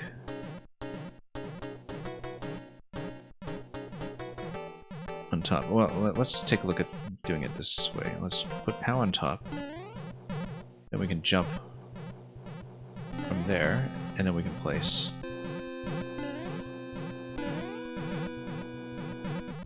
Now we jump and place this one. Oh, not much room.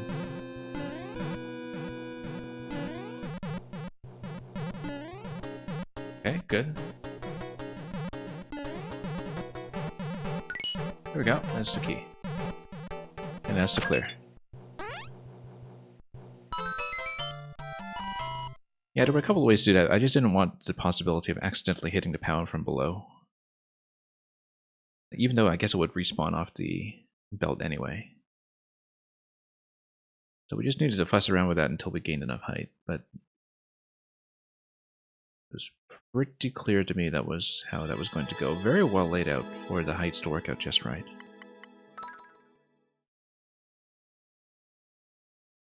And again, a puzzle that cannot be done in Maker 2.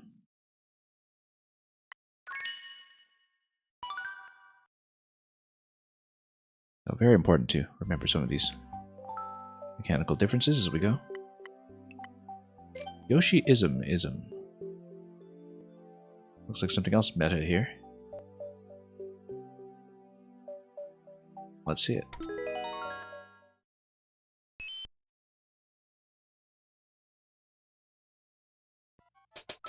That one needed a bit more skill than the others so far. Oh, in terms of, you know, a little bit of finesse with the execution. Yeah, but... anyway, this is a duplicated checkpoint, as you can see here. I think the P started in that location, which would mean that if you hit the checkpoint, because it's a split checkpoint, it would land directly on top of the P and the key. Landing on top of the P would freeze the conveyor belt that allows you to get out. And... well, you could get out anyway, because of the white panels. Bomb over there looks like it's going to be something like a fire flower that's going to open up the slots with the hard block meta bomb. You would be within range of that, but if you have a fire flower, you would just take a point of damage off of it. Here's something else you can't do in Maker 2, of course, is just building in the starting area. Very important. Let's just see how the doors are matched. I think this door is probably matched to the top right. No, it's not. One up over here if you have Yoshi. And that door seems like it's matched somewhere else. Let's see.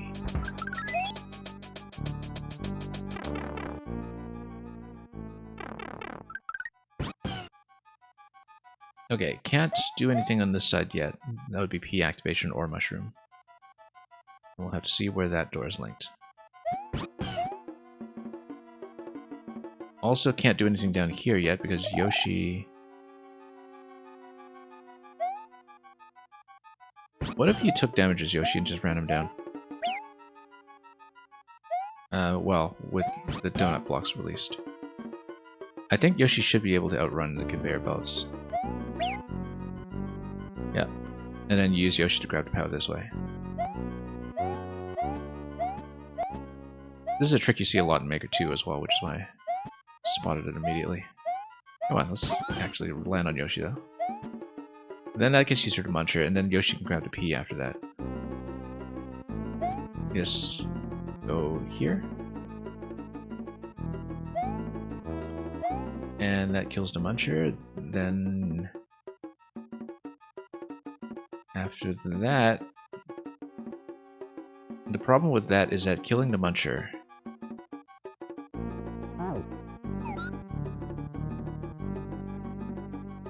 doesn't allow you to pass through the conveyor belt as Yoshi. What you would want to do is you would want Yoshi to take damage like this first and run back and forth. And then when Yoshi is running left, then you hit the Muncher. And then you use him to grab the P. And at this point I see no reason not to step on a P. Because then that gives you more Ps as you re-enter this room, so that's basically kind of like a soft checkpoint, progress-wise.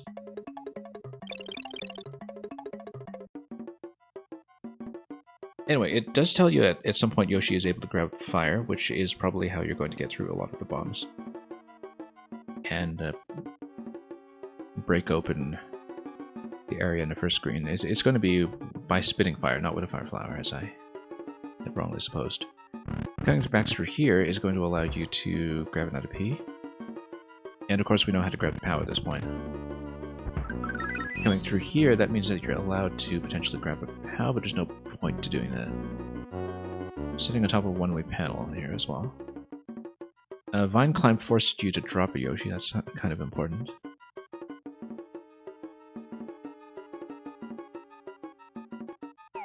This just allows you to scout what you're going to get once you go through the green pipe, I suppose. But of course we never know where pipes are linked because this is Maker 1 and it is what it is. So let's say we take P-Switch. We can take P-Switch or we can take...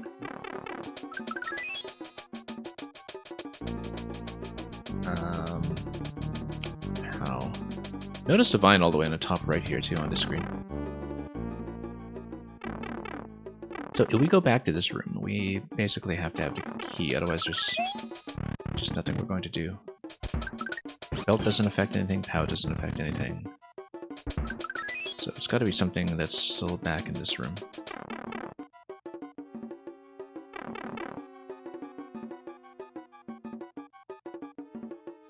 I have access to a POW. I have access to the door.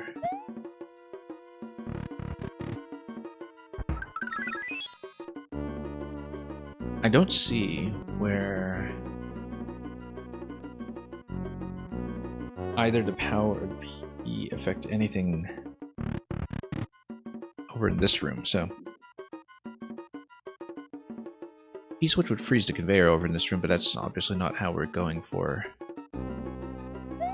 the POW. So the fact that we have access to the P-Switch in this area, like, it doesn't seem to get me anything useful yet.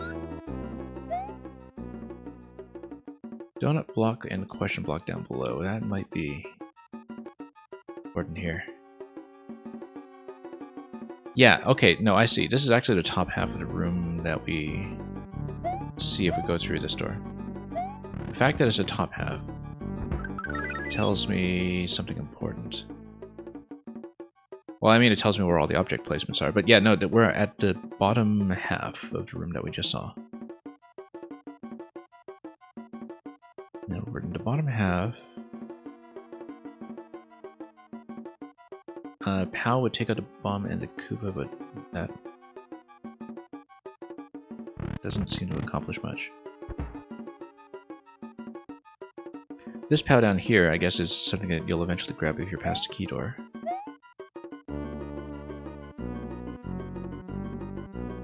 Let's see here. If you grab that POW on that side, bring it back, then you have access to a POW coming through here. Oh, I see. If you hit a P-Switch coming into this room, then you can grab a second Yes, then you grab the key that's in the egg. Yeah, that's what it is. But you have to hit the P first. Because then it'll freeze it on the belt. Then you grab the key. Oh, come on. Is that... Yeah, okay, there we go. That gives you checkpoint. Mushroom check. And then that gets you through here. Yeah, I mean, that's the only thing that the P-switch was affecting, though, right? There weren't really any other options at that point. This is going to be a bomb. To give you some progress. And to give you access to both the POW and the P up above. Now that you have access to POW and the P, next thing we'll be looking at is grabbing fire. Now this is a fast conveyor belt, so Yoshi's not going to take any damage through it. But if you have a P switch, then you can. You would need to brace this area here with a POW, such that when Yoshi takes damage from the Muncher, Yoshi runs down here, Yoshi runs down here, Yoshi runs over to the Koopa. Yoshi gets stuck on the belt. Once Yoshi gets stuck on the belt, you activate the P. So, what you do is, let's drop this over here. In the middle position. Then we do the same thing over here with damage. We have access to P. I know I've got 40 seconds, but we'll try to demonstrate this, since we're right at checkpoint anyhow. Yoshi's gonna run in... Oh, no. I was off by one. Maybe we need a second object. Yeah, maybe we place both the POW and a P here in advance. And then Yoshi would be able to run across. Then with the P-switch active, we go across ourselves and we grab the Koopa Shell. Unlike in Super Mario World, red Koopa Shell is not going to give you fire. Which is really too bad. But, let's see where this store is matched. Before we... Oh, we won't have time.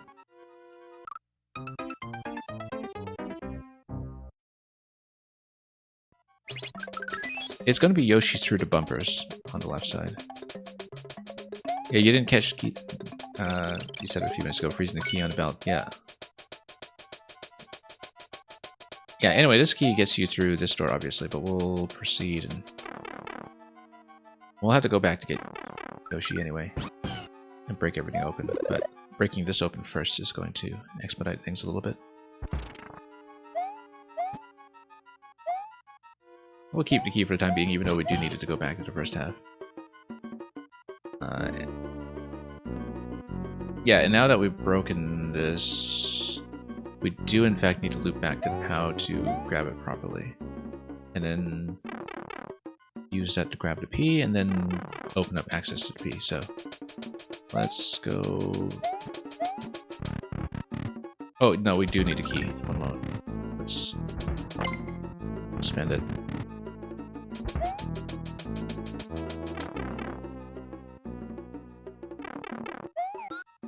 So, it's going to be POW through the Muncher. And then, oh, whoops. No. We needed to do POW damage and then Muncher, like I did previously. We already solved that.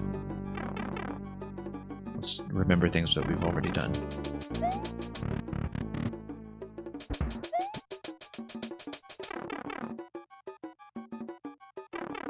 Okay, so, same thing. We use POW. Place it nice and far so we have some room to work with. Damage. Yoshi runs. She runs. And then, oh no! Come on. That's okay. Either way.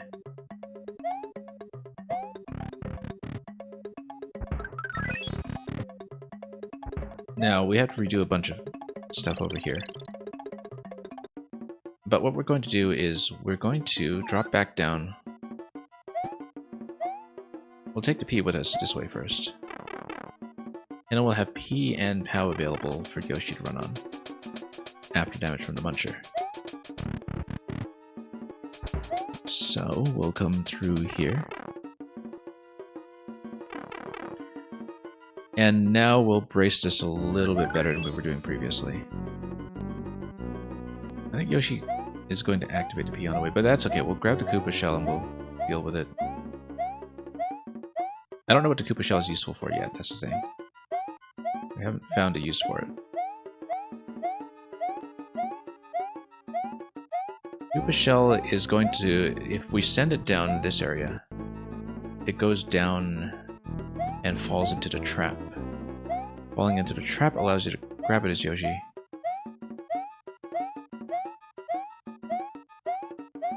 But we don't. No, Koopa shell is going to be your damage source here. Basically, if you spit out the Koopa shell, then Yoshi takes damage and is able to run down the conveyors. Then we catch Yoshi in the trap once we climb through the vines. So let's not accidentally step on a P. Let's send a pow through this way. And we'll take damage through here. Oh, no, come on.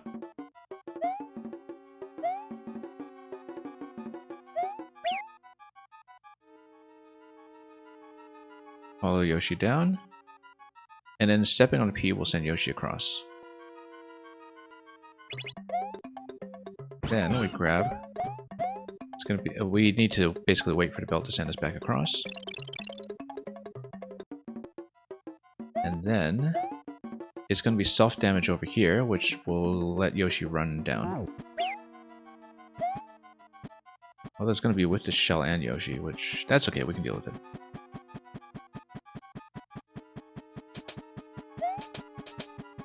And then that'll open up the bomb, which will then open up the key and the second checkpoint.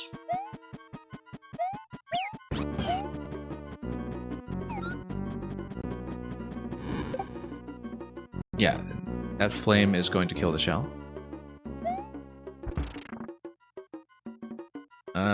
We'll run out this way.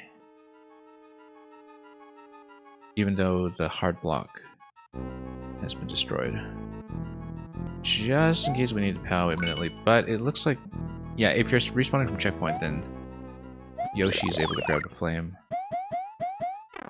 It's a mushroom check. And then we take Yoshi back with us, don't we? No, we need two objects under the key door. That's going to be POW and P. We send POW and P... on the belt? No, that can't be right. We need Yoshi to grab an object, basically. If we're sitting on the left side, Yoshi is able to grab anything that is stacked over here. But we need two objects, and we would need to reload the room because we used a P on this cycle. Which means, whoops, no. That's okay, we just hit checkpoint. We didn't lose too much. I just missed the up input there.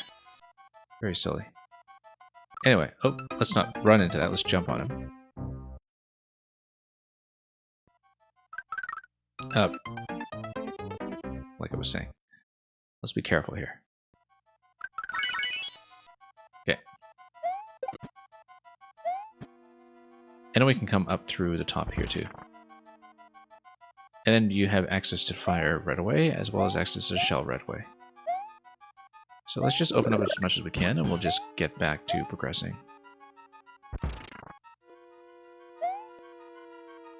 Because we have one key that's assigned to the lock that we already know about, and one key over here, so that's going to be getting two objects through.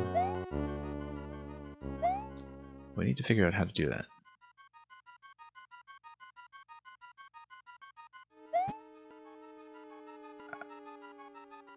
Let's see. One of them... no, it has to be P and POW, I think. I don't see an alternative to that yet. Because I'm wondering if maybe Yoshi Stack could be a part of it. There is a second Yoshi that's available though, isn't there? Let me check, or... maybe. Well, we could be wrong about this. Yeah, we should, first of all, do the whole P-switch interaction as well. But that just requires me to grab the POW, so let's open up access to the P again. Now let's just plug this in. Incidentally, oh yes, we'll eventually need to make it through this one, which means that we need to grab a flame and then come back here. That's how to progress.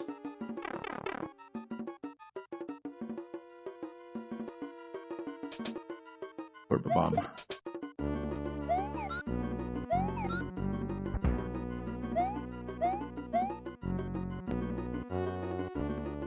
And then, oh yeah, one-way pipe, because this is Maker 1.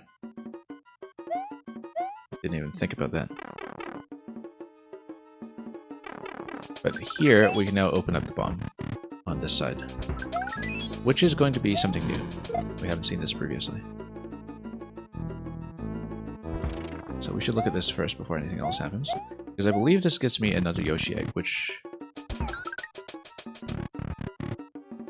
If you grab another Yoshi egg and you have 2 Yoshis available, then you're able to send 2 Yoshis here with damage. Maybe. Because the thing is that if you're using the shell to damage yourself... Well, you can't spit out the shell. You actually have to leave the Koopa here and walk into it. Otherwise, Yoshi wouldn't be able to hold a second object in time. Because if Yoshi's spitting an object, that means that Yoshi's not holding another object at the same time. So you set the Koopa down gently. You let the Koopa walk towards you. You take damage. 2 Yoshis go down. 1 Yoshi goes down with the POW, 1 Yoshi goes down with a P. This will take a little bit of setup, but regardless, we need a second Yoshi. And then we'll grab both objects. Oh, we haven't opened up the P yet, so never mind. We actually need to redo this. I forgot to open up the P. Should have just swapped Yoshis then. Because then we can grab this one easily without having to back out through all the other stuff. That's okay. Let's do this first. Yeah, no, you take 1 Yoshi with P, 1 Yoshi with the POW, and then you just walk. This has some similarities to the solution in the Maker 2 level that John or Tetraterix made for... Oops. For YMM and Maker 2. I recognize a lot of the same ideas, and I know that Tetraterix had played pretty much all of Pink Birdo's puzzles, and that the two of them exchanged quite a few ideas, and had even an interlinked puzzle level. In terms of an interlinked secret in 2 of their puzzles, I think, that I had played previously when I last streamed Maker 1 rather. So we're familiar with a couple of these things.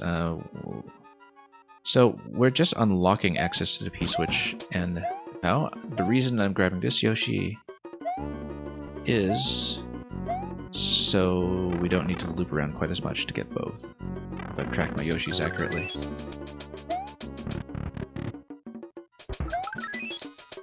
Although we could always just grab the other Yoshi egg here, so that's not a big deal. But anyway, here's 1 Yoshi. Grab the POW one here. And we'll just grab the P manually over here.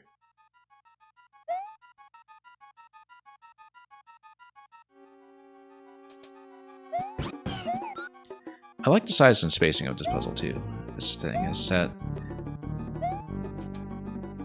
You know, it seems like often people just think in extremes where either you have the mega puzzle or you have the one screen, but this one is just large enough that you can remember the whole layout and track information and still have a lot of these interactions between rooms that you really need to have sometimes. Okay, so what we're going to do is we're going to set this down gently first, then we're going to set down the Koopa shell. Oh, problem. We can't do this yet with... yes we can. We have to send Yoshi through to the Koopa shell, which means that we'll have both objects available. Problem being that we need to be able to grab every object afterwards without accidentally hitting the POW or the P or something. So we need to get through there first.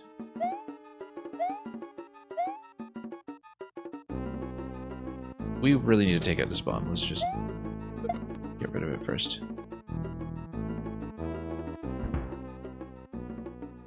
Okay, let's just get some things out of the way. The thing I'm concerned about is, you know, accidentally hitting the power or something on the way up.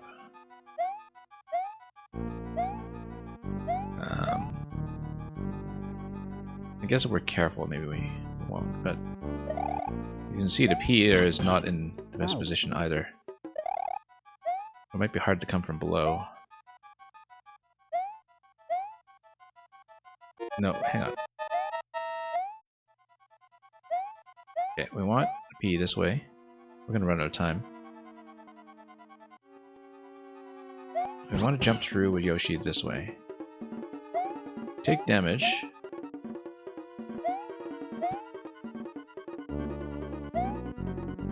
We run Yoshi over.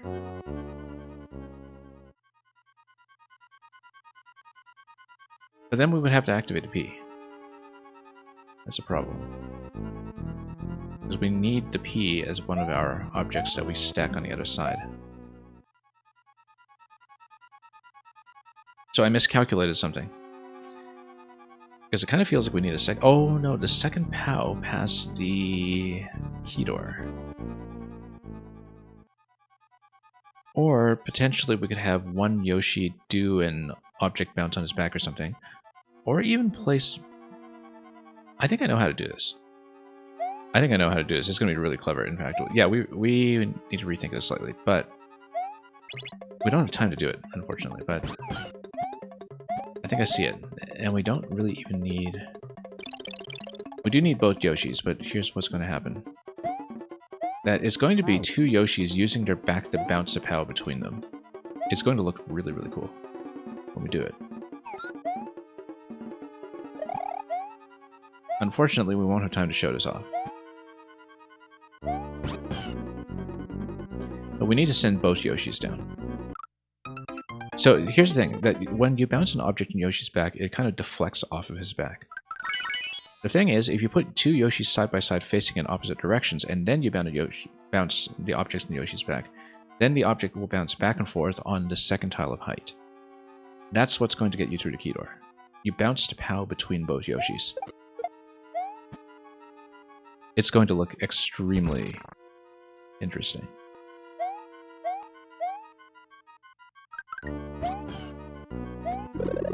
Yeah, that's how you get around the fact that you have to spend the P. You don't actually need to stack P plus POW on the left side.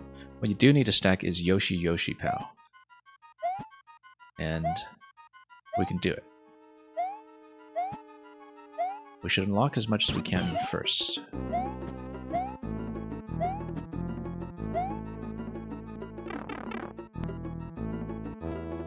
Yeah, if this is what I think it is, this is a fun solution. A very, very fun solution. We need to loop around and get some fire to grab the second Yoshi, but we'll open up the P-switch and the POW and all that. Open up the P-switch specifically first. And we'll... Oh no, we can't do that because we have to do the back and forth. That's okay. In this case, we'll go for the fire first and grab the second Yoshi and then fix up everything with the P.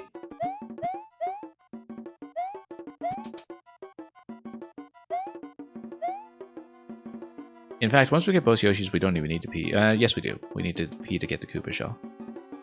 Wait, but didn't we open up a way to get the Koopa Shell now at checkpoint? No, it doesn't go low enough.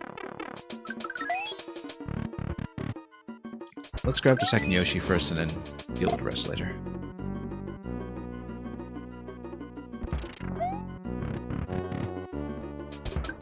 But oops, let's try this again.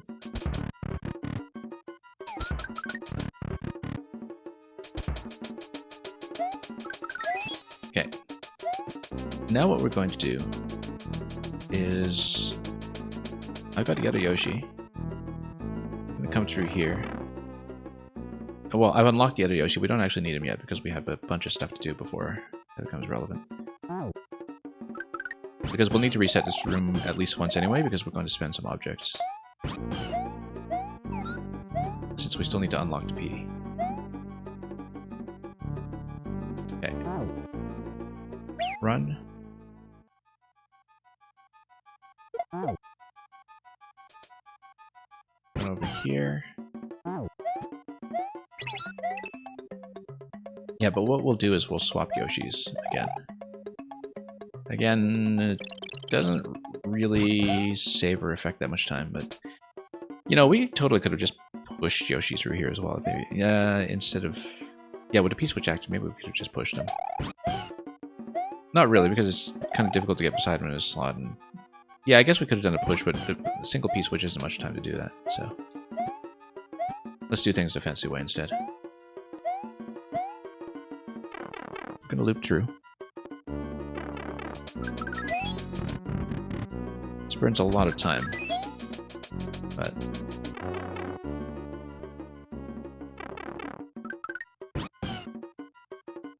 Let's see. We need to place the POW and the P down here again. Oh yeah, that's right. Maker 1. The objects don't fall gently down the wall. They deflect. Even with a soft drop like that.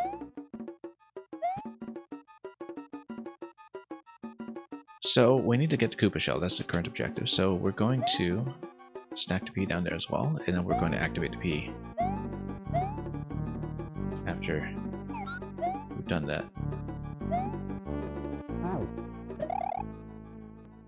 Let's drop the P. And then the Yoshi order doesn't necessarily matter at this point. What we do need though is to drop this smoothly here without accidentally activating it yet. Then we take damage to send Yoshi down and lock him at the conveyor belt in a running mode.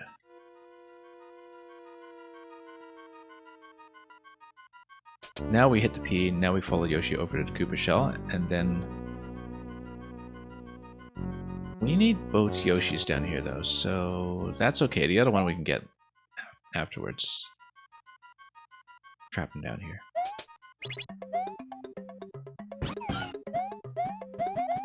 Okay, and then we're going to soft drop the Koopa Shell on the left side.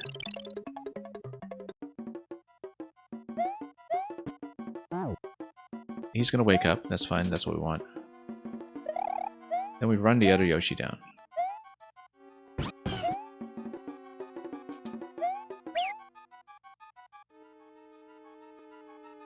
One Yoshi is going to carry the POW. The other one will not carry the POW.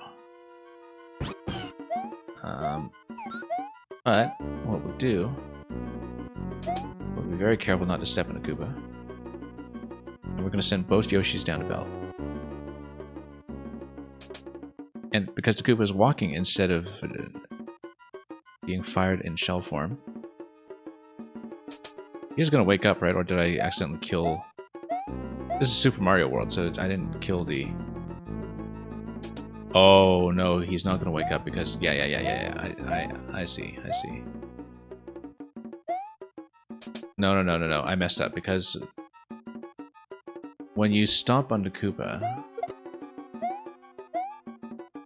Wait a minute, but we soft dropped him.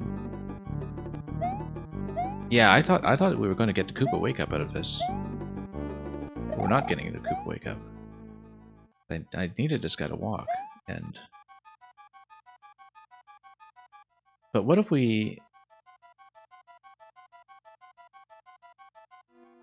Yeah, if we fire the shell, that's...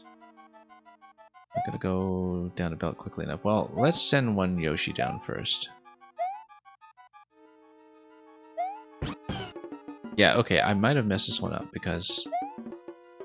I thought we just grabbed the Koopa and that after a soft drop, wake up in shell form.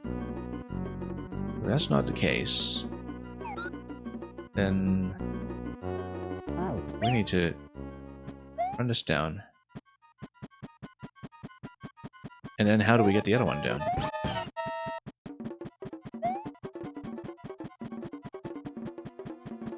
By grabbing the Koopa shell on this side. But then how do we get the POW down? And we can't really grab it well. But yeah, but then after that we still need to grab the POW and bring it down that way. Maybe if we load the POW on a conveyor belt in advance and then have Yoshi push it? Or would Yoshi just wind up pushing against... I don't think Yoshi would push the POW though, the POW would just stop him. So how do we get the POW down there? We would need this POW to bounce on this Yoshi. Yeah, okay. Okay, this is getting complicated, but this is how you... No, not like that. Not dropping it off the end either. Basically, I want Yoshi to be here in the one-way panel, and then I can drop the POW on top of him. Okay.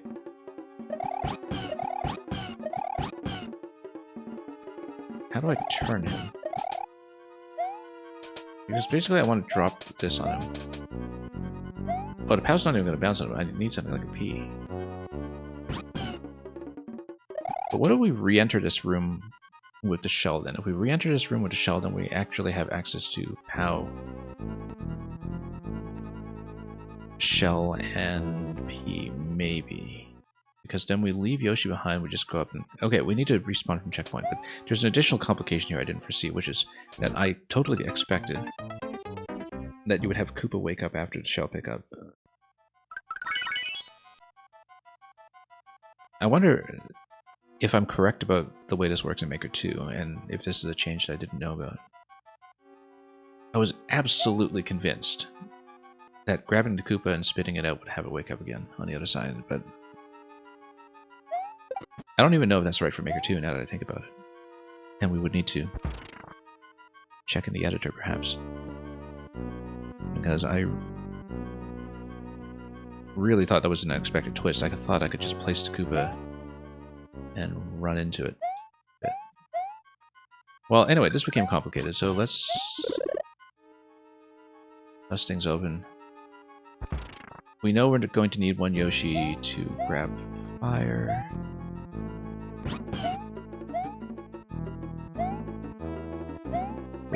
Whoops. That's a mistake. We'll use this door. Was this one again? Was it just one-ups, or...? Yeah, it just shows you the bottom room.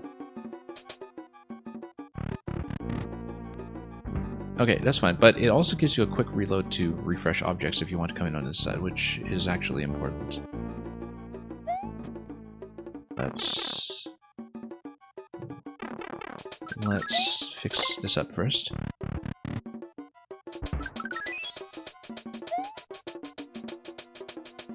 And then we'll loop around and handle the POW or the fire in some order.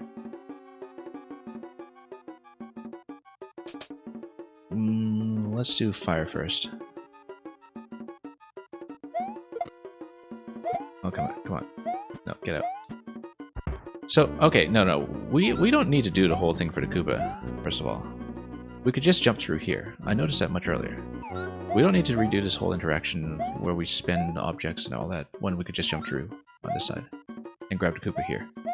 So that was already a mistake that I noticed it the first time we got to checkpoint, and I just completely forgot about it by the time we did everything else. So we spent a lot of time like redoing interactions that we didn't need to when we already unlocked Koopa in the current state. So we don't need to do the whole Muncher run thing with the Koopa by any means. We just need a second Yoshi, and we need to unlock the POW. Or, sorry, to unlock the P, rather.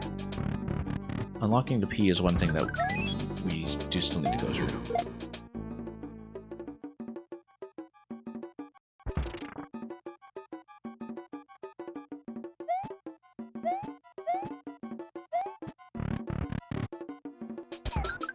Okay. So, if we have access to the Koopa directly, do we need to do much in terms of room resets? I think we do, because we'll be spending a POW in order to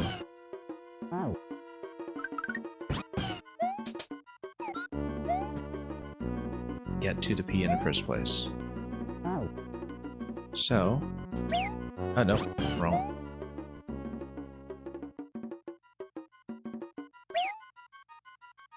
Okay, let's do this again.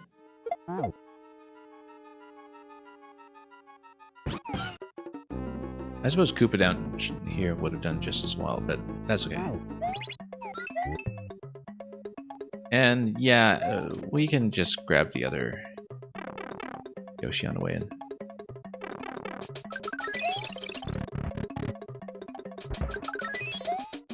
Because then what I can do is I keep the Yoshis below the belts so we don't have to deal with the Muncher run. And I just go up and grab the P-switch manually as Mario alone.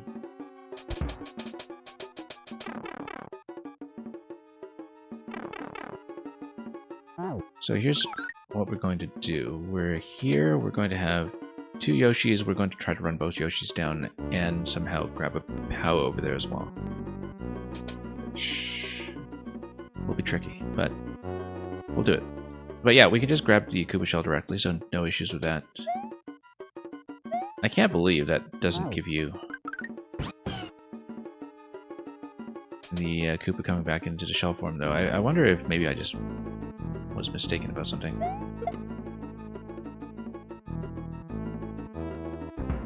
Let's grab the P first, we'll need it. Wait, no, wait a minute. If I'm not using the belt to get the Koopa, then we don't need to spend a P. So maybe the P is now extraneous. But no, we will want the P because the P bounce, I think, will happen in a way that POW bounce won't. P bounce happens like this. I think we actually do need a P bounce, not a POW bounce. But even if we manage to get 2 objects over... Yeah, because then what we will do is... we can get a Yoshi to face this way and do a P bounce.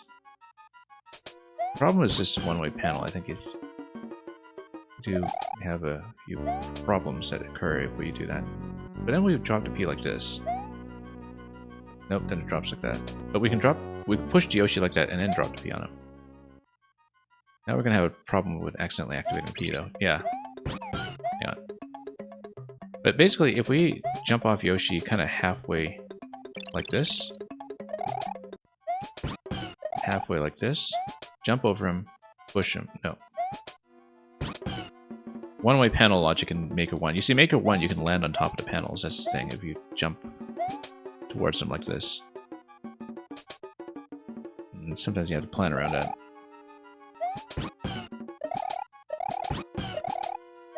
Okay, like that. Push him. That doesn't seem like it's going to be far enough to...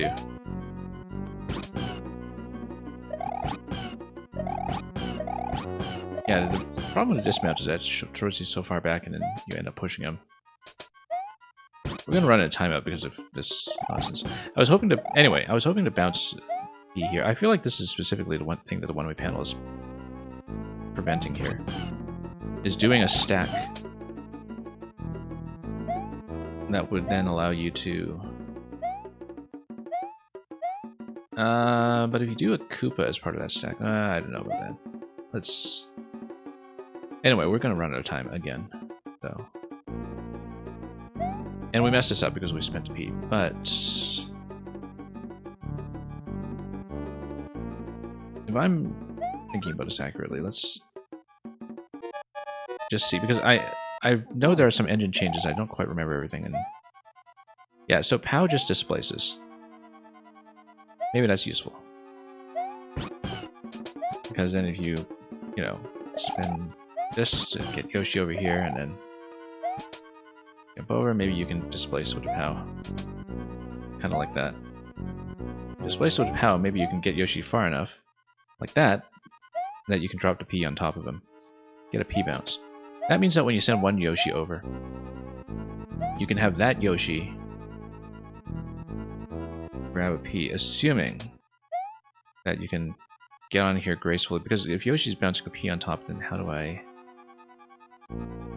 enter the other side? I don't, because I would be blocked by the P switch. Okay. We're probably overthinking this particular step. Maybe, yeah, we needed to confirm that this works the way I thought it did. So let's say Yoshi soft drops. Does this shell ever revive? It looks like it doesn't, because you don't see the Koopa eyes inside it. That is such a complication. Such a massive complication. Unbelievable complication. Okay, so we'll need a P here. Anyway, so the priority should be grab the P. But the thing I was thinking was basically bounce a P on top of Yoshi here. And if you can get on top of this side here, then you use this Yoshi to grab it. And then you have Yoshi, Yoshi, P. P bounces on top of the Yoshi. Then you enter. Whoops.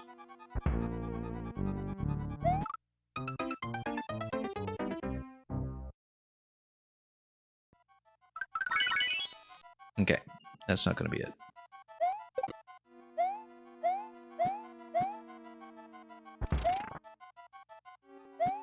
Let's restore our progress. Again, the most laborious thing here probably is just opening up access to the P-switch again.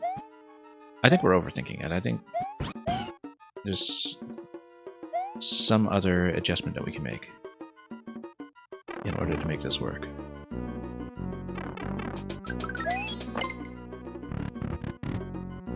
Yeah, we don't actually need a second Yoshi until after we've opened up the P, so let's do the P first this time.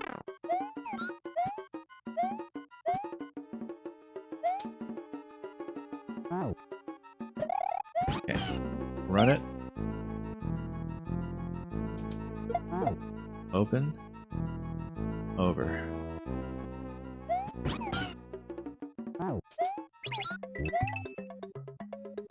Now,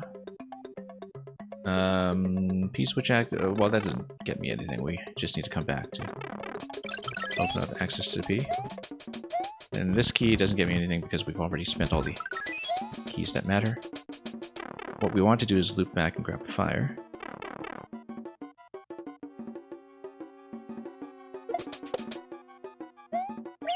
Oh, whoops. Yeah, I can't believe that Koopa interaction. There's no way that works that way in Maker 2. That is something I'll have to check, but that totally throws me off.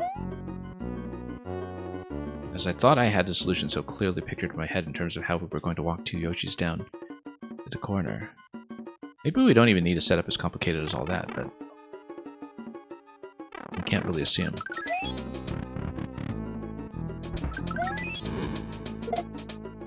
Anyway, let's open up the second Yoshi before we burn too much time on this. Now we have P open, we have Yoshi open. Whoops, missed. Again. You know, we haven't really even been looking at what the setup to get to the goal is going to be. Seems like that's rather important. Oh yeah, there's no P balloon in this game or anything either. So I wonder actually how we're getting down to the goal, because I don't see the passage to get there. Unless, of course, you're starting below the screen and, you know, bopping your head on some blocks or something to make it work. Or maybe it's... can't be Cape Feather or anything. Yeah, maybe it is. Cape Feather and then Spin Fly or something like that. Don't really know. Yeah, I haven't really even thought about what the next key door is getting me. That will... Oh, Flying Pow, yes, and you ride the Flying Pow, yeah. Ride the Flying Pow, that's what it is. Because if you grab the Flying Pow and you spit it out, it's still winged, which, again, at this point, the memory for Maker 2 is completely scrambled by playing Maker 1. I don't remember what's what anymore. Because I was pretty sure you can't just grab a Flying Pow and deflect it, or I don't know, I don't remember. So, in that case, yeah, it's going to be the Flying Pow that gets you across, and then you ride the Flying Pow as Yoshi, then you jump off Yoshi, then you cling onto the vines, and you exit the gate. That's how to do it. We're currently holding the second Yoshi. We need to grab the Pow, we need to grab the Koopa Shell. Koopa Shell gives me self-damage. Self-damage sends me to the left. Now, do I have something that will allow me to have Yoshi on the left side grab something here on the right side in this corner? That's the operative question. Well, would be tricky. Because let's get pushed out like this. Anyway, let's grab all the objects first. Let's not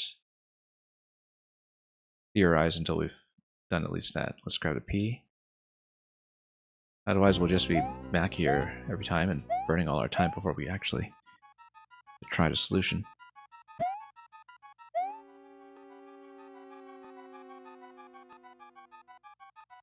So we're gonna have P down here. No, what we do is we fire the shell, we block it with an object like the P. Then we get Yoshi into the running state, and then we stop the shell, potentially by swallowing it again.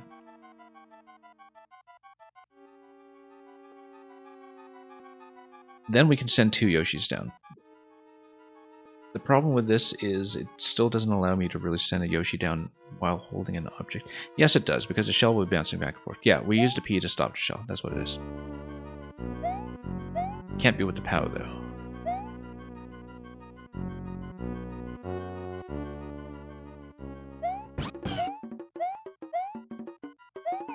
Let's say we grab the POW, because if we stop the shell here while it's bouncing back and forth, then we can get a Yoshi that holds the POW to run down. And then we can even potentially get the P to go down as well. That's the way to do it. I mean, we should have thought about this earlier because of the way that, you know, even with the way we used the POW to block Yoshi against a Muncher earlier, we were using blocking pieces. We should have thought about this much earlier. This is holding the shell now. We can spit the shell. Then what we do is we send Yoshi plus POW down. Now we know that POW isn't going to stack on Yoshi. POW is going to stack on P, and POW... So we'll need to send a Yoshi with a P down at some point. Probably just need to, you know, stand here as Yoshi and then grab a P and then he... Well, let's do this first. Oh! Come on. No. Can't do that. Alright, that's silly. Let's, I don't even remember which Yoshi is which at this point, but let's grab a P with one of them as we're cycling around, and then that'll save me a bit of time. Anyway, I think I know what to try, though. So we'll save a lot of time the next time we cycle through it. Yeah. I don't remember which Yoshi is which. Let's check if it was this one in case we need to trade out here. Oh yeah, it totally was. We're going to run out of time. Oh.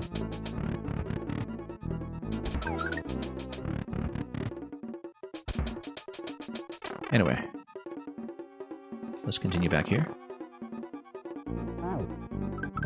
We grabbed a P. Use it. Yeah, no, we can grab the P right now. We unlocked it. We'll have to unlock it all over again next pass because the timer is what it is. Now we need the blocking piece. We're right on the belt right here. Give ourselves a little bit more room. We just need to try this interaction first, even if we're not going to make it through right this minute. Basically, we use the other Yoshi to grab the shell and place it, and we run Yoshi plus POW down to the left side. Then the trick is to run Yoshi plus P down to the left side, which we kind of need to do anyway. So, first of all, this Yoshi is going to spit. Then this Yoshi is going to run over without jumping on the shell. And then time's up, so we didn't even get to try it. So, but that's the idea. And then we use the second Yoshi to pick up the first shell again.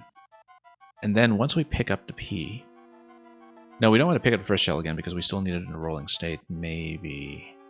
It's going to be tricky because Yoshi so easily stomps on the shell. But basically, you can get 2 Yoshis carrying objects down there, and then that may still work. I'm almost certainly overcomplicating it, but no, I think that's the only way to get into the key door. And once you get into the key door, you get the Flying Pow with a Yoshi. So yeah, you can't do the 2 Yoshi bounce thing that I speculated on much earlier. The reason you can't do that is because once you go through the key door, you need 1 Yoshi remaining in order to grab the Winged Pow. So you're not going to have 2 Yoshis bouncing a P back and forth and doing a P jump on the key door, and that's too precise anyway. You wouldn't be able to do that. It is going to be sending both the P and the Pow down there to make a 2-stack. And then you take one of the Yoshis and you get on that stack, you get into the key door, you grab the Pow. The Winged Pow then goes back to the first room. In the first room, the Winged Pow is how you have a platform to ride with Yoshi. You ride Yoshi across, you jump off of Yoshi, you do a vine climb, you drop in a goal. That's a sequence. And we'll do it.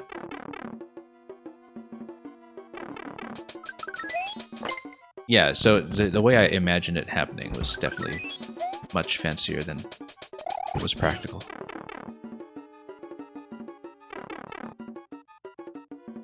But again, this whole thing with the shell really caught me off guard. Let's go for the P first, just so we can unlock it. We need it. Okay. Run. Run.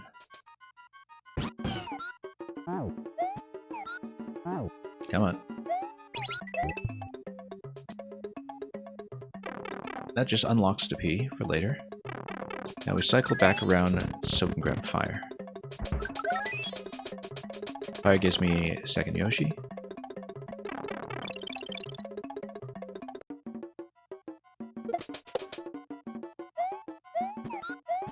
And we'll just go back for that. Yeah, it took me so long to realize that I just sort of unlocked a shortcut to the shell as well. So that was a big chunk of time we needn't have spent.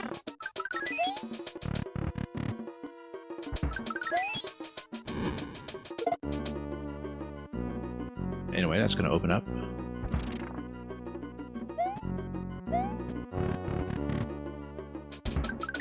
Oh, missed, as always. Very slow reaction time, even though I know what's coming. Now we have access to 2 Yoshi's Pow and a P.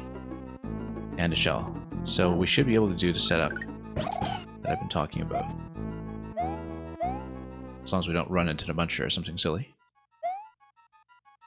Which can happen, for sure. It's the kind of mistake I'm liable to make. Okay. We're going to do this. We're going to try not to kill the shell. Seems a little execution dependent the way I'm doing it, which makes me suspect that maybe it's not right.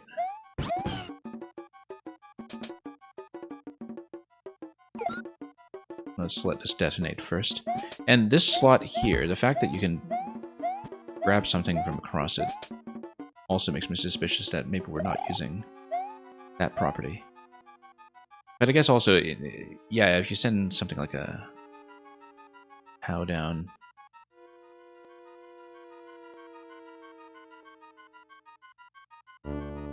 then at least you're able to get out of that slot in the event of a mistake, so you don't lock yourself. Or, well, I mean, it wouldn't be a lock, but you just have a massive reset. Oh, no. No. Okay, this is what the one-way panel is also doing, is preventing this issue. It's not just there to obstruct me from doing stacking magic.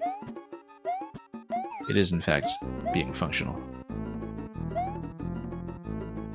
Anyway, we're going to drop that one. Come down here. We're going to try not to kill the shell. This is really difficult to do. Okay, nope. No, that's okay. That's okay, because once you get the P out of the way, Yoshi will run. The trick is to not hit the shell and not ride Yoshi. So now I have the shell inside the other Yoshi. Let me just pick up the P. And then you have Yoshi plus Pow in position. Next thing we need to do then, I think, is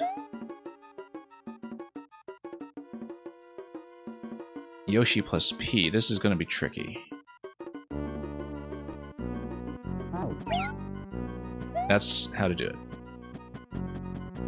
Now we have P. Yeah, that was a little tricky. Let's not drop off the vine while we're very close to getting the clear.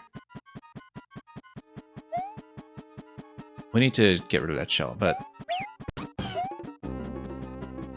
now you have Pow. Yeah, let's kill the shell. I don't want it. And now you have P.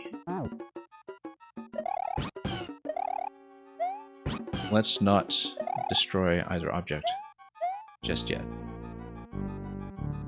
Got to be really careful with the stacking here so we don't activate something. Let's not activate a P. Okay, good. That was very close. Now we grab. Yeah, the way I was doing that second shell was a bit timing sensitive. I wonder if there was a more elegant way to do that. Now, if I'm not mistaken, let's not lose this Yoshi, first of all. Whoop, let's not lose this Yoshi. Not that it will get lost, because the one-way panel has accident prevention. We're going to take the flying Pow back into the first room of the level. If I can remember where it is. It's here. We ride the flying Pow. We ride the flying Pow.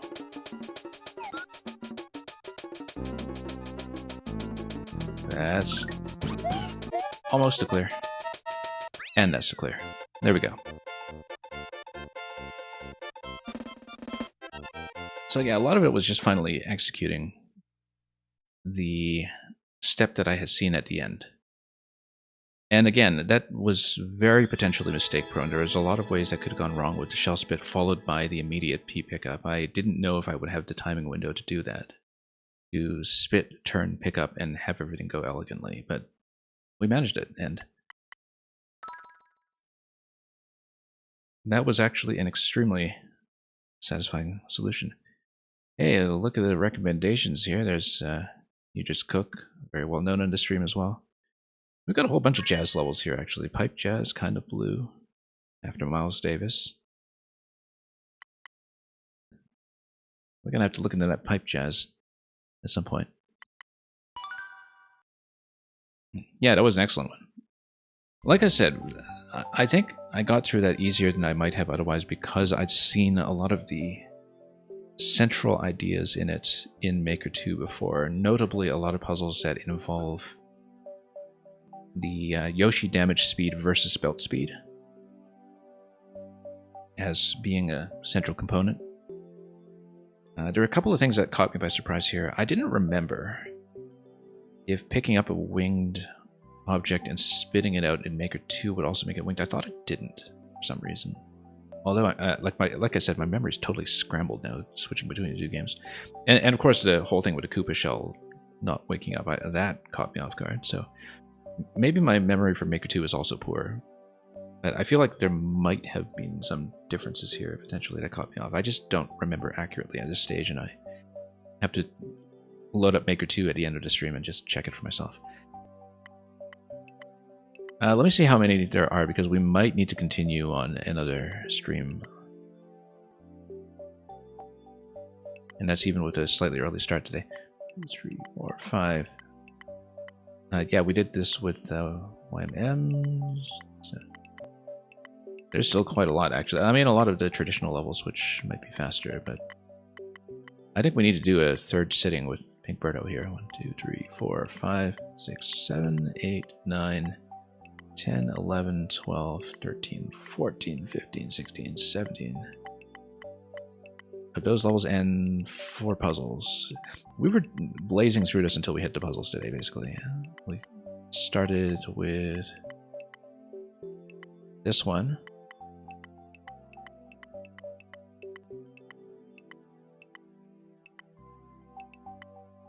So we finished 15 today.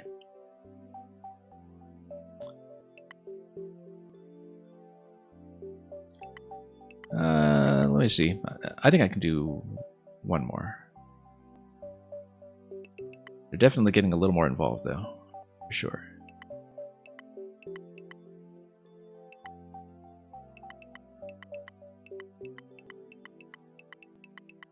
Yeah, let's do one more, and then we'll have even more puzzles after that. This is going to be another time manipulation one, it seems.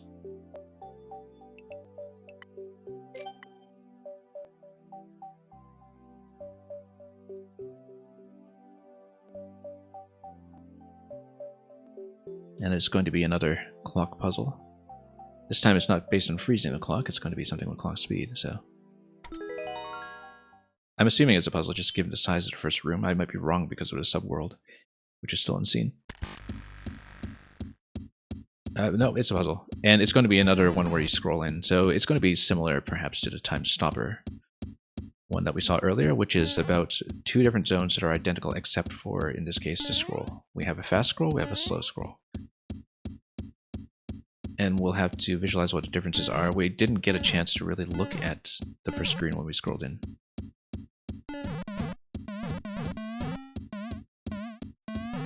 And of course the tick-tock of the clock here is pretty satisfying. So yeah, here you would need 2 POW hits to uncover the door, plus something else to destroy the bones.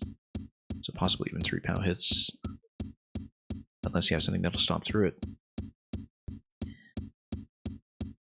We'll have to see how the key doors are matched. We'll have to see how the pipes are also matched, because the pipe will presumably show you what the other zone is like. So let's check the door first. Well, I mean, first of all, let's figure out what the objective was going to be. First of all, we don't know where this door is going to go. Presumably this door is the one that eventually gets you over to checkpoints plus coin, 2 coins. And if you exit a door, you're guaranteed to hit checkpoint first before coin. That's potentially important, logically speaking. It's Buzzy Hat and you get Spiny Hat. If you get Buzzy Hat in that location, you don't really have a damage source that would allow you to switch it over to the Spiny Hat. Door looks like it might be the final destination, but we don't know that. So let's check this. This is a slower scroll. If you look at the fire bar speed, I think there's a bit of a difference to it. No, this is the same room. This is the same room. What am I talking about? We went through the door. It just reloads the same room. The pipe should get you into a slow room. Blaster at the beginning. POW underneath the key door. Blaster in the top left. POW in the bottom left as you scroll in the key door in that location. Okay, so let's keep that in mind and let's go through here. So that drops you in, and now it's slow time. And it blocks this with a muncher. But you do potentially have the ability to go through here if, for instance, you have the Spiny Hat, which allows you to maybe get close enough to hit the ice block and drop the spring and pick it up. And then take damage from there, perhaps. But let's load through it again just to see what we can interact with. Yeah, muncher through here. I'm looking at how if you send a shell down here, like if you fire a shell in this location, then it would hit the POW and then it would eliminate the muncher. However, that's not going to help if you... So there's a block that's to the left of the POW. Let's take a look at that again. Conveyor belt prevents you from doing some kind of outrun.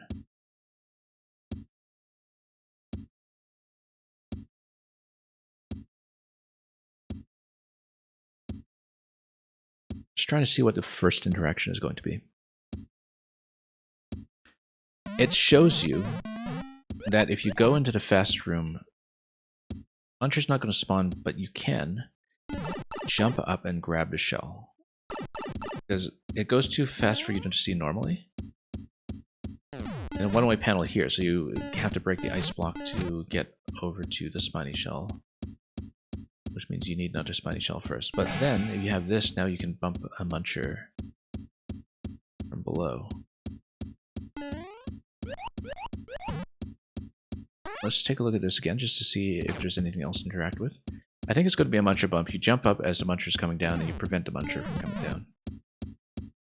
Why would that be important? Because then it would allow you to grab a second shell. Actually, no. You just grab another shell. You don't need to use it as a helmet necessarily. You grab a shell, and then that allows you to send it over to the POW on the left. Once there is the muncher on the other side. However, if you send it normally through here, I think it's just going to coast into the pit. If you have one muncher down, that gets this stack down by 1, but that doesn't give you anything yet. Wait. Oh, yeah, I just... okay. Wasn't paying attention to that at all. Well, now we have to get across this way. Hang on.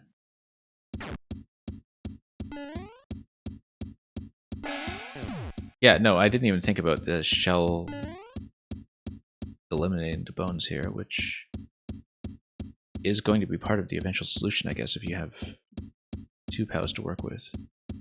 Or, you know, if you carry one POW in and you do a second POW hit with the other one. Actually, no, I see how it would work.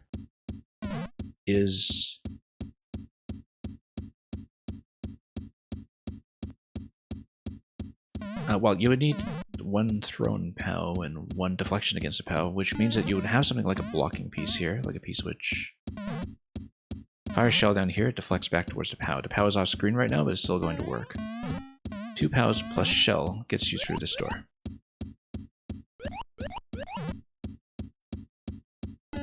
Now, what happens if we take the other shell right now and then take it to the slow room and see what kind of interaction we can have with the muncher over here. As you can see, I can't outrun, nor can I really, you know, shell jump off the top left or something, but I can send this shell over at this point to the left, and it will hit the POW and it will eliminate the muncher. Unfortunately, that's not good enough. If, however, we can get a shell deflection as we're coming out the door, that would then roll down and then eliminate the POW. I think I know what we need to do. We need 2 shell hits here. The reason why is because there's the brick that's next to the POW.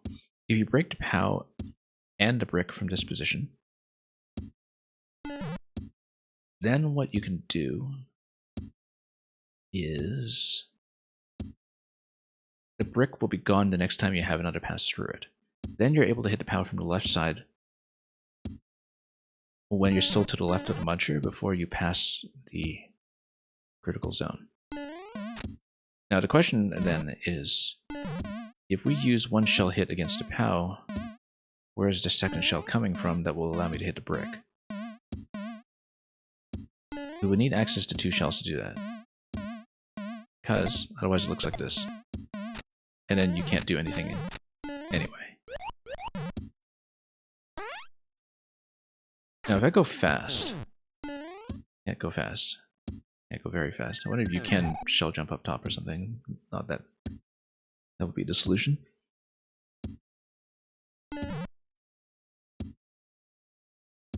Well, at this stage, what you would do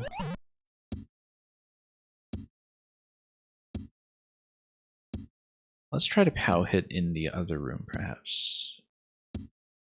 Because I feel like we need 2 shells somehow. And it's unclear to me how we'll get that.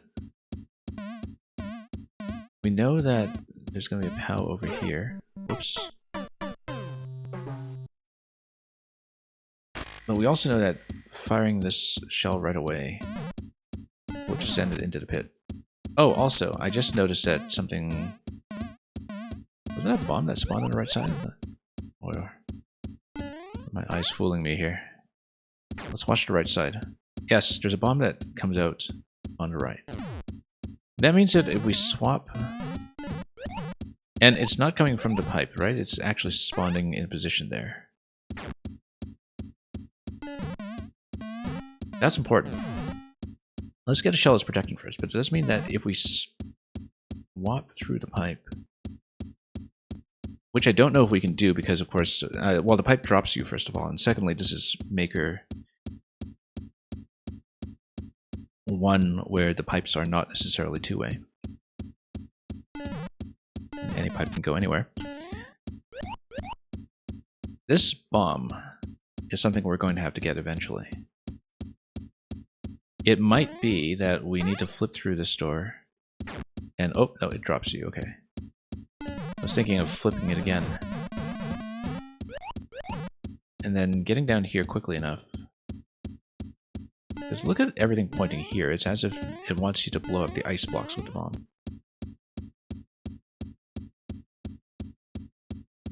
Now, I wonder what that gets you. It might be a spawn block or something.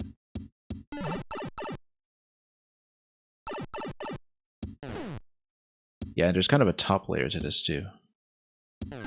Whether that's accessible is anyone's guess.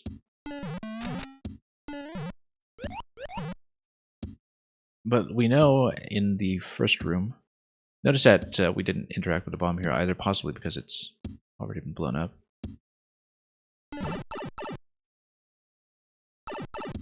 Come down here. So it scrolls too quickly for there to be a muncher. We'll grab the helmet. We'll see absolutely nothing we can interact with the helmet, and then we will grab a second shell on a second pass. The second shell here can hit the POW, but I don't see that it's going to be useful. However, if you're going to jump into this,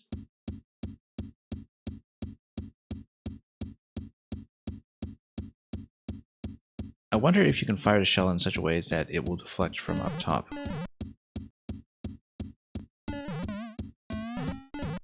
But the shell would still need to beat the muncher, that's the thing. We can't get ahead of the muncher here. But basically, this deflection works. So let's go back into the slow room. But the problem is that the muncher is going to be in the way in the slow room. And so this deflection doesn't get you where you want. However, if you're to the left of the muncher and you fire the shell, maybe the deflection will succeed. Let's see.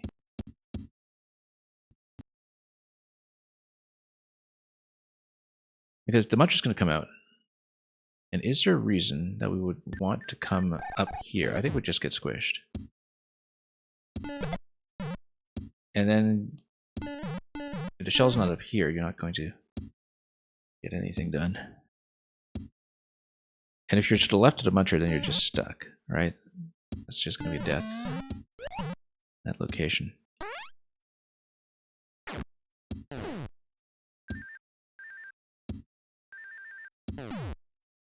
Yeah, because of the conveyor belt at the beginning. Now, here's the interesting thing. If you manage to activate a P-switch, then the conveyor belt at the beginning doesn't slow you down, and then you're potentially able to get past a muncher. Problem right now is no access to the P-switch.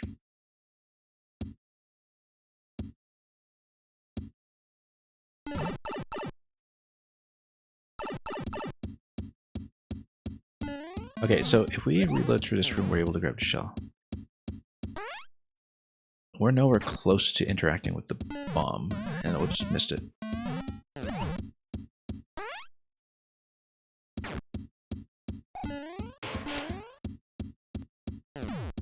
So yeah, you can hit the power from down here,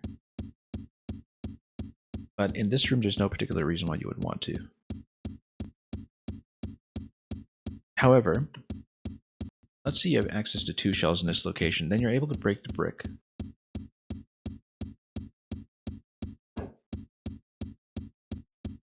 I wonder too if... I don't know what the donut block is for, except for maybe doing something with the shell positioning. Basically, you don't want the shell to go down into a pit.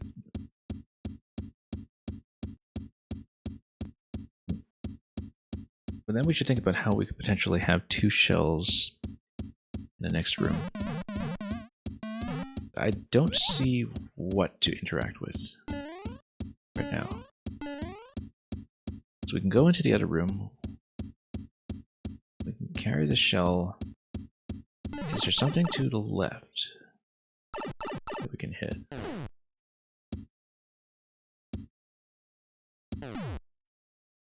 Muncher's here. You go up there, you'd get squeezed. Tricky.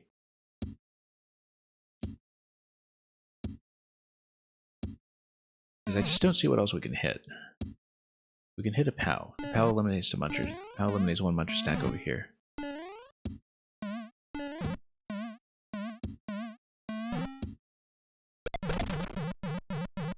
We can do this too.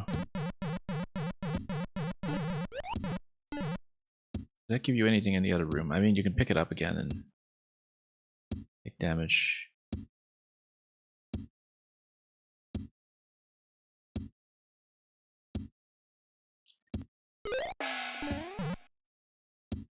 But if I took that and I fired a shell again, then we would eliminate 1 more Muncher this stack. Which isn't quite good enough. We would need an additional one beyond that.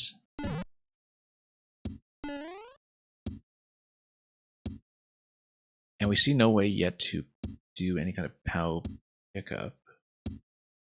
But we would be able to do a POW pickup if we eliminate the block that is to the left of the POW. We would be able to drop down to the POW and pick it up and transfer it between rooms.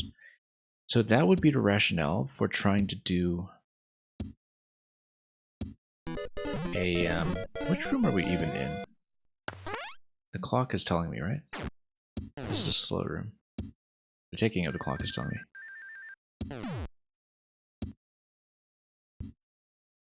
So if we hit twice here on the left in the fast room, then we have a slot that's open to pick up the POW on our way through that room.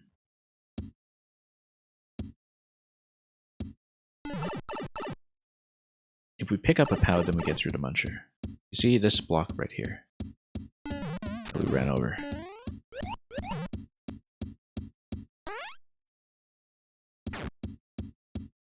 Okay, let's see if we can bump this. Now, is it just a bump?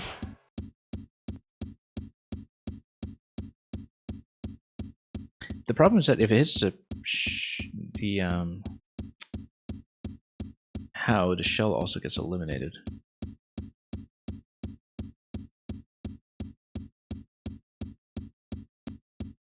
And what if there was something we were supposed to hit elsewhere? I still don't know what the purpose of the donut block is either.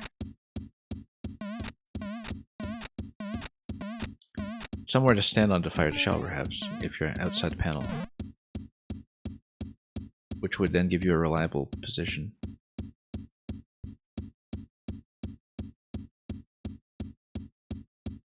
I'm thinking about how to get something like a second shell in this location. Or a bomb for that matter. If we grab a bomb quickly enough. Maybe we just need to grab a bomb quickly enough. I mean... it seems like we're no longer... well, we're nowhere near fast enough to do that. Because otherwise we just step on a bomb and we just come through the middle of here. And if you did that, then you're in significantly better shape.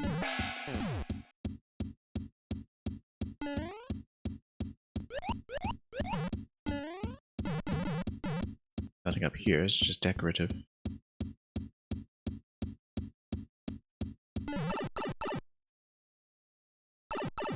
So, the only progress we've made so far is grabbing a second shell. This is going to be a trap. We know that, I just hadn't really checked it before. And yeah, there's nothing else you can interact with there, that's pretty much as we expected. So essentially, if you can get a shell out ahead of the Muncher so it would hit the POW, that's one way to do it.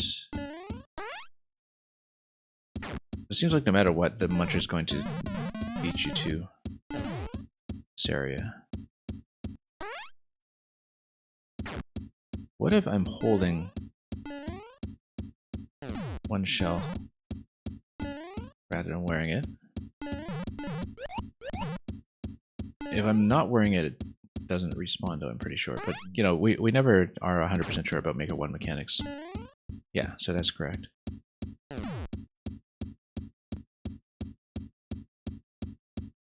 No disadvantage to wearing the helmet as far as I can see. At least not so far.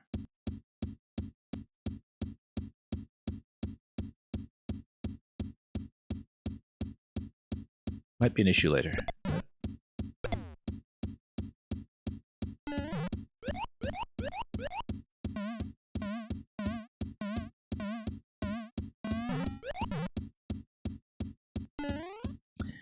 Yeah, we have to think about this.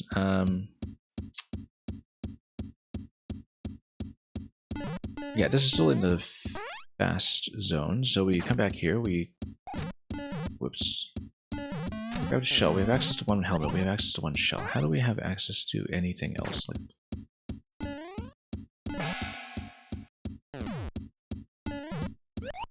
The bomb is suspicious, but we don't have a way to get to the bomb right now. Because we're just nowhere close to that location. However, if you're in the fast scroll, I wonder if maybe the intention is to get there quickly. No, there's no way.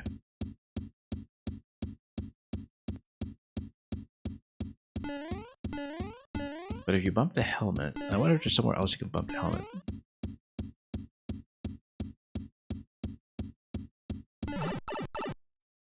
Yeah, the thing is, I've been cycling through this many times, and I still don't really see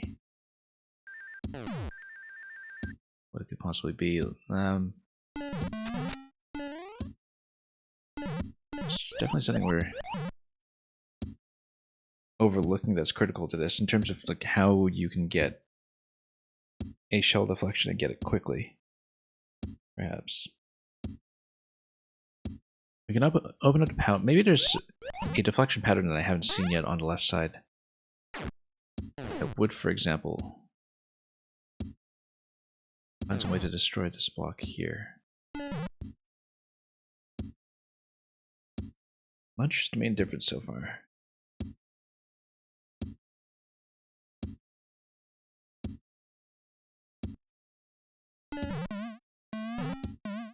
You can fire a shell to the left, firing a shell to the right drops into the abyss. You have a bomb spawning at this location in the faster room.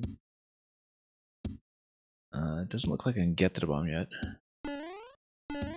Yeah, right now the problem is that I don't see what the next interaction even could be, and like I don't know what we can do other than A, eliminating the bones with the shell, or B, eliminating the Muncher, but only when it's too late. And when your scroll is already too far past the point where you can do anything with it. I don't see what other objects to interact with yet, but I have to go back to this room for a moment. So this outpaces Red Blaster.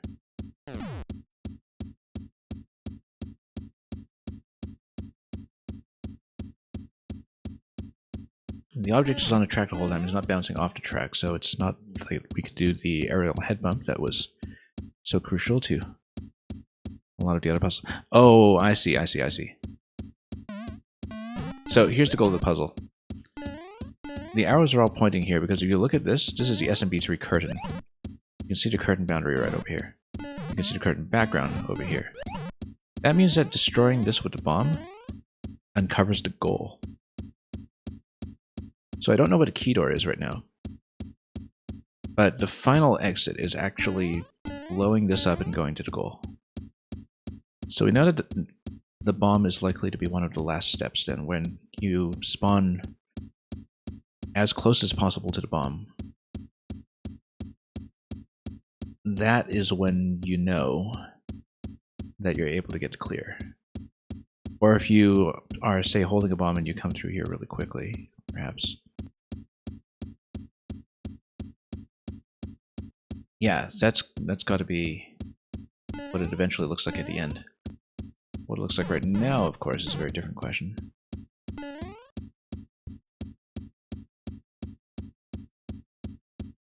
And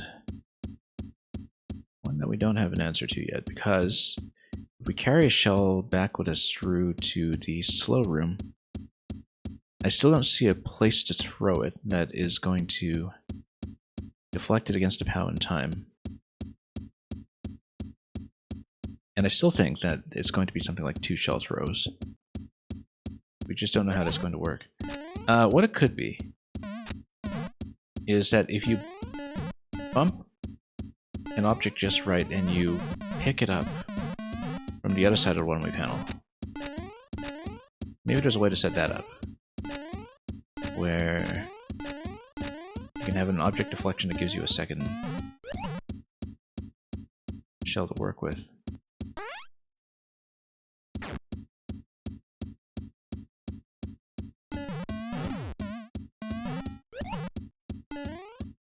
Okay, let's try to go back to the slow zone. I'm looking at this and I just don't see the next move, which is unusual. Notice a one-way panel under that door as well. That's an important little nuance. Key door will require 2 additional objects under it in order to be accessible. Yeah, I feel like that key door is what you need to enter in order to get to the spiny hat. So you need an object stack that is too high. You need it on top of that POW. And you need to do it fairly quickly with a key already in tow. We don't know where to get a key either. Unless it's one of the muncher kills that gets the key. But it looks like the key door that is up top here is the exit. You'd exit, you would grab the spiny hat, and then you would have the ability to break the ice to retain access to that location, maybe. But then the spiny shell... Yeah, you would obtain it once you were through the other key door. So maybe we need to think about that key door. But again, can't see what's holding the key.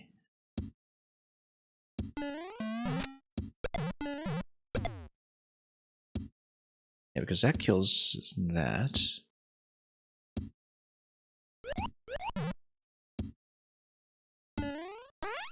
thinking about whether there's something we're missing visually. Particularly about this POW over here. Because the POW is clearly relevant, it's just that we don't see how.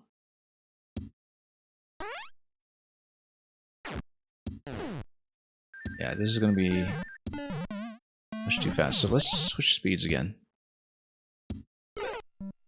Well, it's going to be time up anyway. Okay, so we haven't progressed through this at all, really. We've looked through this a couple times. We know that we can grab the shell right away. We know that we can put on one helmet and grab a second shell.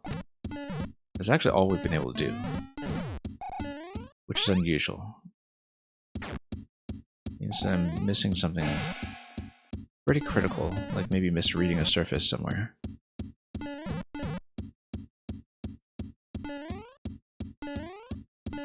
Because, for example, what do we do if... Well, that's also, you know, once you get to the checkpoint flag, then you get to interact with this, so that looks like an exit. So we know how to grab shells. We know how to hit the POW once. I wonder if a single POW hit and a shell hits... I mean, this is Maker 2. Sorry, this is Maker 1, and some of the door logic might be a little bit different in terms of whether you're able to get to that door. It's buried under the munchers, for instance. Because we see the shell deflection, we see a way to, you know, get through the bones. What we don't see is any way to lower the stack by 1 further.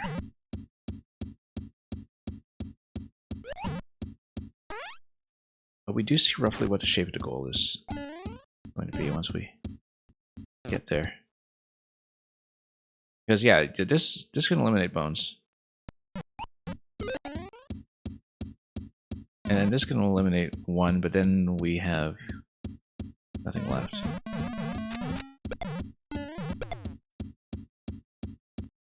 Because this puncher is still in the way.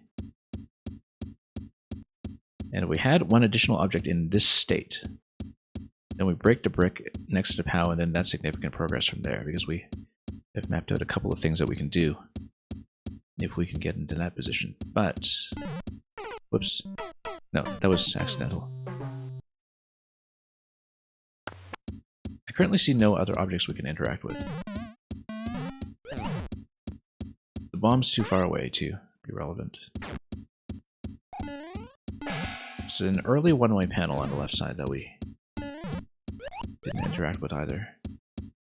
I feel like it has to be some kind of shell throw at this point, like a timed shell throw. Can't be one from the slow room. Or the fast room, rather. So let's check the slow room again.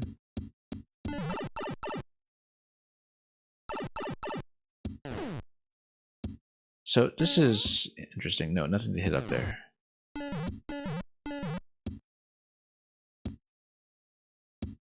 I wonder if there's a way to displace the muncher and do some kind of push.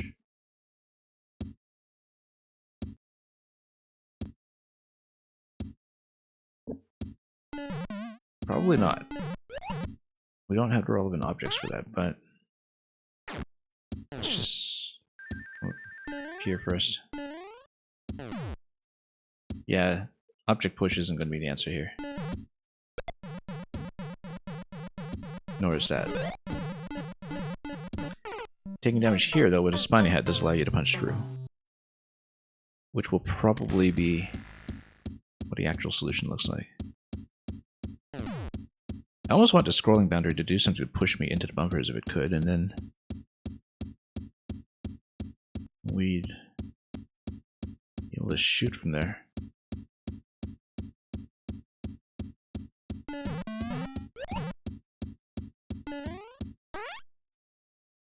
There's maybe some other element to the time slowing mechanic that we haven't engaged with yet. Maybe that's the way we should be thinking about it. And the donut block drop is still so very odd.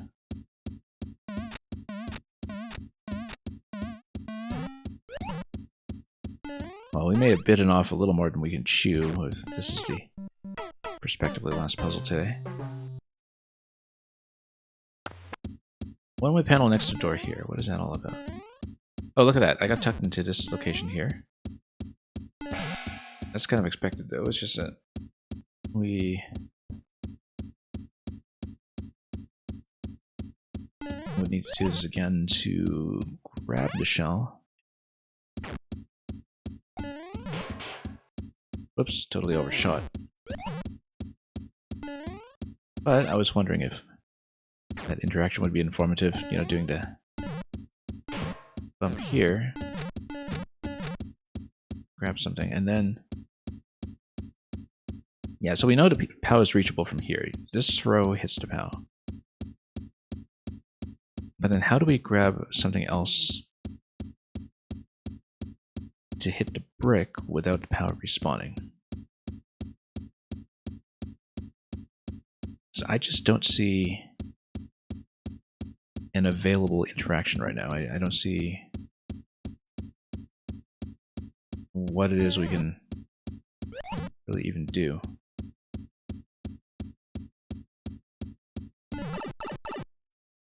Very curious. Yeah, so this sends you down bottom half of the pipe. If we were able to get the shell ahead of the muncher, then that significantly improves things, but maybe if you run right into the muncher and then you let go of the shell. No, I don't think so. That's still gonna be a hard collision.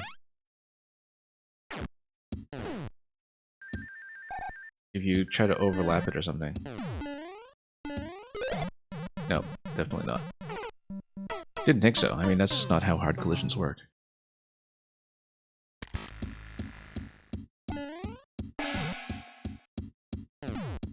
Yeah, let's try to get back to the shell.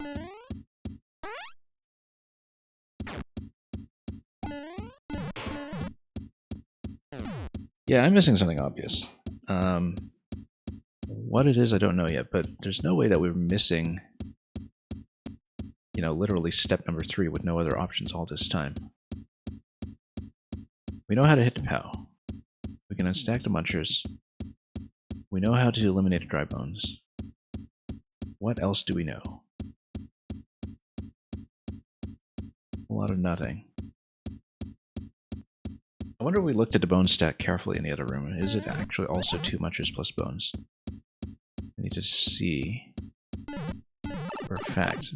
The other difference that we can see is the bomb, but that doesn't get me very much.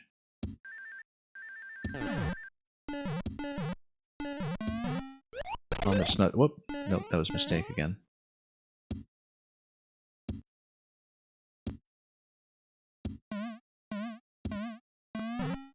I wonder if we can load an object on top of donut block.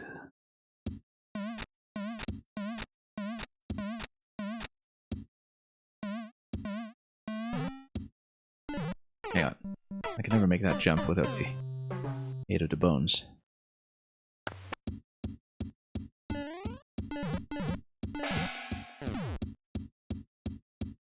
Well, this might take a little bit of thinking. Because, you know, even the other puzzles I was kind of experiencing a consistent stream of progress, but this one I just don't even see step 3.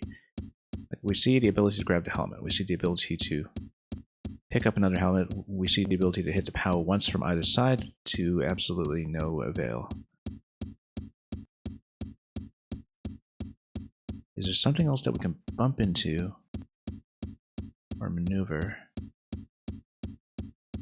that will then maybe displace objects in a certain fashion? Like if we had a head bump over here and we just keep on juggling it.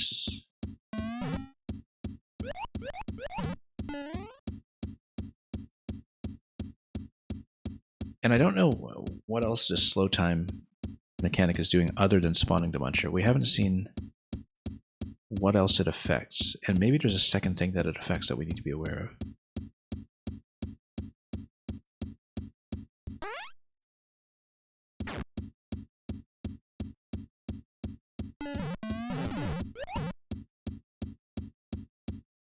Yeah, because this is quick enough that it doesn't show you what the red blaster has tucked inside. Not so much for this. You see, this initial spot over here, that makes me think that that can be traversable somehow. If you wanted to be really fancy and do a shell jump there or something for no reason. Is there a way to bump the muncher other than with helmets? Because if I can get there fast enough, then maybe we... Because we haven't used a helmet for anything either. The helmet right now is only really good for one thing, which is, you know, trying to lift munchers and other such objects.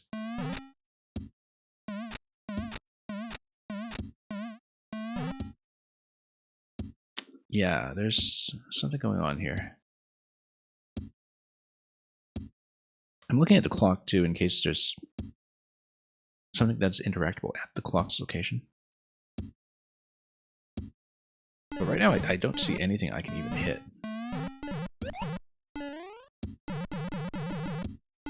There's a damage spot over here, I guess in case people want to respawn from checkpoint.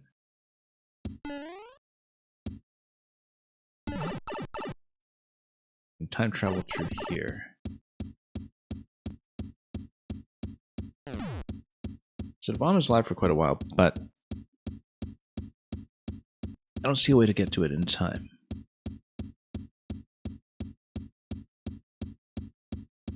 I'm definitely kind of repeating myself at this point too, because we nothing to see. What might be the case is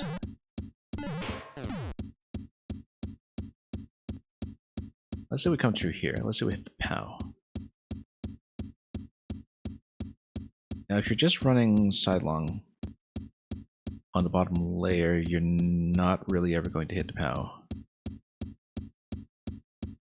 because of the gaping hole that's in the center column. But I wonder if there's something else that is a little activated or touch or something. There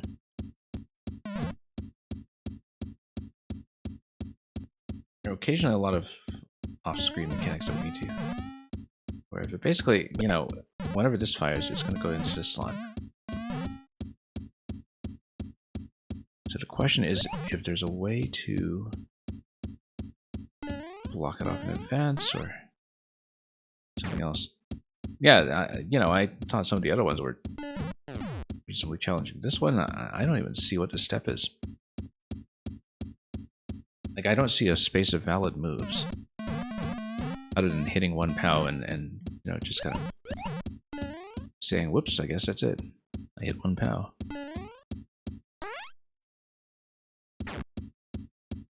Okay, let's grab this.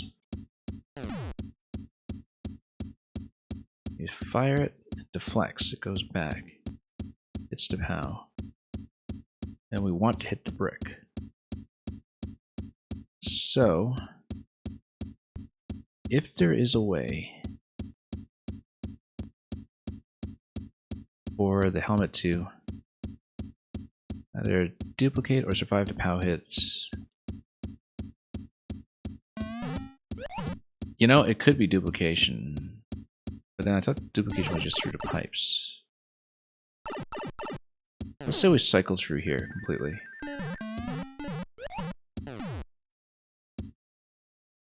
No, I mean just, like, we're holding the shell that's from that track. We're not going to get a second one.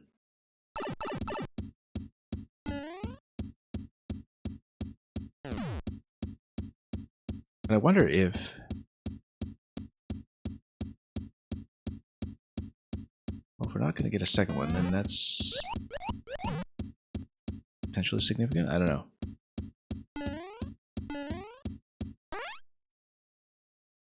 I don't see it. I've been looping around this room for quite a few attempts at this point. Because I was expecting, okay, we'll just do one last puzzle today and that's it. But I don't see what this gets me. I see one shell. I don't see a way to touch the P. I don't see a way to touch the spiny shell. I don't see a way to get past a muncher.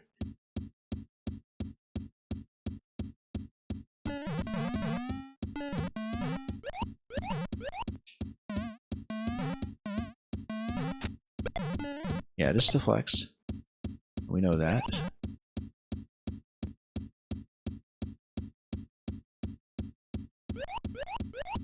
Is there some way to interact with a second muncher stack down there? Something that we can use to change its position or knock it out of there? I mean, just a one-way panel that's under the spiny hat. Doesn't seem relevant. Yeah, the bomb comes down either way. So we've never interacted with the bomb, and I don't know if we can, just given the speed. Probably not.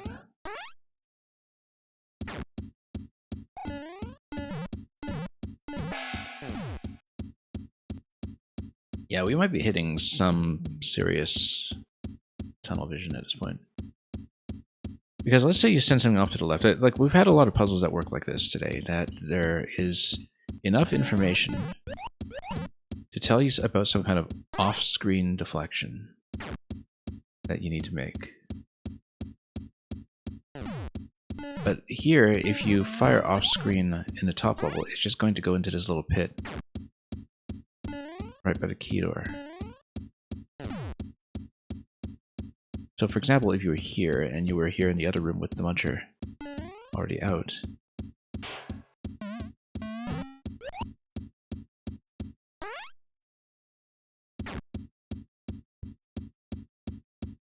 yeah, I still think, you know, it's got to be some kind of sequence with a POW that is under the key door on the bottom left, and followed by the brick, opening up the brick and grabbing the POW from the left. But we're missing one object at minimum that would allow me to do that.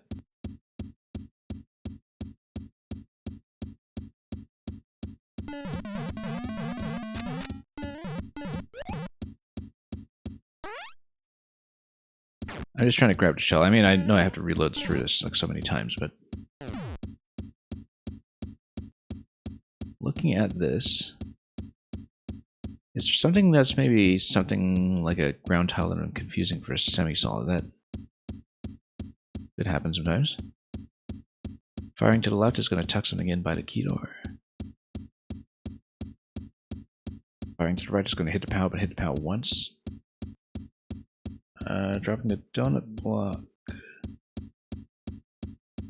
is a whole lot of nothing.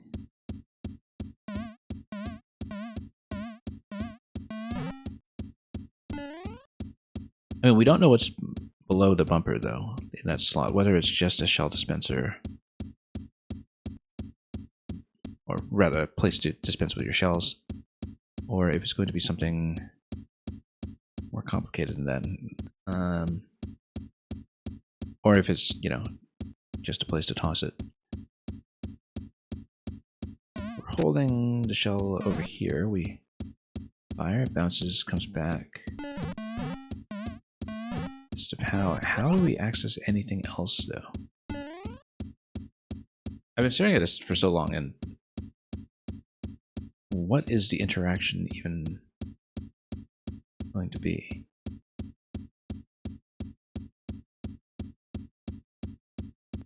You know that get the bones here.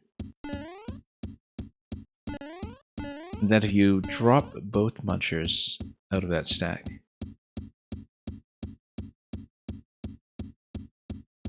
then you're pretty much clear to the next room. Yeah, so what could the next objective possibly be at this point? It could be going through this door.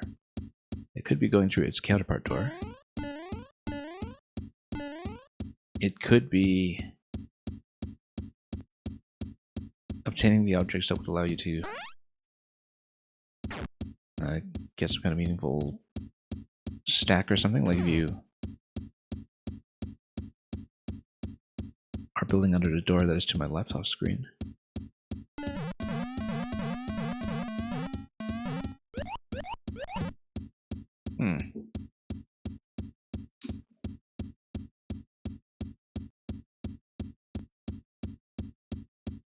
The brick under the brick over to P feels like it requires a P.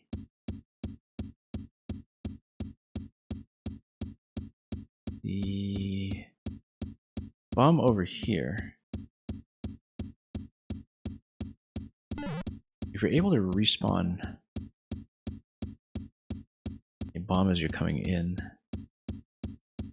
because the fast room isn't nearly fast enough for me to do anything with bomb, because maybe it's something kind of execution dependent where we need to race to the bomb, but I don't think so.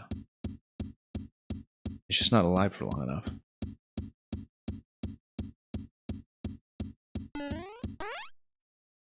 Maybe if you're in auto scroll. No, that's gonna bounce back like that.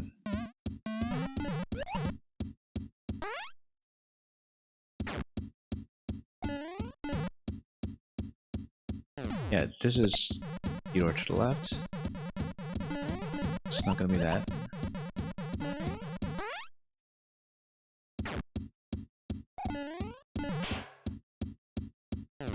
I mean, you can do a series of head bumps with this, but then that still doesn't get you where you need to go. I think I might have to bail on this one pretty soon, because we haven't had to do that with a single level yet. Like, we've actually been clearing every single one of the puzzles, including some of the more difficult ones, but this one I just don't see what is even possible. times slower.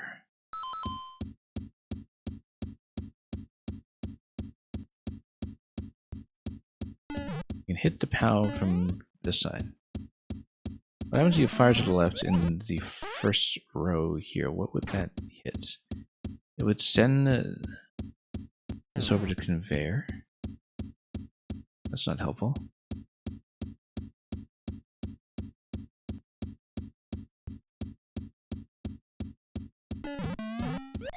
If I eliminate the muncher, that is in the slow room. Let's see it first, hang on.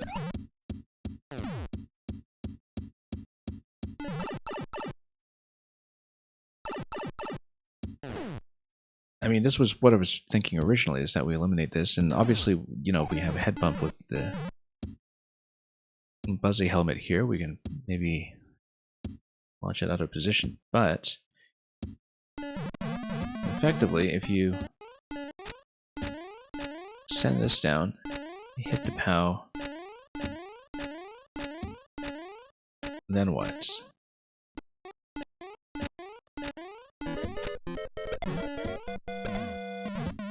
Like you unstack one, then what? Because this doesn't actually open anything up.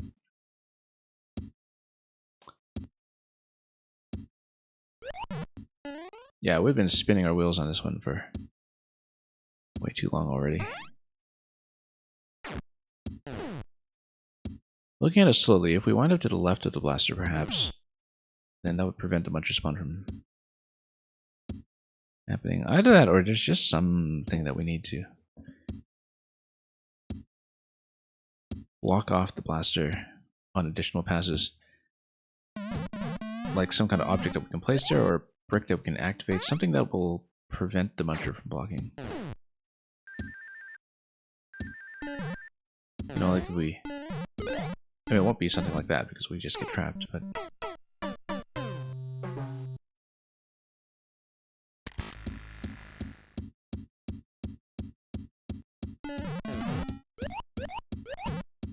So I can get the helmet, I get the shell.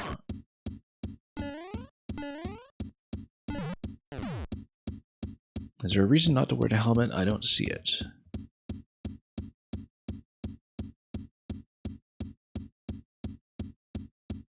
You can deflect this, it's going to kill one muncher. And then nothing's going to get that. I'm looking at like practically every tile here individually, and I just still don't see what we could interact with possibly. What could you even sit on? Only thing I can think of. So you go to the slow zone, and you just gotta fire this right away before. Okay, no, you can't just fire it right away because this will slow it down on the conveyor. I was hoping... Well, I don't know what I was hoping for, because like I was pretty clear that this was going to just sail into the great unknown.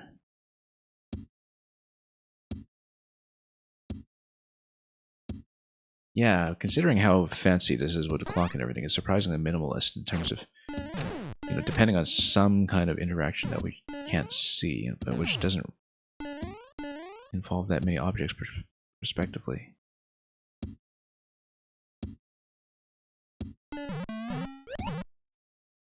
Maybe something that will allow me to displace the POW and make it obtainable without destroying it. What would that look like?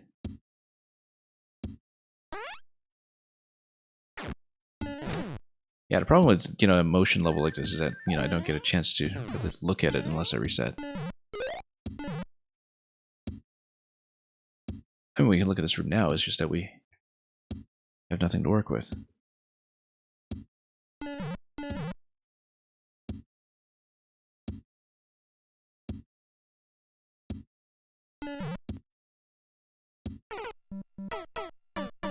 So if you say,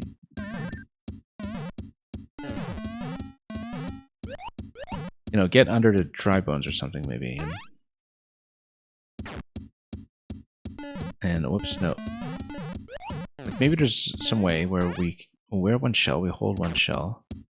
If you take damage, or if you rather dive down there while holding one shell, that shell just gets eliminated and traded off for the dry bones. Maybe there's something I'm not looking at with the clock.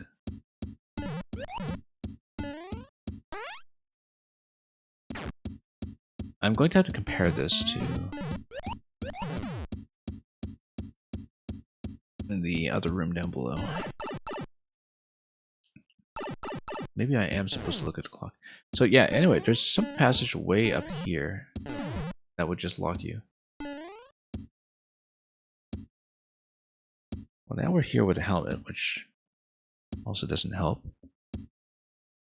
I don't think I see this one at all. We might have to bypass it for now until I have a chance to take revenge. And yeah, we were doing so well up to this point too, and solving absolutely everything, but like this one, I feel like there's a trick and I don't know the trick. And you know, I was assuming naturally that it was going to be some kind of off-screen information. Oops, no, and I always bump my head up there too. Or something extremely execution dependent like the bomb pickup.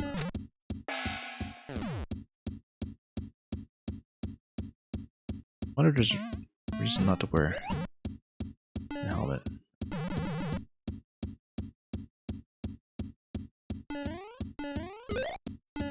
Nope, don't want to just peel that off.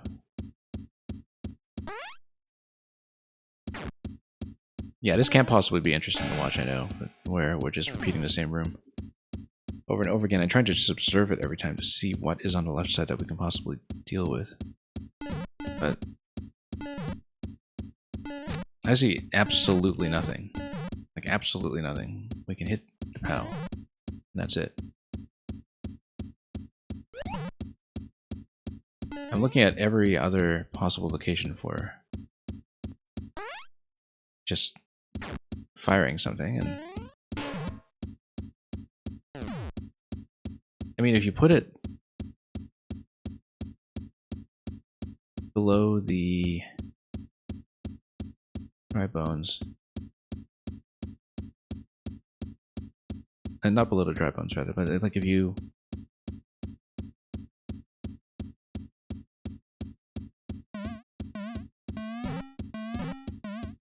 try the donut, and then this collides. I wonder if there's an object that you can kind of place on top of the donut that would then have a gentle lift down, but which you could still activate. Which is a problem because it's only one tile wide. Now, you know the door is going to reset through this sequence here, in case you see anything new, which I haven't in what seems like an hour or so. We see L block under the door. We see no way of getting it. If I'm able to squeeze down somehow, I wonder how far off we are from the door. At least one additional tile, I think. I'm trying to do some kind of object grabs off screen in case there's anything to that.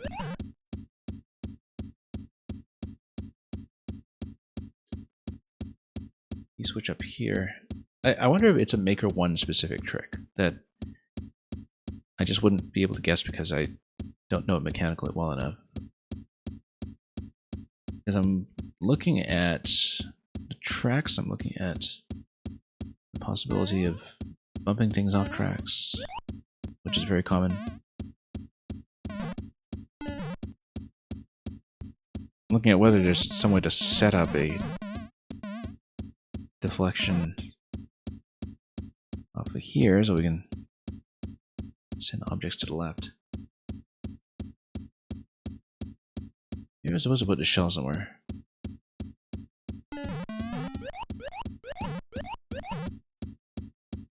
I mean, it seems very much like you're supposed to interact with the bomb relatively late, because we know that in one of the rooms it's almost certainly covering the gold card. hence all the other arrows that are surrounding it. The problem is that I can't see. Time slower. Oh, and we didn't have course descriptions in this game, did we?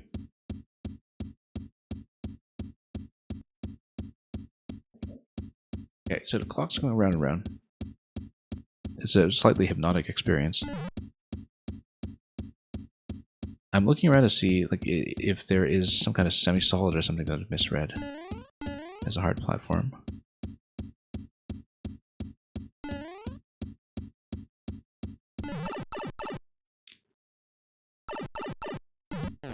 Yeah, so maybe we come out and we just like shell jump out of that or something at the very beginning and...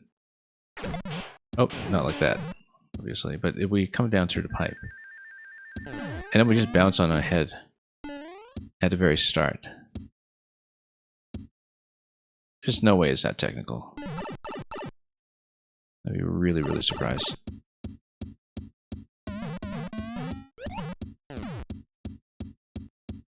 But it does seem possible. Because then you can just drop out of this and then just go immediately. Nope, that's not it. And regardless, you can't beat the muncher that way.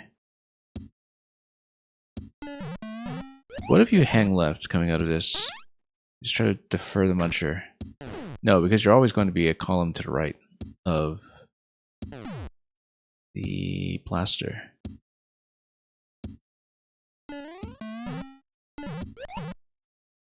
Wow. I can't believe I just don't see this one. Like, it might just be the kind of end of day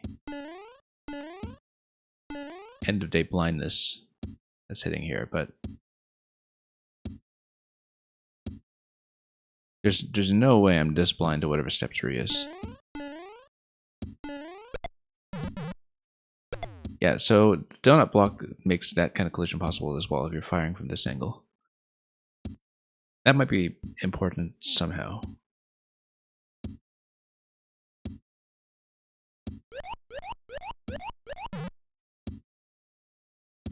Because if you get rid of that... I mean, that's not going to stick, though, as soon as you reload into this room. But there's nothing else for me to do. There's nowhere to fall down, there's nowhere to grab the shell, there's no alternative to any of this. One way panel over here. I wonder if there's anything kind of hidden in this information here. I'm looking at every part of the layout and I just don't see it. Which is kind of unusual. I mean, we get that sometimes with the really super minimalist ones.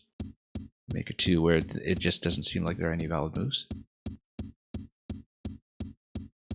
But this one, it's not even a question of deciding what to do. I just don't see a very wide range of possibilities when it comes to what we're even allowed to interact with here, so...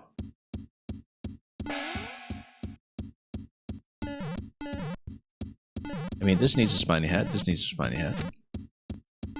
This looks like it's entirely there for the shell deflection, but we can't seem to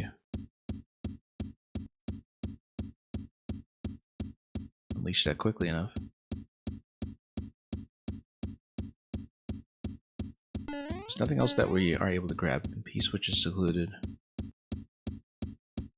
Chomp is over here just chomping. Thinking about whether maybe there's an object push that is possible, but not if we only have a shell.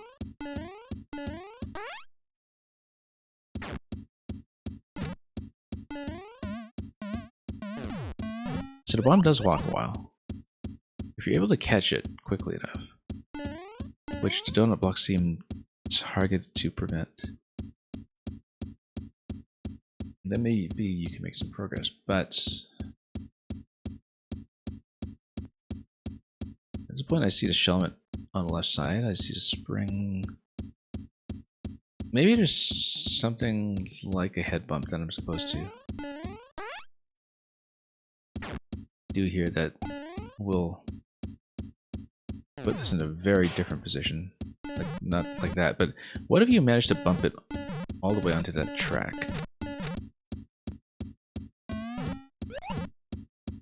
We have to try it. I don't think it's going to be that, but...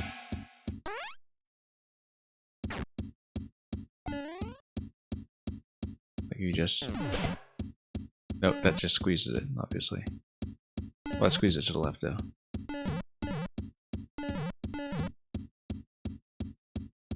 Because I was thinking, you know, if we deflect it off the track, maybe that is going to affect something. Or if we find some way to squeeze myself through the bumper. But the only object that we have right now is the shell, so it's not going to be some kind of squeeze if it's object coming down.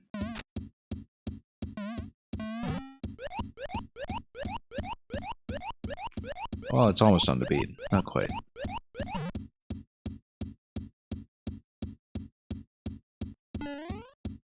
Yeah, I just don't see it.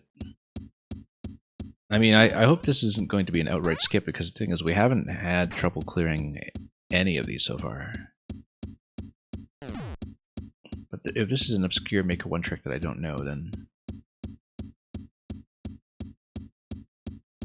We haven't thought of anything new for this one in probably upwards of half an hour or so, because, you know, the space of seemingly possible interactions gets exhausted really quickly. And if you're out of options... I mean, we have a shell. We know how to hit the POW in this room. We know how to hit the POW in the other room. That's literally all we've done.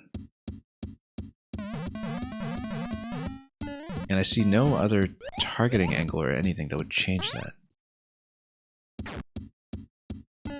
There's the one-way panel, which kind of has an interesting shape to it. We never get a chance to really look at the other room for long enough to see much either.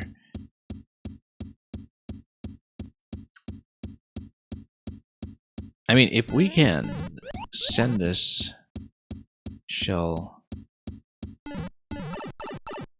ahead of... You know what?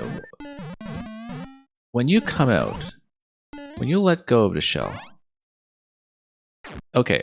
When you come out of the pipe, if you fire immediately, I wonder if the shell is able to go up by enough. Like when you fire initially, it doesn't go up. Okay. I was hoping that if you fall out of the pipe, that firing the shell right away as you fall out of the pipe would maybe sail it over that semi-solid that you're kind of halfway into. It doesn't look like that would be the case, though. It looks like you'll just fall in and... You know, like if you fall in through this bottom half of the pipe, can I just fire the shell immediately? And have it sail over? It doesn't seem so.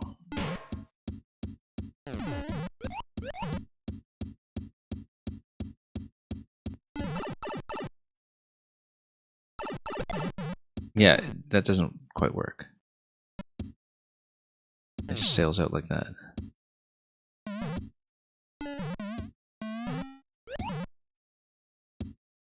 I wonder if there is a platform that you can raise underneath this area to... No, I guess not.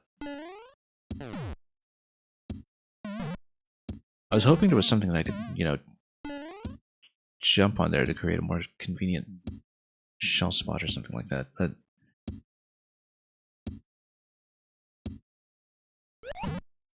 Yeah, at the moment, I don't see what, you know, move number 3 in the level is, and we haven't been able to spot it. You can jump on this. That does nothing. You can use a shell to kill it, which does nothing. You can use a thwomp in this room, which eliminates the big piranha, but doesn't allow you to go across. You can use a thwomp in the other room, which does nothing. Not a thwomp, rather, the POW in the other room. That does nothing. So... what is it? damage over there. That looking at an ice box to the left over here. Mine's up there. I feel like something like a shell jump on the left side is, while unlikely, still maybe mechanically possible if we're crisp about it. Like if we fall into something right away. But it's hard to do that kind of input reliably, and so I have my doubts that it would be anything like that. Because it just doesn't make sense for that to be the solution.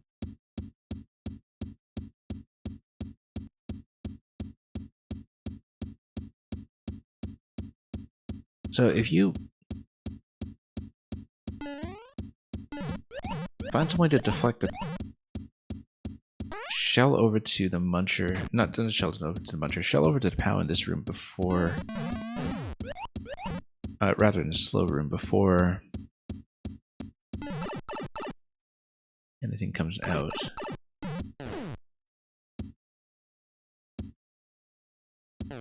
Yeah, there's gotta be some way to maybe block the muncher. Like if you maybe go up in the slow room and just try to wrap around to over here, and then, well, I mean, there's no way to get out afterwards. Is the problem. Is that you can't jump up there at all if the muncher is gating you off.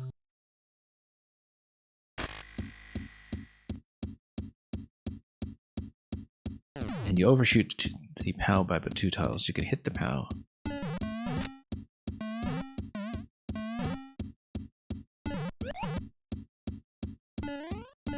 Yeah, because ideally I want to have 2 shells available when I go up top. Whoops. And I keep missing this in terms of execution sometimes too. Which doesn't help. Let's say we're not putting it on.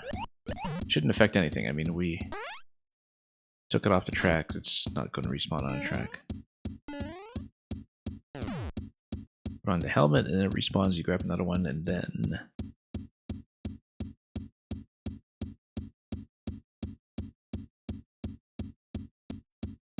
yeah, I think the tunnel vision is hitting it. It's hitting hard. I think I need to maybe adjourn this one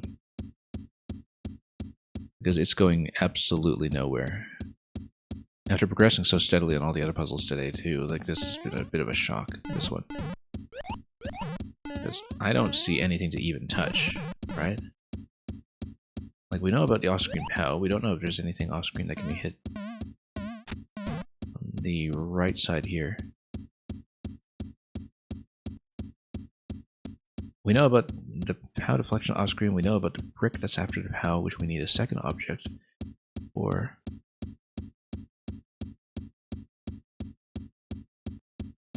I'm looking at the spiny and wondering, is there a way for me to obtain the spiny?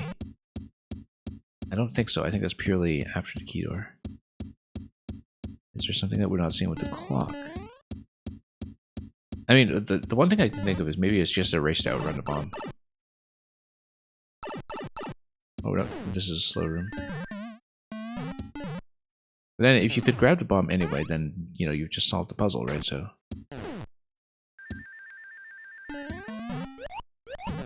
no, yeah, there's no way. There's absolutely no way that you can beat that. Do the punch when it comes to the bomb detonation. And we don't see a way to reverse through the pipe either because, you know, this is Maker 1 and the placement is already very, very one-way.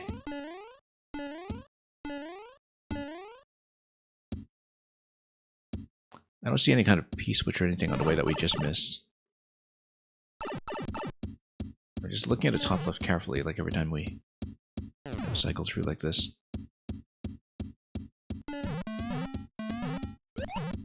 If we can get just a different direction for the muncher to spawn, or we're not sitting in the right place for that, but the big muncher just gets in the way immediately. There's a bit of a delay. Maybe you can get ahead of it. It would be interesting if, you know, this is just a matter of just being faster. I don't think so. I mean, it comes out right away. But if you're doing it through the pipe, there is a slight difference. That there's a slight optimization on how things go initially.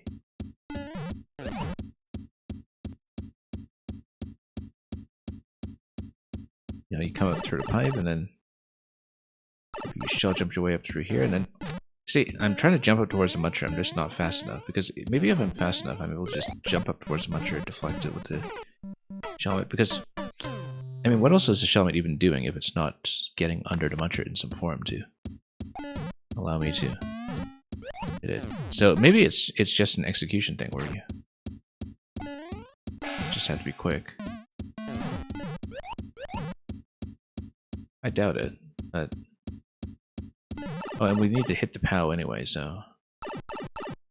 But notice how, yeah, you come out of here initially, and you're kind of halfway on that pipe.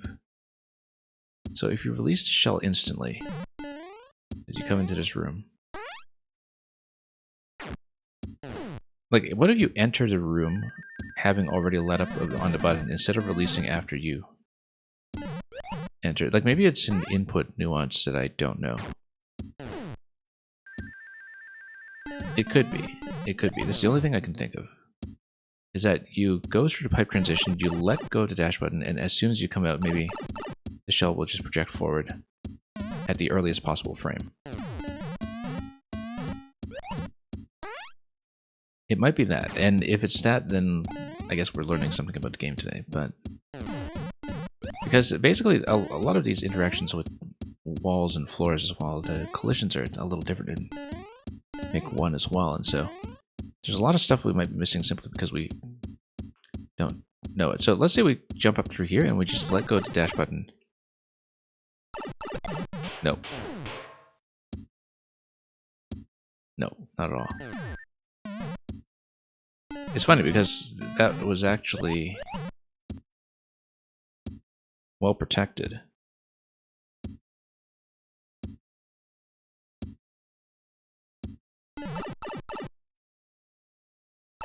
If you come through here and then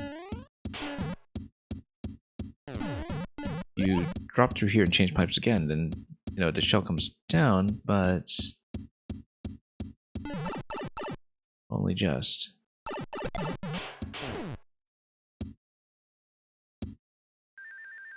It looks like it totally is like shell jumpable, it's just that I find that extremely dubious. Like, I don't really believe that's going to be the solution.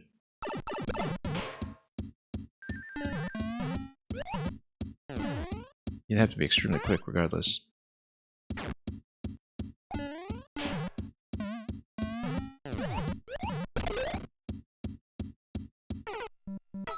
I'm wondering if you can have like, invincibility frames there. I mean, if you're still on one muncher, you can't enter a door in the top half even to Maker 1, can you?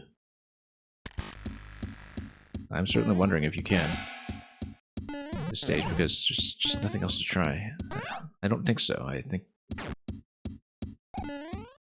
But the thing is, we can no longer assume anything about how this game works simply because, you know, I don't know it.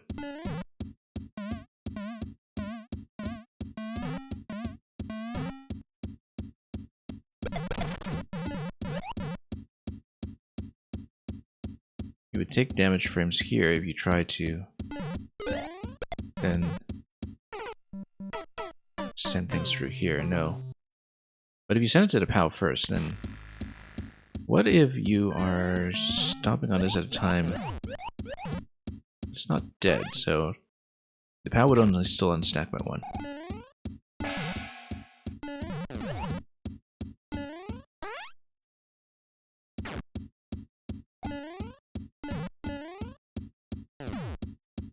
POW unstacks by 1.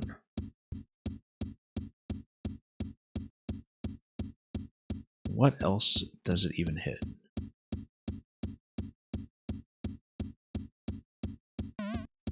Maybe there's something that I need to activate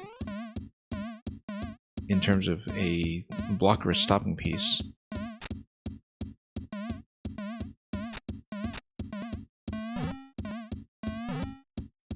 You know, like a block that I can activate permanently, which is currently invisible.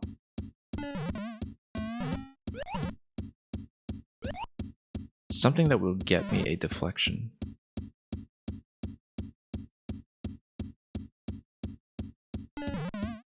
And get it from a long distance. So we can do the rebound before we've crossed over the threshold to get into the middle row. I think if you come out of the pipe, it's possible to beat the muncher. If you come out of the door, it's not, but because you're just on the belt for too long. That seems so unlikely, though, that it would just be a matter of outrunning it. And regardless, we're not nearly precise enough to pull that off in any meaningful fashion. You see, look at that. That the muncher didn't go nearly as far as usual. Because we actually did make contact.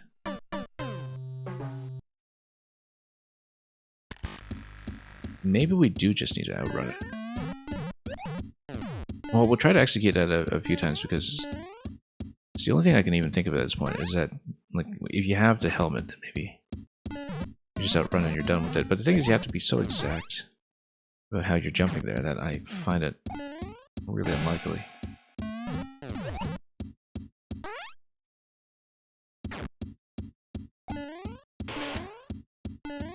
And then that doesn't explain why you would have the POW deflection still to get rid of the muncher if the outrunning could just be done. Like that in the slow room. It has to be done from the pipe entrance. I'm still not discounting the possibility of a shell jump initially. You see, it just comes through here like that.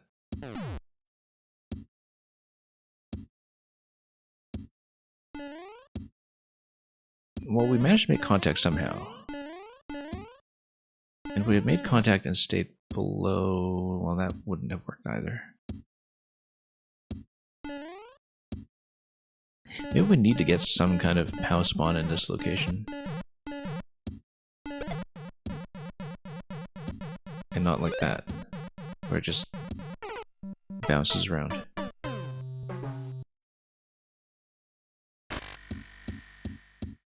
Glitch, glitch. So saith the effect.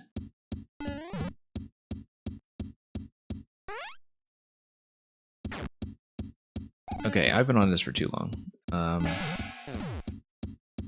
We've seen nothing of this level. Like, we haven't made even the first necessary breakthrough.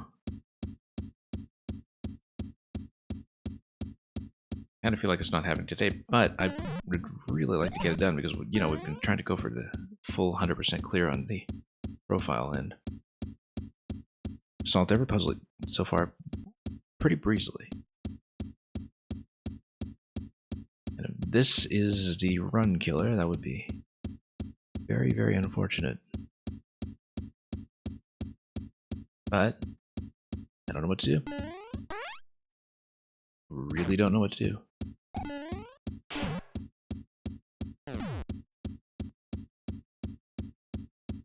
Yeah, the dry bones isn't high enough to be killed by the shell while retaining the shell for a POW hit.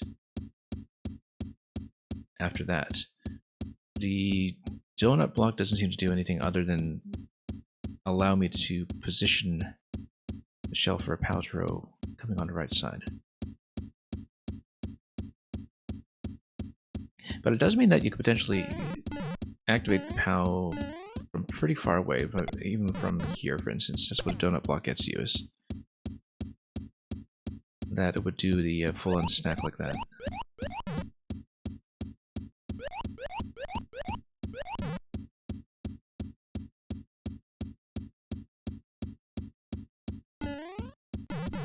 Well, there's nothing to pick up, there's nothing to interact with.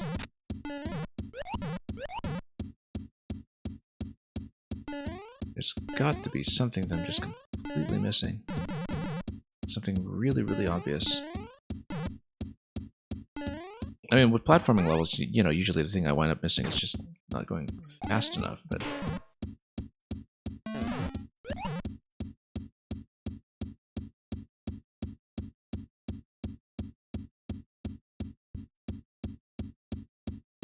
We know that we can't race our way to the bomb over here. We know also that we can't race our way to the muncher coming out.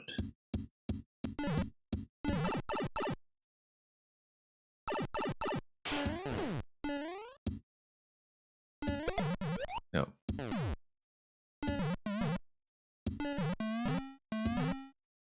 We did previously hit the muncher just early enough to displace it from its final location. It's obviously not going to be doable from the door, but like I said, you're a lot closer if you start from the pipe. And then you could jump over like this. Or fire a shell right away from here, but...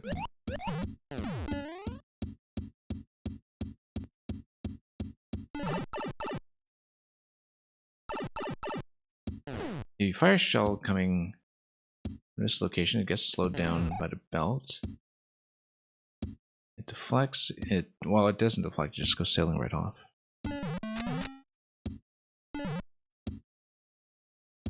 So if you kill this muncher here, where do you go from there?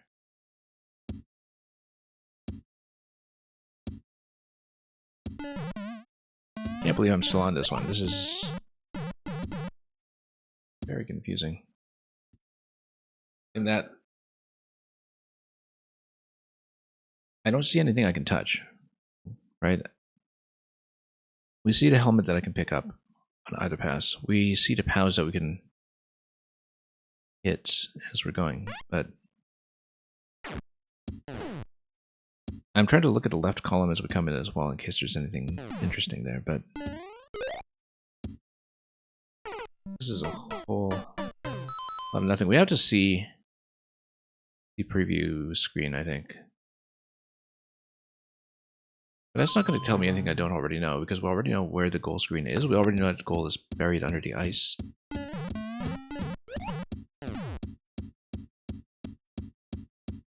We already know that initially, at least, the helmet is only obtainable through the fast zone here, as is this object that we can pick up. These are the only two moves we discovered, which is a huge problem. There's nothing to grab off screen on this column, or that position. There's no E-switch or anything that we can press.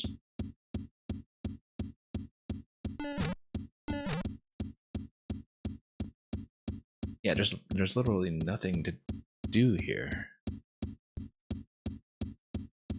And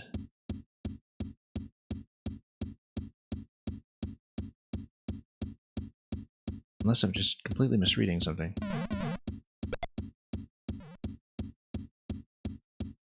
That deflected that way. Oh, no, it's just a long deflection. Because everything is kind of preloaded. Let's take a look at this again, in case that actually hit anything. No, of course not, because it has to get through the panel first.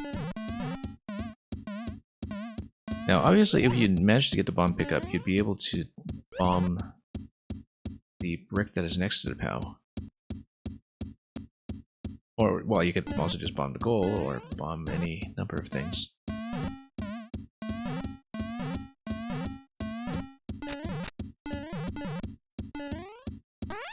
You can't believe it.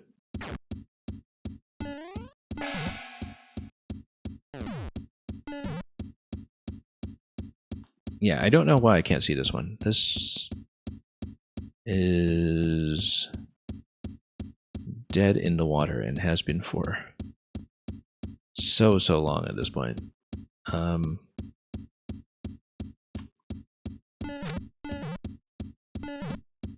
Nothing nothing to poke here, nothing to poke, nothing to grab here. Pow is on this side. Pow is blocking the brick. If there's a way I can duplicate the shell,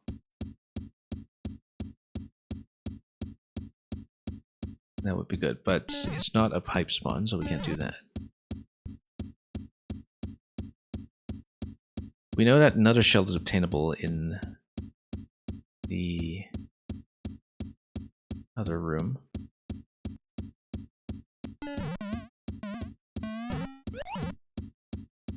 But even when we go slow,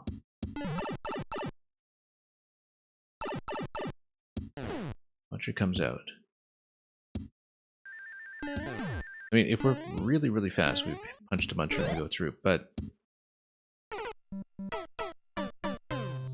even that doesn't give me much. It gives me 2 shells, I guess, which would then...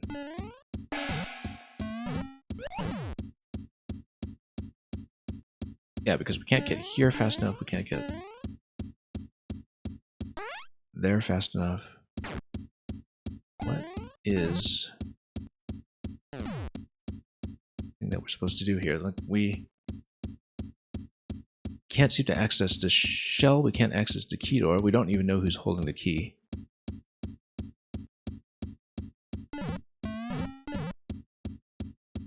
That's important, incidentally, that we don't know who's holding the key. That if we have the key somewhere, then we can just push our way through the key entrance as we're scrolling in initially. Nothing here. If we can set up a deflection, that works.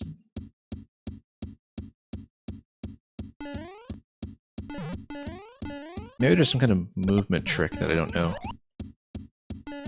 In conjunction with the throw.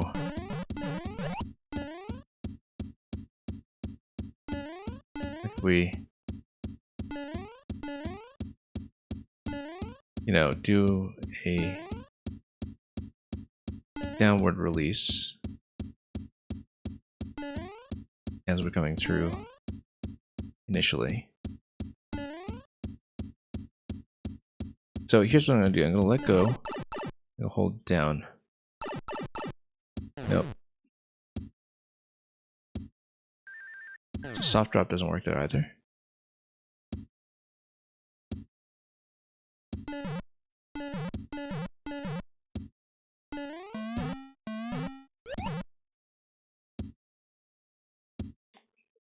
Yeah, there's no way.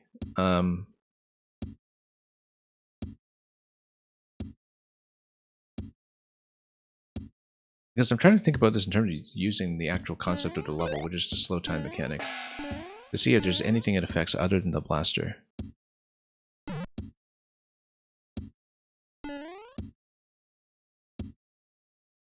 Maybe it affects the conveyor. No, it's still a fast conveyor over here.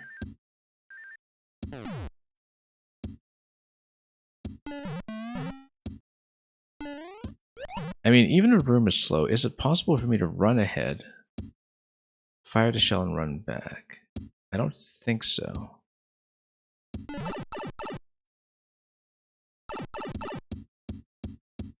Like, if we're getting into the slow room, if we run ahead, fire the shell backwards, run back, before the scroll passes this where we can get up. Because let's say we run straight forward. You know, I think that's probably it. That if we fire accurately, we have enough time to run back like that. Like, I've been looking at this all this time, and I just never worked out that timing. It looks like we do in fact have time. It's just that we need to bounce very accurately. So it wasn't a puzzle interaction at all then, it's purely just mechanics. Which is probably why I missed it, because I was expecting something much similar, but something much simpler to execute. But anyway, we're going to go through the pipe. if it really turns out to be this, I can't believe it took so long. But then that'll be a major breakthrough, and then maybe we can actually play the level, which is, you know, significant. No, but I think we have to get on top of. We need to bounce higher and then bounce back. Like, we need to. We're going to try this a couple times because it looks like I have enough time to run back. It's just that the first throw has to get the correct deflection. And you don't really have any room for error.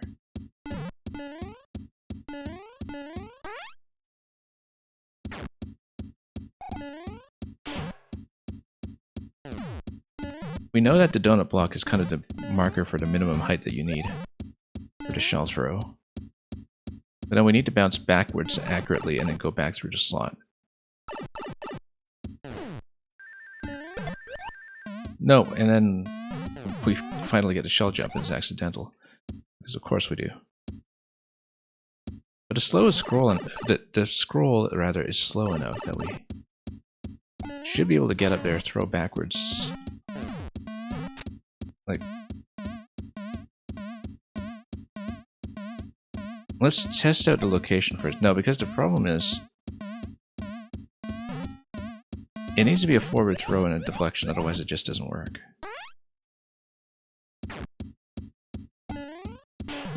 Like, we should test out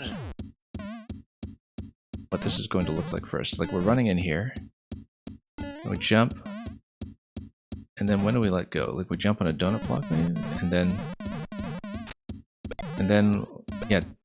and then we would have all kinds of trouble getting back afterwards. See? Unless we just fire and then ride and then go back. That might be faster than just trying to jump under the donut block.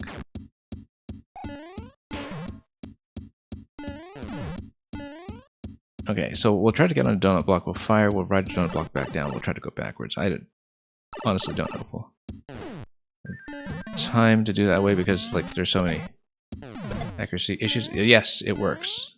It works. It's actually generous, too. Okay, this is how you know this was the kind of exhausted last level of the stream. We spent over an hour with that timing right in front of us, and we didn't manage to try it. But at last, progress. It means we're actually going to do this level now. Okay, so that was just a massive waste of time just now to get to this point. But now we have access to 2 shells. Now we can solve the puzzle. Because when we go to the other room now, we're going to have access to 2 shells at the same time. That allows 1 shell to eliminate. Well, no, now we know what to do. We use 1 shell for the POW, 1 shell for the brick. That allows me to pick up POWs. And then from that point, we can do some further elimination. So we're going to go through to the other side now, and we're going to go for that brick. Oh my goodness, this was rough.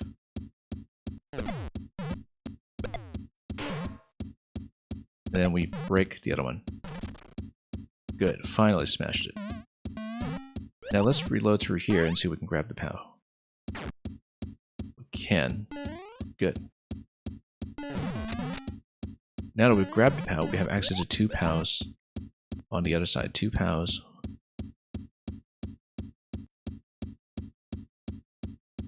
One POW plus shell.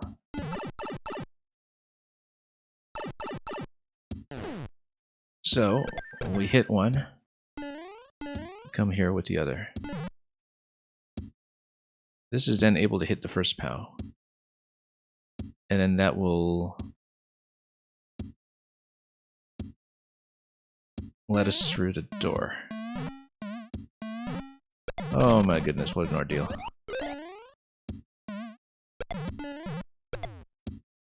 But we got through this door, finally. Okay. Checkpoint. Checkpoint. Okay, we are in business.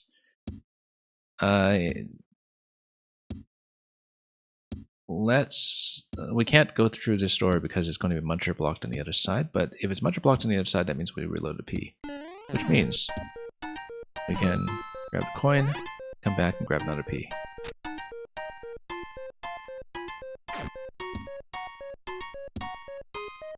And then, with that in mind, we should be able to eliminate the P on the other side as well. Let's see, because if we take a P with us, and then run up to the shellments, P switch stops the conveyor and allows me to run on ahead. Okay, I'm so glad we finally get to play this level after so long, and that checkpoint will also get me past that initial interaction, I hope. But we basically need to get into a situation where we can have 2 shells available on the other side, which means carrying 1 shell, but with a P switch active. Well, let's get into the fast room.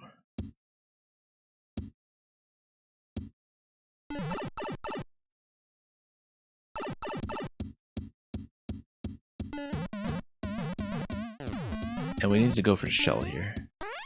Grab a new shellmet. Oops. So now we try to unstack these 2 munchers.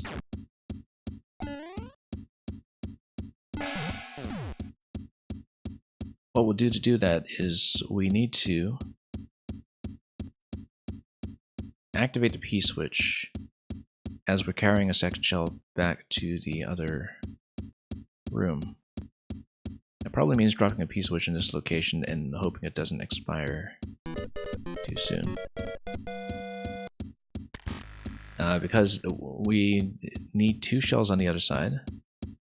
That means carrying 1 shell through and beating muncher, which means...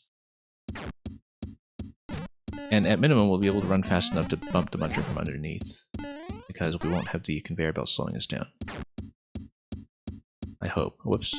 We keep overshooting this. That one-way panel makes it really inconvenient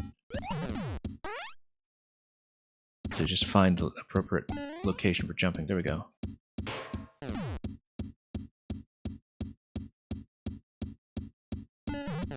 Okay.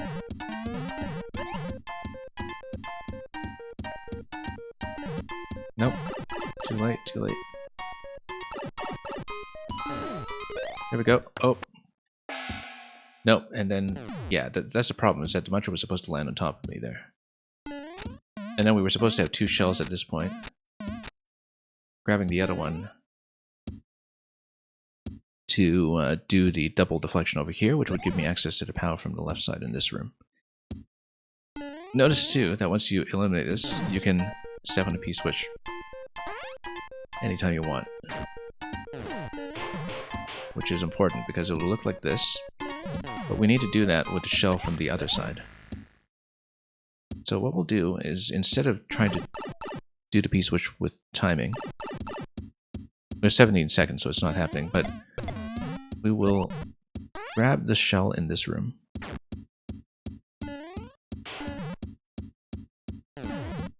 And then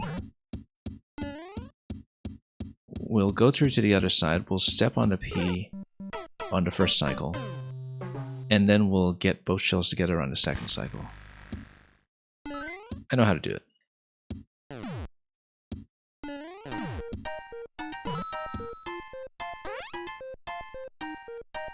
Do we want the P to be available here? Yeah, it doesn't matter too much. Notice too that we could have gone for the bomb pretty quickly here. But what we're going to do instead is we're going to take a P over here,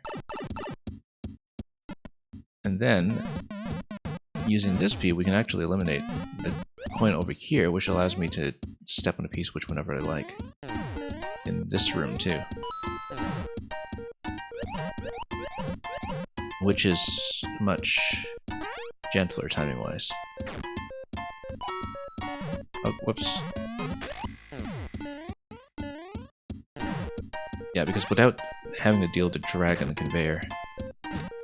Oh, see, the one-way panel is just absolute grief. There we go. Helmet, and then we'll grab a shell.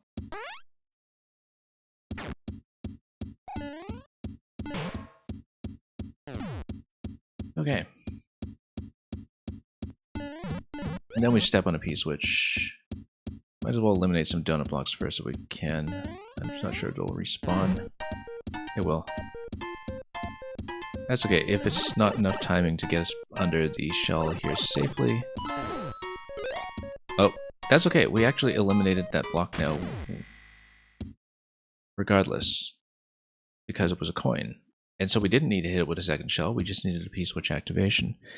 Given that we just needed the P-switch, now we're able to pick up the POW from the left side here, which means that if we carry a POW into this room, we'll have, if we carry that POW into the other room, we'll have 2 POWs and then we've finished it.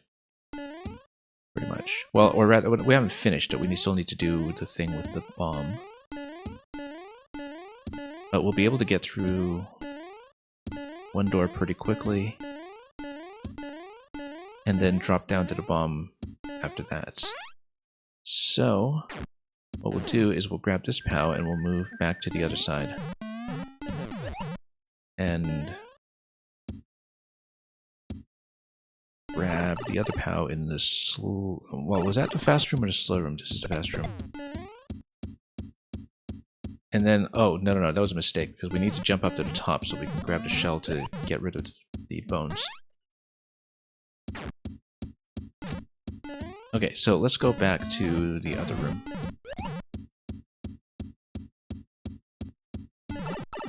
Yeah, progress has been blazing fast ever since we got through the roadblock at the very start. Because, you know, I've been staring at this thing for so long that I had basically mapped out the whole puzzle contingent on the one interaction at the beginning that we just needed the right timing to execute. As it turns out.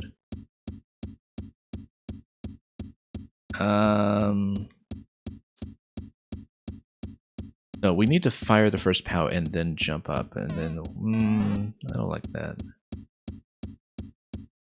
Hang on. We need to fire... No, that's correct. That's correct. We have it. We come back here. We do this. We do it the same way we did in the other room. By using this and this. 288 seconds to deal with key death or whatever. And then at this point, we have to see what's in the key door. Because the key door is going to affect our access to the bomb.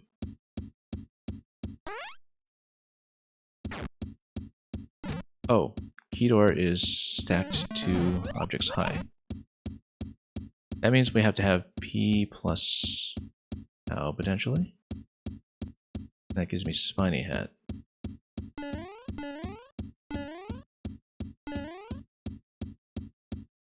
We better go through this first and grab the fuzzy hat before we do anything risky. Probably don't need to carry the P. We'll probably need to carry 2 POWs, or 1 POW, because then we stack them on top of each other.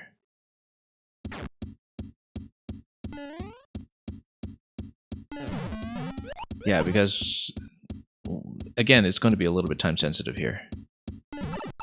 Where we have to raise 1 POW as the other one comes up. Oh, you see, like that. And then we missed it. Missed it. We'll just take the death. No, that's exactly how to do it. You just need to be much more accurate. And unfortunately, both of the... Well, we hit key dash, so now we need to get both keys back in order. That's okay, we'll try to do as much as we can about this. And we'll just step on the other P again. Should have just carried the other P. Oops. Yeah, it's too bad that the actual platforming in this one is so fussy in some ways, because a lot of the things I thought of as puzzle problems, as it turned out, were actually just well, not even that, but yeah, okay, luckily enough the coin drop there also solved the problem a bit. This is the slow room. We need to grab the key over here, so we're going to grab the POW from the other side. Oh no, we still need to eliminate that coin, so we'll hit this P. Yeah, much easier doing the double deflection actually, just to use the P switch to grab these coins.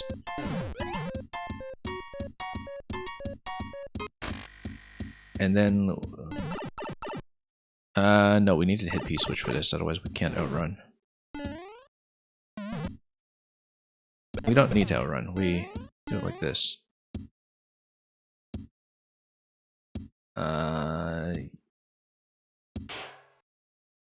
Oh, no, now we need to... Okay, now we have a problem. If this was still on the track, then we could have just eliminated it using POW. Now we have to place things carefully. We'll just do it this way first.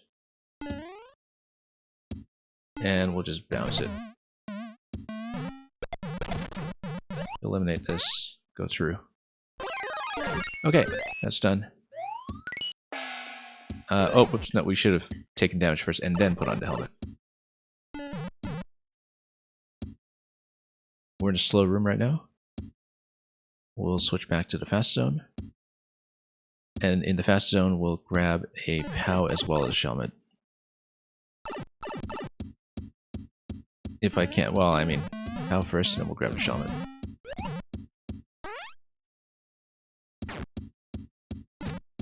Nope.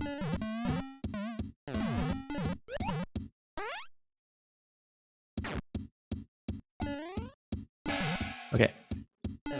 Now, with the POW in tow, we hit P switch so we can actually beat the muncher timing. No, we don't need to carry about the muncher timing anymore. We just need to go through the key door, so.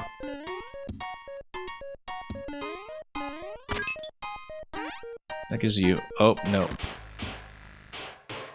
Well, it gives you the spiny head, but we need to take damage first before we can use it. That's okay, because we can push it on top of... let's drop it gracefully on top of the donut block if we can, or...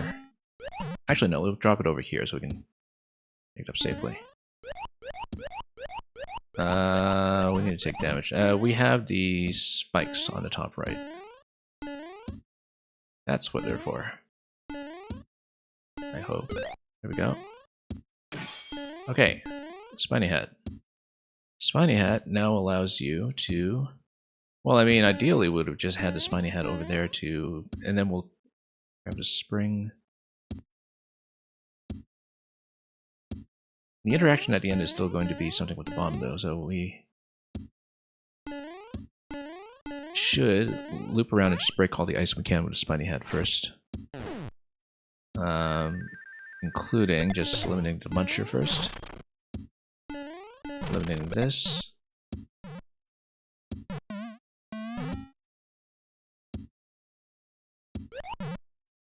Now, how do we translate this into obtaining the bomb?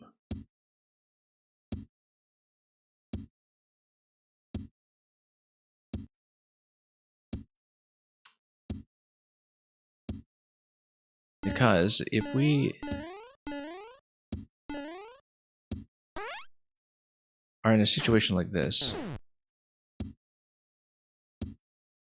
then what we could do is we can re-enter that door immediately. If we have something like spring plus POW here. No, that's a one-way panel though.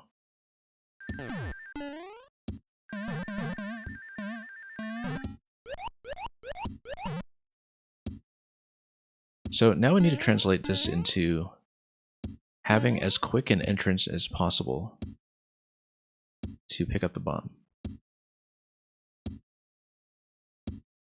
And how do we, whoops, no, that's gonna lock that thing.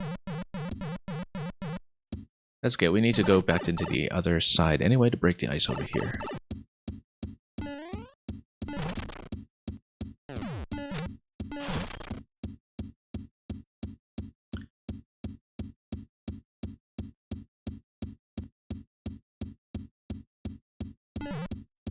Maybe there's some other pipe, because, well, maybe it's some kind of pipe stacking magic where you find another pipe completely that drops you directly on top of the bomb, which would mean that you have to go from the slow zone to drop on top of the bomb in the fast zone. I think that's probably it. You go to the slow zone, and then the spring lets you... Oh, no, we got locked. We got locked. Yeah, no, if you have the P switch depressed, then you're able to ride the conveyor belt with the spring. You jump up towards the vines up top, and then you navigate up top, and you probably find a pipe that, with pipe stacking, is able to drop you directly onto the bomb in the fast subworld. When you do that, then we don't have the helmet, it's going to be dangerous. Well, no, that's okay. This is the fast zone over here. Yeah, then I think you probably just find another pipe that is going to be available. Let's do this room again, so we have POW plus shell. Oh, no. Keep missing this. Yeah, it's very execution sensitive, this whole puzzle. Okay. I forgot to eliminate the bones first. Hang on. And we also haven't done the P switch here either. Let's switch back.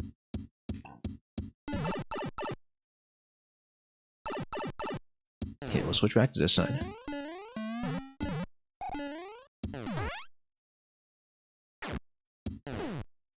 No, sorry, wrong one. We'll get the P switch first. And we can do a coin drop on the other side to open up that P. Just in case we need it.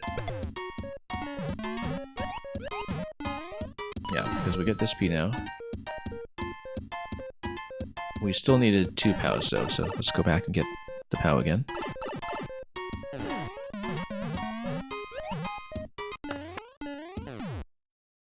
We'll come back here. Yeah, I bet it's something like a pipe on the top.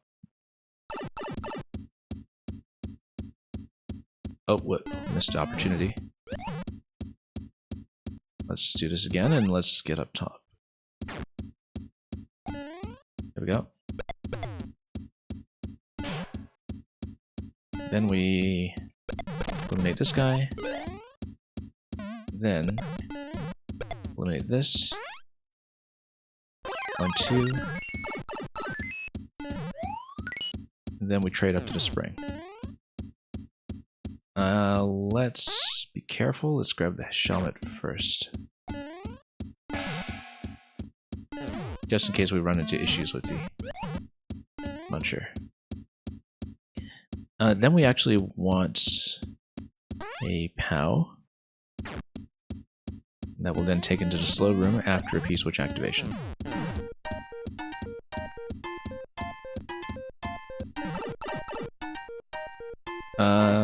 We don't actually need to P switch, but it does make it easier to do the stacking without the initial drag. And yeah, the shellman actually made things more complicated, but oh well. We'll live with it. We'll just go back there and break the ice.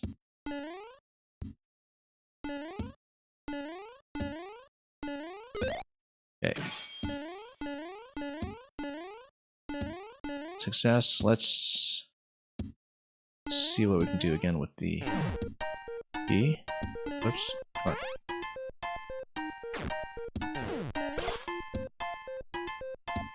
break, break.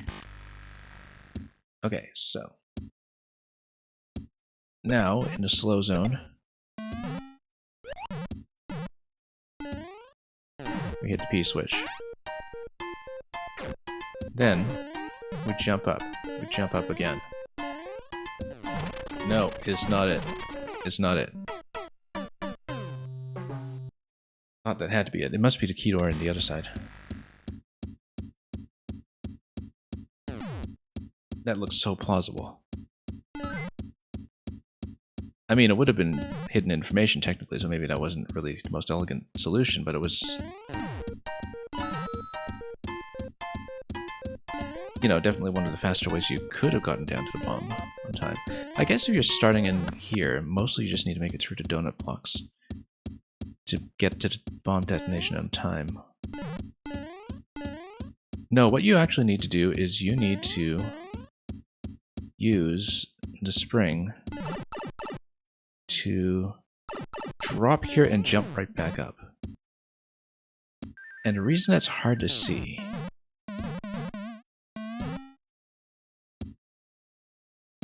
is because the single tile entry is, I mean, maybe there's an invisible block there that you can hit or something. Because the single tile entry is something that is so Maker 1 specific. Single tile entry into the bottom half of the pipe, that is.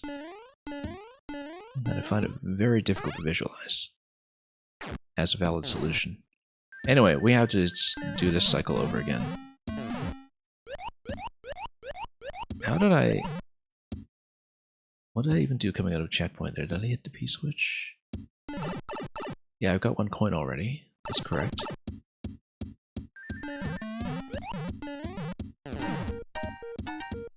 Okay, let's go back through here.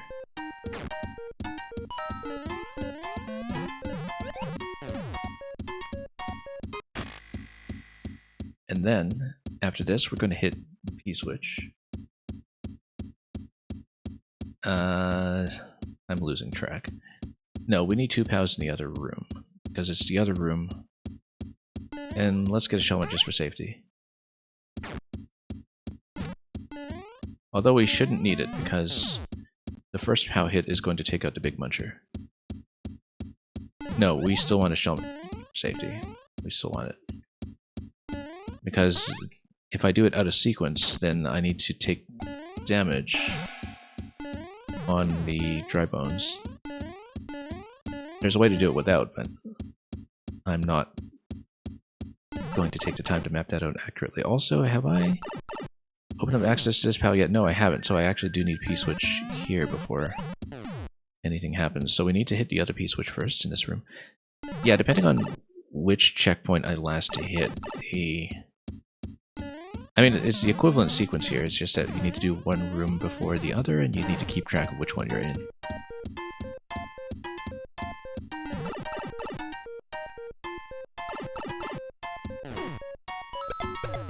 Okay.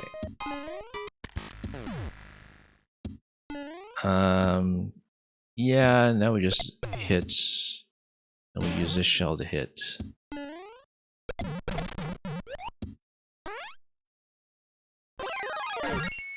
Tap it again, then put on the shellment. Much better sequence, okay. Now what we need to do is we need, this is a slow room, right? Yeah, we need 2 POWs. I'm still disappointed that that wasn't the solution. That looks so plausible. I can't believe it wasn't the solution. But no, it's going to be some kind of pipe re-entry using the spring. So let's move on to get it. Let's this is the slow room. We need to start in the fast room, I think, to grab that POW.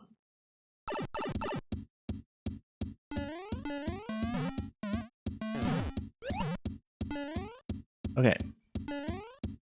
After grabbing that POW, we are going to do what? we're going to grab the POW in the other room as well. And yeah, the timing doesn't matter here, although P-switch makes it a little bit easier to execute because you don't push against the conveyor. We stacked 2 POWs in the slow room. We enter the key door. We grab... This is very intricate. Okay. And then we take damage because, like I said, I'd slow things down a little bit by keeping the shaman, but I'd rather have it for safety in some ways.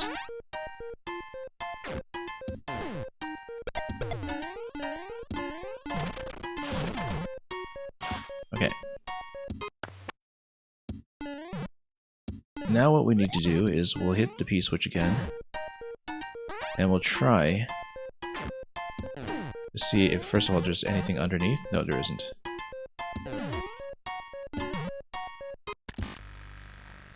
And we need to figure out how to set it up so that I can enter that pipe then. And do a re-entry on either a pipe or a door that will get me to the bomb and get me there fast. How does a spring help me do that, if not by letting me go right away?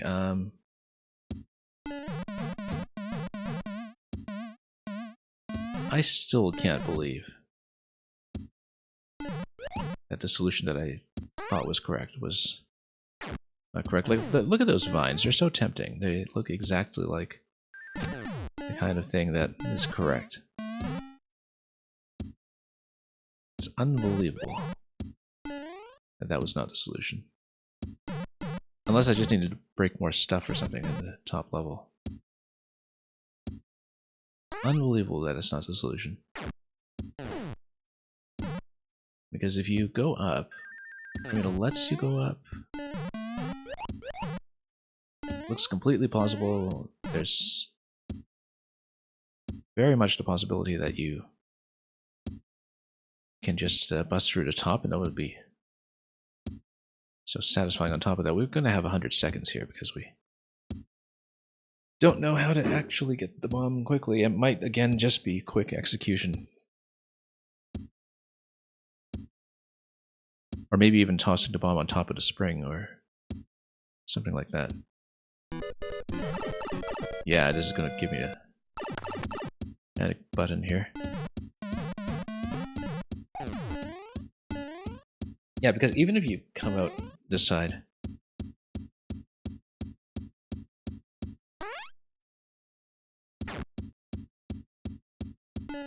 you need spring plus platform in order to go through door quickly enough. However, maybe if you go through the spiny key door, using something like spring plus POW or spring plus... Yeah, if you carry a POW through with you, you go spring plus POW, and then you go through the spiny key door instead.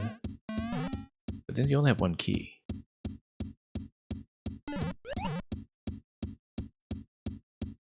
But then the key door would drop you a little further along in the level when you first spawn, and maybe that gets you to the bomb fast enough. I don't know. We're so low on time, I kind of want to try the non-solution again just to see how I've actually ruled it out properly.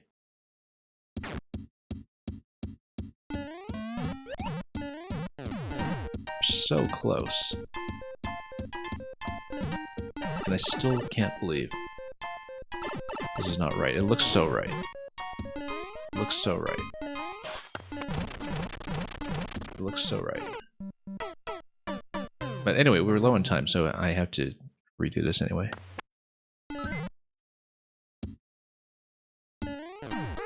Let's just do it this way.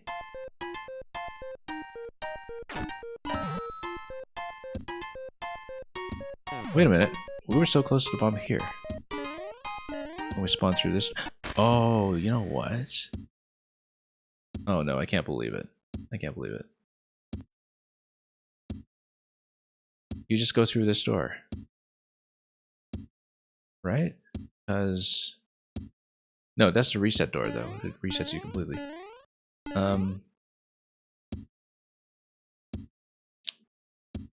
No, you just spawn from the checkpoint door. And then go for it, maybe.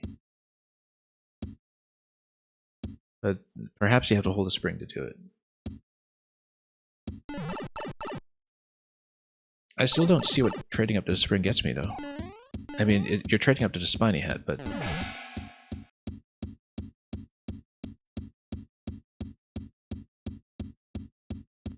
I've been staring at this level for so long that, you know, I'm starting to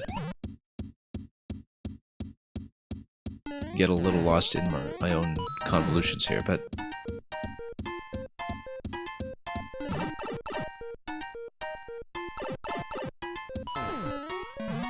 Okay, so let's just unlock as much as we can. We unlock this POW. And then let's go through the pipe and let's unlock the other POW, if we haven't already.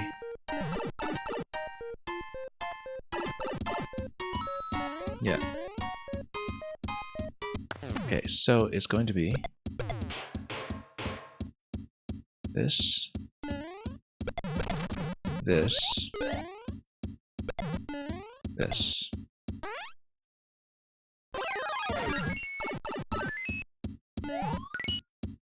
And the bomb goes off pretty quickly. So how does obtaining the spring translate into quickly getting the bomb? The problem is that the pipes are not two-way, right? Which means that if there is some way to spawn directly out of that pipe and drop onto the bomb, I don't see it. However, if there's a way to get back into this door, the entry door, and do it quickly. The problem is that it seems like there's a one-way panel that's under that door. But maybe if you're able to wrap around it from the top. No, you're not, because it's under a pipe. Okay.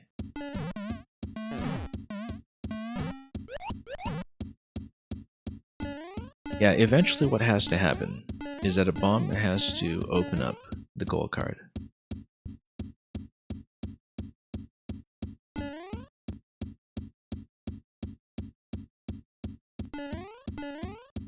How do you get there quickly enough? Anyway, well, let's switch into grabbing both POWs. This is the fast room, so we need it in the slow room. So let's grab this one.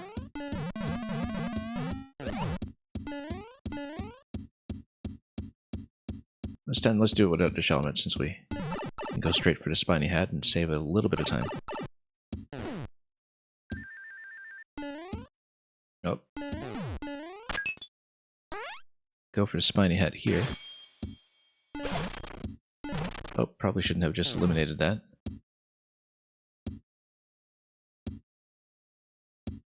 So, we have the spring now. Now what? We can go to the fast room and unlock the corresponding pair.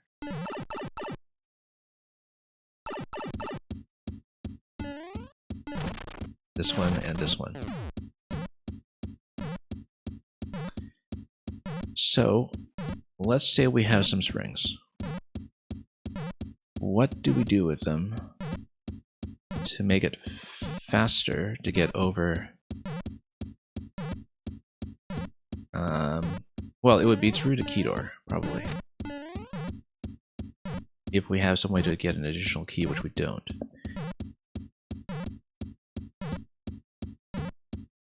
But if it's through the key door on the other side, then it spawns us... Okay, both rooms would have a bomb. That's the thing. Both rooms would have a bomb. And... ideally, we get as close as possible with the door or the pipe that's directly over the bomb.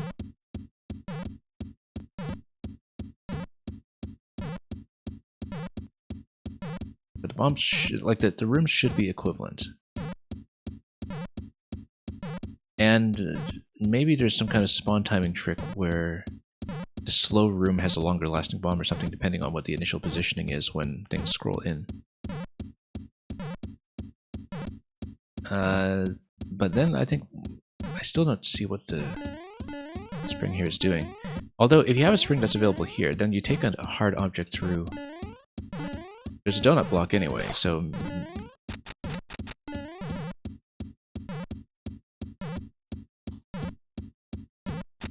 I still don't see what this gets you.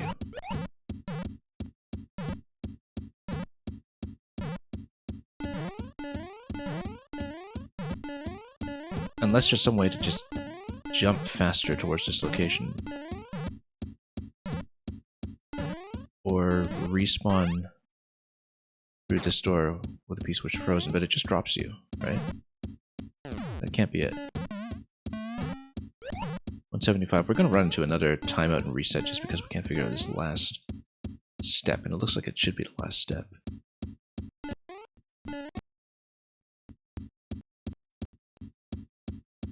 Because it looks like it should be.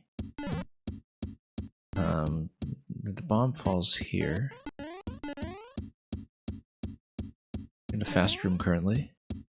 I mean, let's say we have the P-switch to prevent conveyor issues. The bomb is going to go off pretty quickly.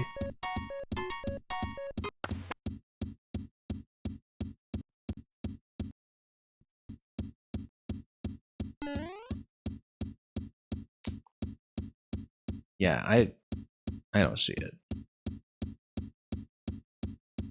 Because how do you get a bomb here?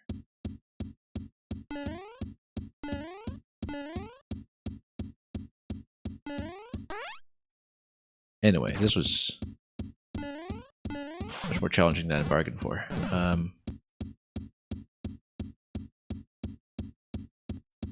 Let's take it back to the other side, which means we'll take this spring. We'll grab the P so we can punch through the muncher.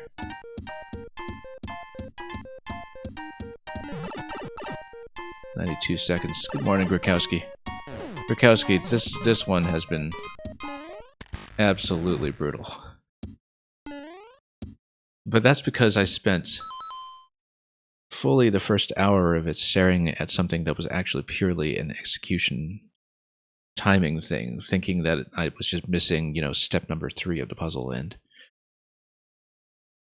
now we're about one step away. We're trying to trade this spring into grabbing a bomb that spawns directly under the green pipe, but not from the green pipe.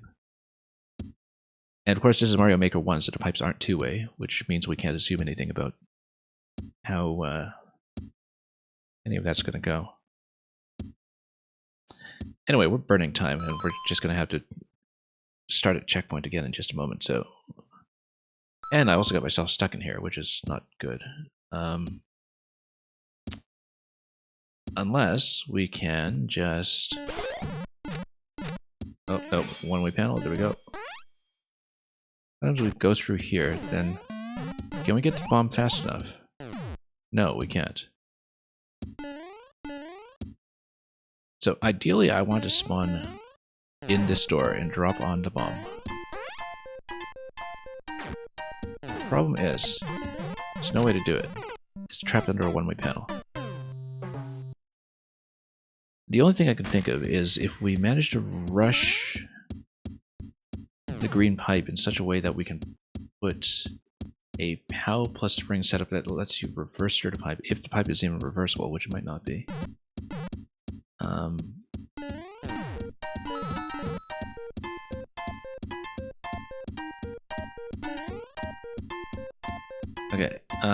Okay, I lost track of what I was doing here. Let's redo this one.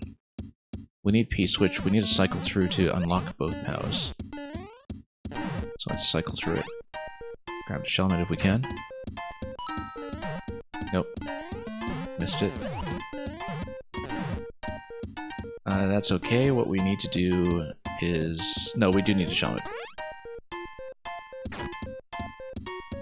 Nope. Missed it. Never mind the P-switch. Let's try to get a bit of drag because it actually does help this jump.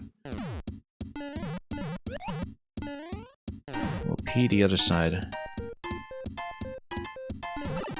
Although it's not really necessary because we'll have POW number 1 on the muncher. POW number 2 on this muncher. Drop this. Okay.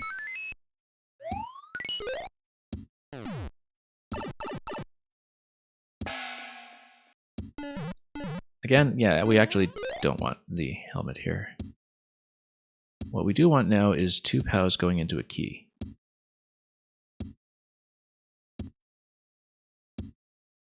Then that'll spawn me at least closer. If we manage to unlock this key door instead, we'll need a shellmet first. So no, we actually do need to go on the slow side. On the fast side, we don't have enough time to do the stack to open up the key door. Yeah, I still can't believe that the solution to go to the top left is not really the solution. Like, I feel like I must have missed something there, and maybe the platforming wasn't sufficient to get me further with that solution. But, you know, breaking out to the top half looks so promising.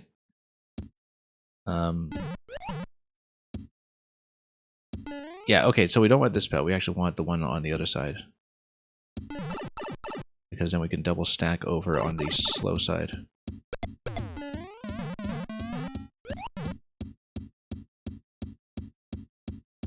So we'll go back to the slow side. We'll double stack, we'll unlock the spiny hat.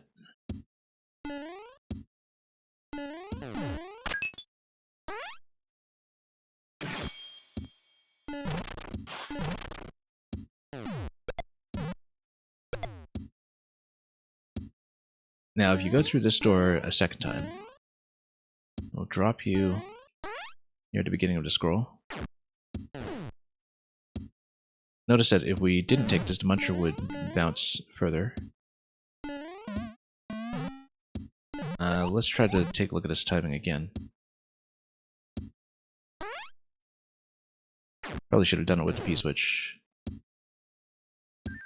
So it's not going to be through entering that pipe. Doesn't look like we'll have enough time to enter that pipe.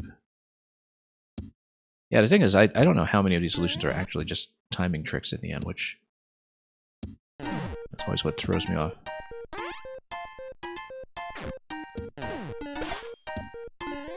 Because, you know, you can go here. I know I can go up to the top level, and I'm really surprised I wasn't blocked off.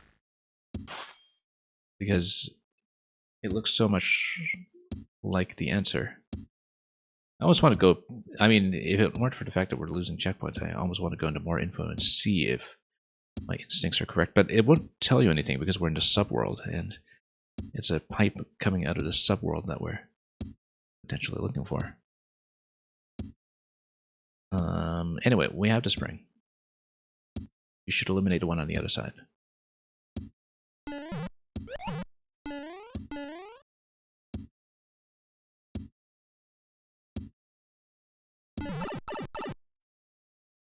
And how we're going to get back through here, I don't know. But, oh, whoops, missed it.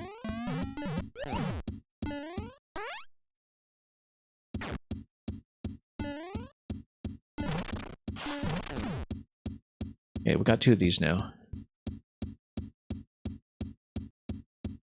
Yeah, it's pretty clear to me that the gold card is under the ice blocks. There's a bomb that spawns beneath. We need to figure out how to get here before the bomb detonates, and why the spring would be relevant to that.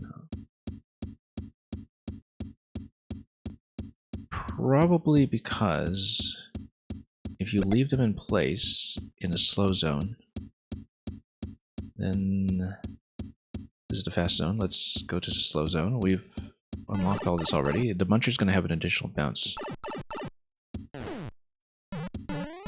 Like that. And then if you look at the bomb timing, it goes like that. Yeah, because maybe you're able to sneak under the muncher.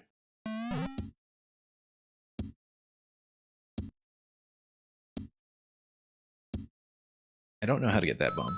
There's a bomb in the slow room, there's a bomb in the fast room. If there's a bomb in the slow room, you still need to escort it through the fast room and bring it to the ice on time, which is a bit of a tall order.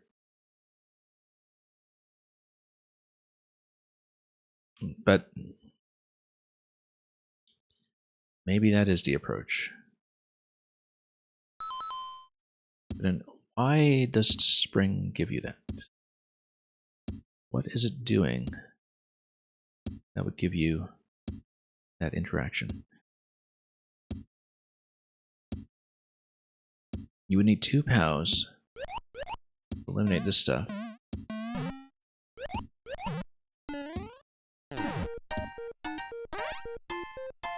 See if we eliminate this. Oh no. Missed it. I still think those vines in the top corner look ridiculous.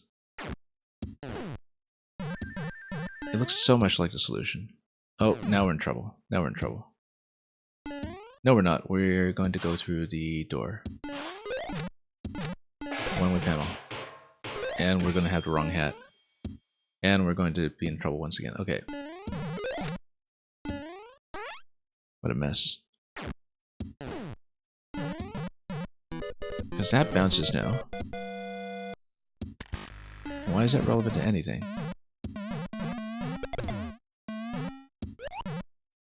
Let's go back to the fast room. Yeah, Grakowski, that, well, I mean, I had a little more flexibility to stream today, and I told myself 2 hours ago, okay, we'll do one last level since, you know, I'm cooked and I'm ready to go. That last level turned out to be this level. And, so... that tells you how things have gone. We actually solved some really good puzzles, like one after another today. And then I just hit the biggest wall with this one. Because I thought, okay, you know, we'll just sneak one more in as an epilogue. Because we're on such a roll, getting solve after solve. And this has not gone well. So the most promising thing I'd seen so far turned out to be a total red herring, I think, which is... Oh, we should have switched to the spiny head here, but we've traded up to the spring, and that's the limit of my progression. We need to get to a bomb, which is what spawns under the green pipe. We don't know how to get close to the green pipe. We can't seem to spawn through this door because it drops you through a door on top of a one-way panel.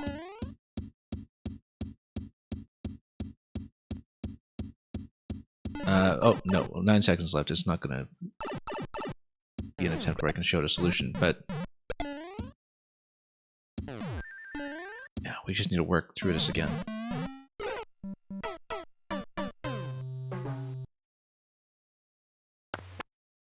Yeah, when you get into a tough search select puzzle, I think I've been defeated by at least the last 2 search select puzzles that I've tried.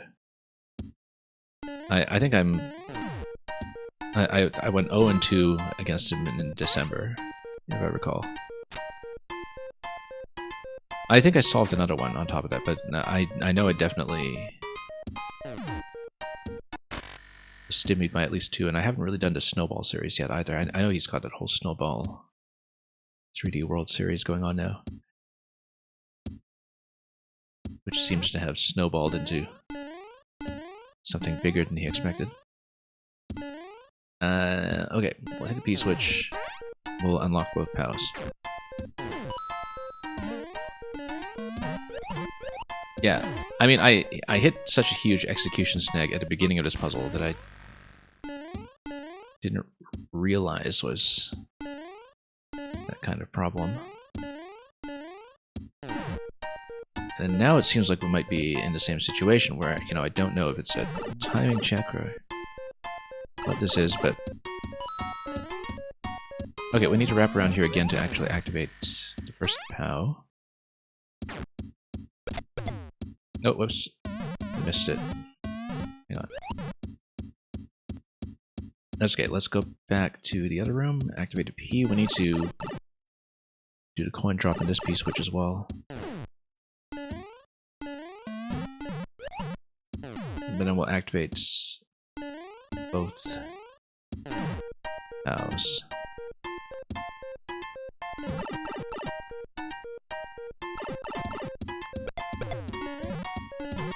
That's good. Just got the coin drop. We missed a shell. That's the only thing. Which means I need to grab the other POW again. Let's go back and do it. But we have the P switch here now, which simplifies things slightly. There are a couple of things going on with conveyor momentum in this level that throw me off a bit sometimes.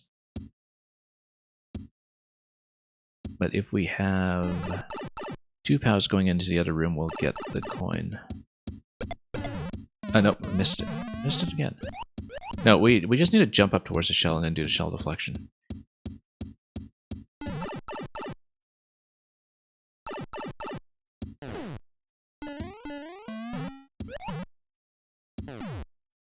So it looked like I was reasonably close to the bomb that time, in terms of being able to get there. But let's not start out for too long. Let's just try to keep that in mind. Okay, there we go. That's finally what I want. No, because we need to do one more round to grab the helmet first. For reasons that will become clear.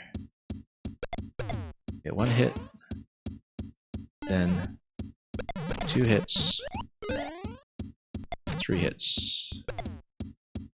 And then we get the coin. And then we trade up into the spiny hat by going POWs into the slow room. So we don't need the P switch for this, but we'll grab it anyway.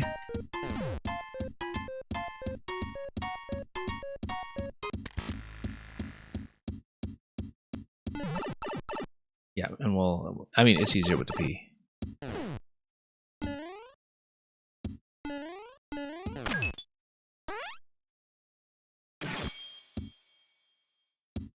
Okay, so we get the spiny hat, we punch both. We'll do it on the other side too, just to open up space.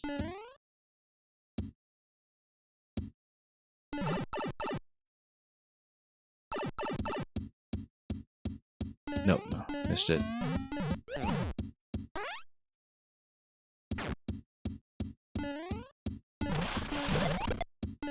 Oh. Okay. Well, that happened. So we don't have an additional key, but that just tells me that that's not going to matter. Fastest thing we can do is to eliminate both of these, spawn at the checkpoint door, and try to go down immediately. Now the problem with that is it doesn't use the spring, first of all, so I don't even know what the spring is for.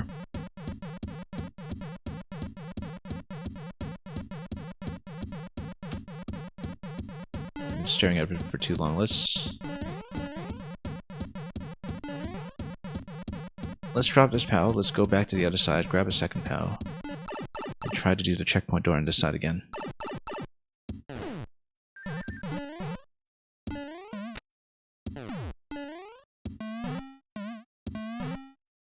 Yeah, we'll take it back to the other side. We'll have 2 POWs available.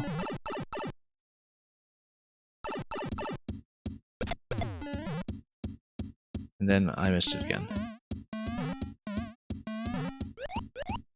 Yeah, because I'm hoping that if I spawn up top, then I can jump down immediately, get down to the bomb.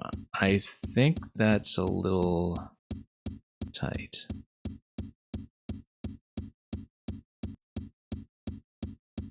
But what if I'm able to scroll? Well, no. The bomb's going to come down here. It's going to walk down here. It's out of range. basically need to rush down to it as fast as possible and then carry it through to the pipe to reset the timing.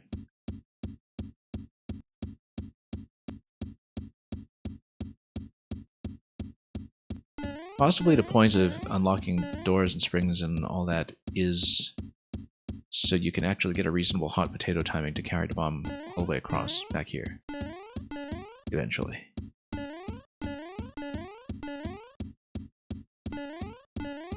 That seems really rough. Wow. And we're burning too much time looking at this again. The thing is, it takes so long, even from checkpoint, to get to this point in the level that by the time we get here, things have gone pretty haywire. Because there just hasn't been enough time to look at this and see how it is that the bomb is even reachable.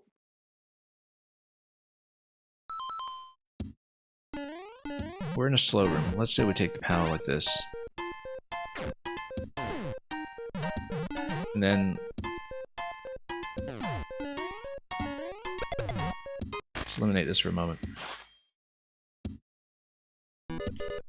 Because I still think I mean the thing that was the non-solution, it just looked so much like the solution. I swear I'm missing something. No, hang on. This is the wrong way to do it.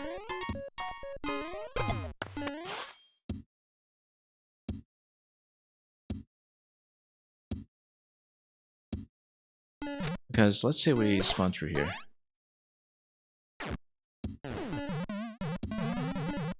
Still far away from the bomb.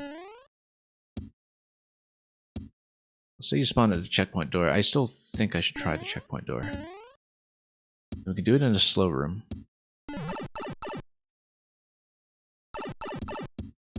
I feel like the spring ending up under the muncher has actually turned out to be pretty counterproductive. It's made things harder. Quite a bit harder.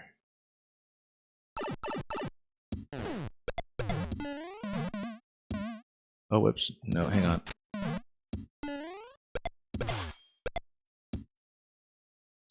Okay, so why don't I hit the E-switch, or rather, well, let's take a look, because if we get to the checkpoint door, then we can spawn back and forth with the P and then hold the P and get it out of the way.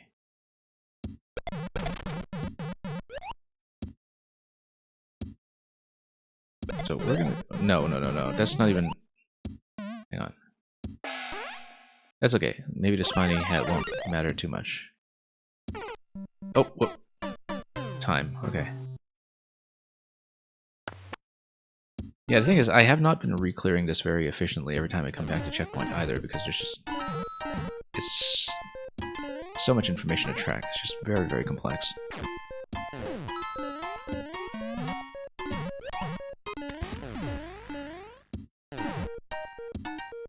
Okay, let's go to the other side. Slow room. And then that's going to drop this P.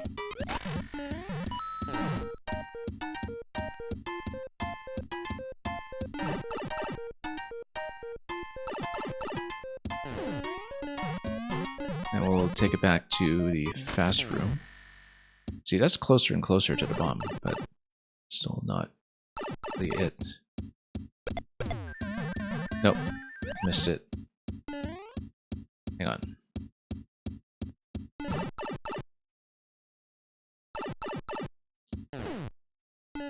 It's very execution sensitive in some ways. Maybe we just shouldn't eliminate the spring in this zone here because it's causing problems. But it might be necessary to hot potato the bomb, for all I know. This is... No, we need to run with this and go up to the shallot.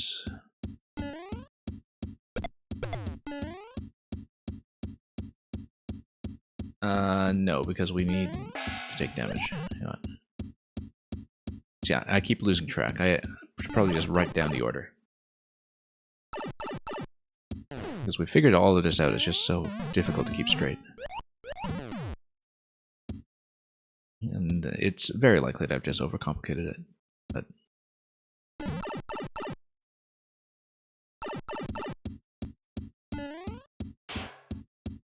okay. Nope, I lost the helmet because I bumped it. So execution mistakes are abundant. Hang on. Just trying to get my spiny hat.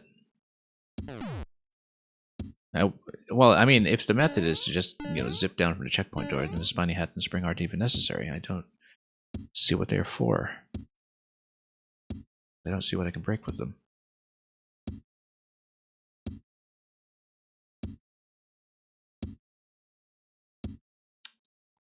Anyway. Yeah, we need to go up like this. Nope, and then I hit that thing again. It's a big reset every time. And this is going to burn so much time, too, that I won't have enough time to look at the actual critical part of the puzzle. No, not this room.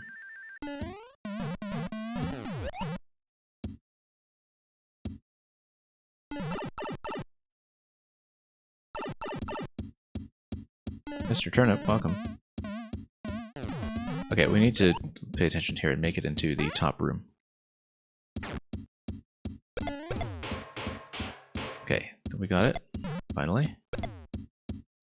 And then I forgot to, eliminate this guy. Okay, this is a bit of a mess. No, we burned so much time on this, I need to reset this one. This was a disaster. Okay, let's try it again.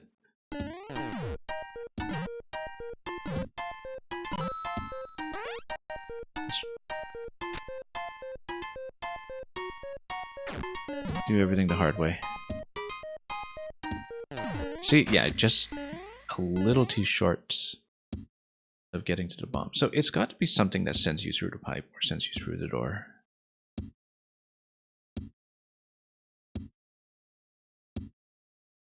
Maybe it is something up top, in the top, because like I didn't really do the platforming successfully when I attempted to go through the top as the solution. It seems like that would have been an absolutely magnificent solution. It seems like it's definitely available, and it gives you a very clear idea of what to do with the spring, but then we just got squished there every time, and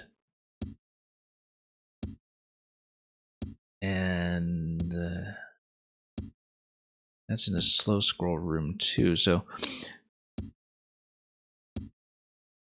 there's got to be...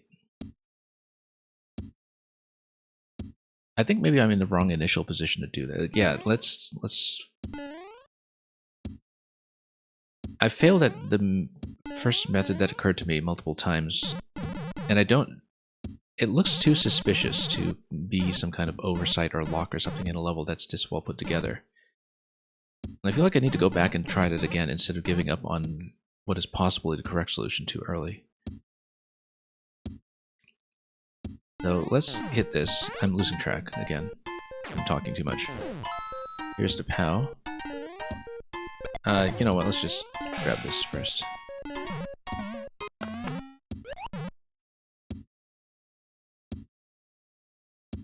And then it's in the other room that we need the coin, so we need 2 POWs in that room.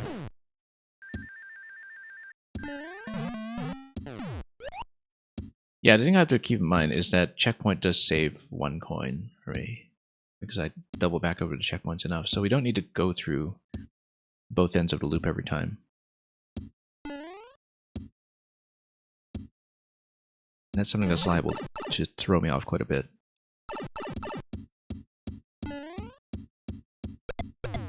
Okay, now we slap this first. Good. Take damage. Kill this.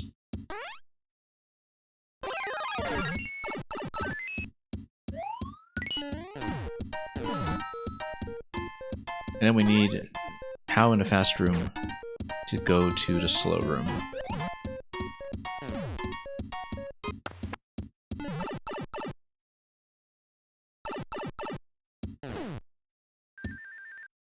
Okay.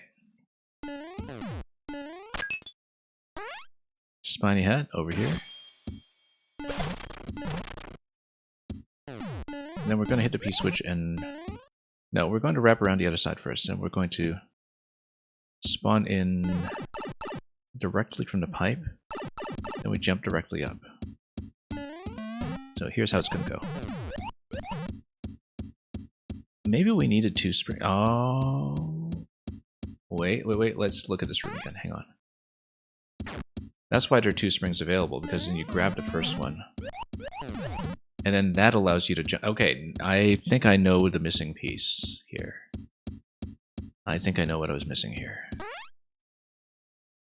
I was close, I was on the right track. I'm gonna switch to spring in this room.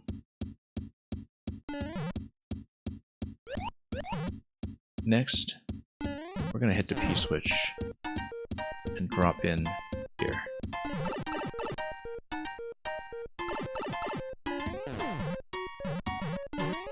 And then, oh, no, wrong. I'm gonna get squeezed now. Okay, maybe that's not right. Hang on. I'm trying to go up the top left, and I thought that maybe I could take an additional spring with me. But then, you know what? We don't need to run with a spring in the first place. We don't need a spring to jump up in that position in the first place. What we do is we run in the lower position here. Now we do it.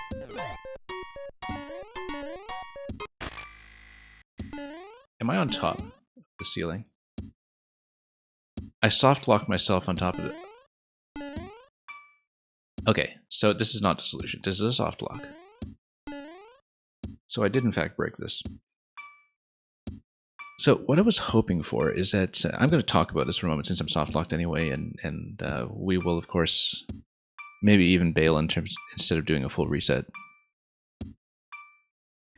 The reason I got up here was because, first of all, it seemed like the only thing to do with the spring was to go to that very conspicuous location in the top left. And I was hoping that because we're in the subworld, that we would find a pipe here that via pipe stacking would lead back to the main world.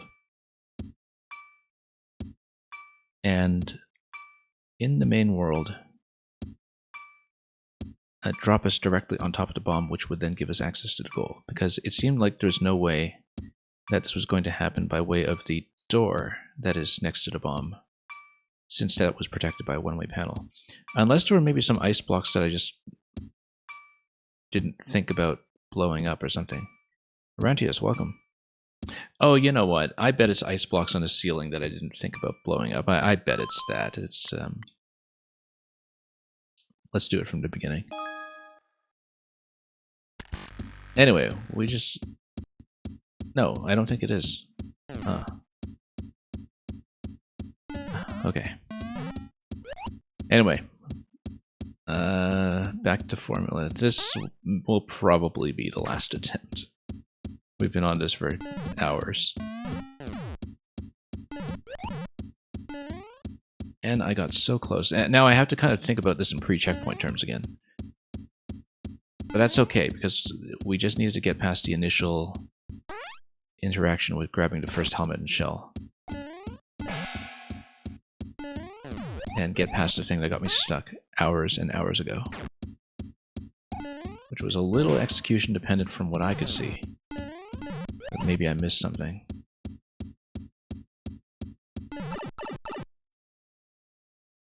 But it seemed like we needed to run ahead. Nope, missed. No, and sit on a donut block. That's what the solution turned out to be. So yeah, I'm finally showing off the pre-checkpoint half for the first time in a while. So we're in a fast room, so that means we need to grab the shell.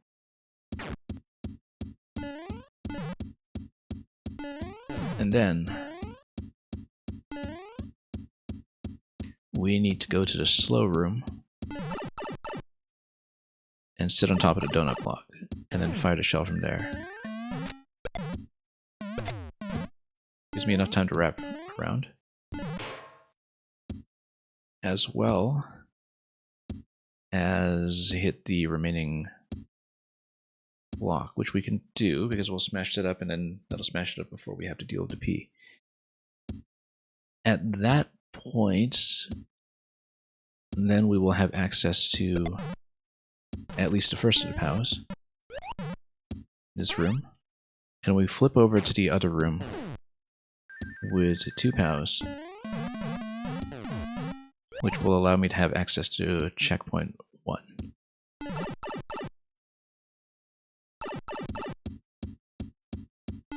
We don't have access to 2 POWs yet. We need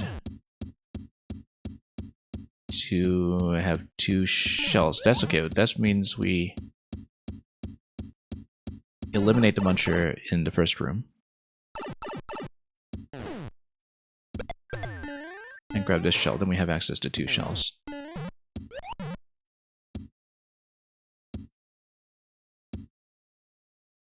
Wait, is that right? No. We need to bring a POW in.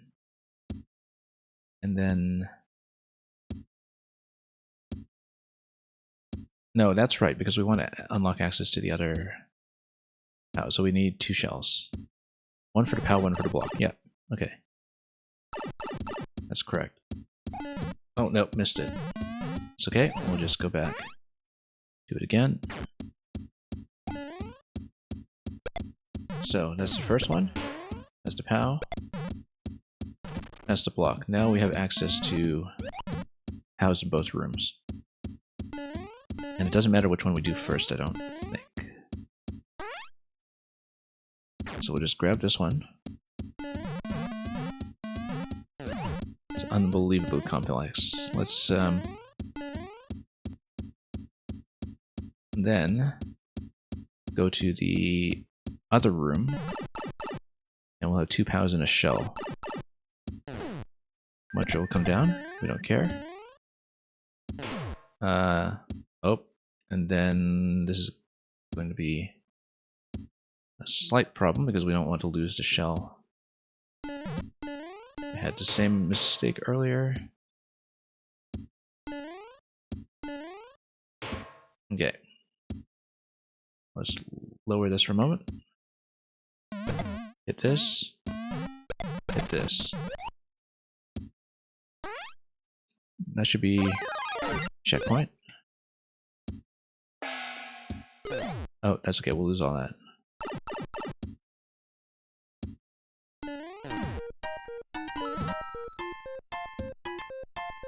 Then, should be able to drop the other P as well.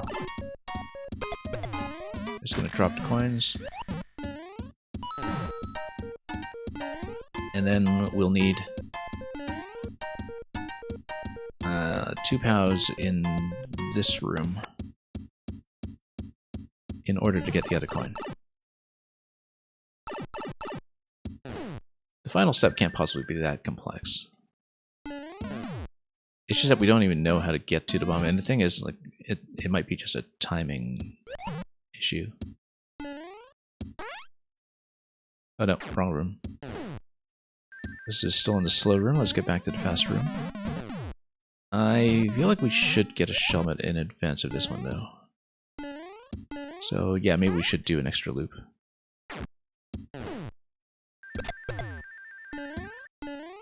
In case we do things out of order on the dry bones. We grab this.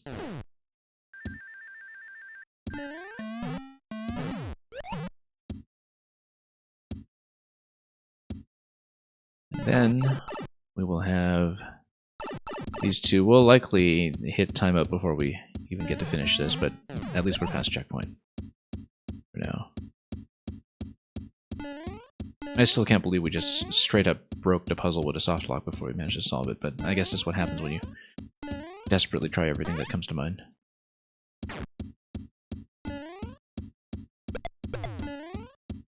Okay, yeah, then this is the sequence. You drop this, take damage, drop this, come up here, door. See, I see no entry point whatsoever for getting back into a pipe or anything like that, but at this point what we'll do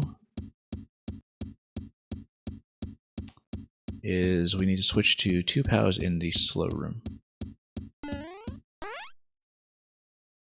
So we'll grab 1 POW.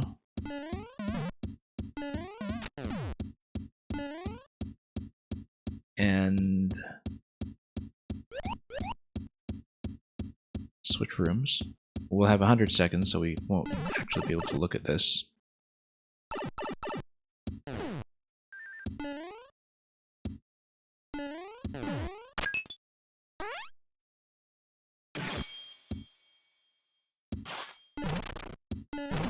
See, the parts of the solution we have seen have been very satisfying. The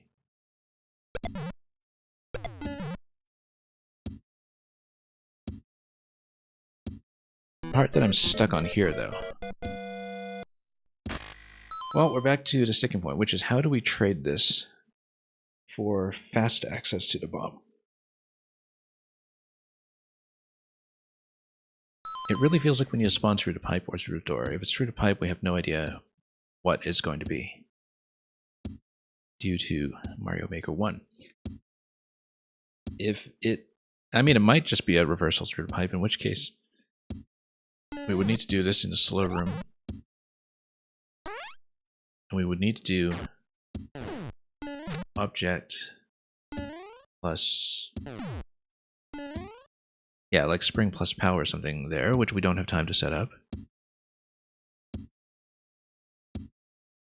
At least I don't think we have time to set it up, but, you know, we haven't really properly tried. Where... No. Yeah, you need to be pretty exact to try to reverse through that pipe. You know, try to do this. Nope. Lost it.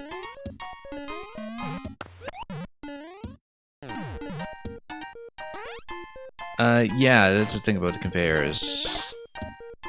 The thing is, I think reversing through that pipe might be my best option, but I don't know how to set it up in time with the scroll. And this is already the slow scrolling room. We're probably going to time out, and I'm probably going to call it, because this one I think we have been defeated by today. I'd like to reverse through this, but, well, I guess not. Okay, we at least have to look in the more info screen. Not the more info screen, but the title banner, basically. Because I feel like I'm one step away. We know we've got the spiny hat, we've got the spring. We don't know how to get to the bomb quickly enough to eliminate the ice blocks that sit over the SMB3 gold card. And I thought that it would be something in the top half, because we can in fact access the top half. But instead I just soft locked myself there instead, so... and I don't see any other pipe entrances that would be relevant. And the one-way panels under the initial door are an issue. Are those ground blocks or hard blocks? Wait a minute. No, those were ground blocks.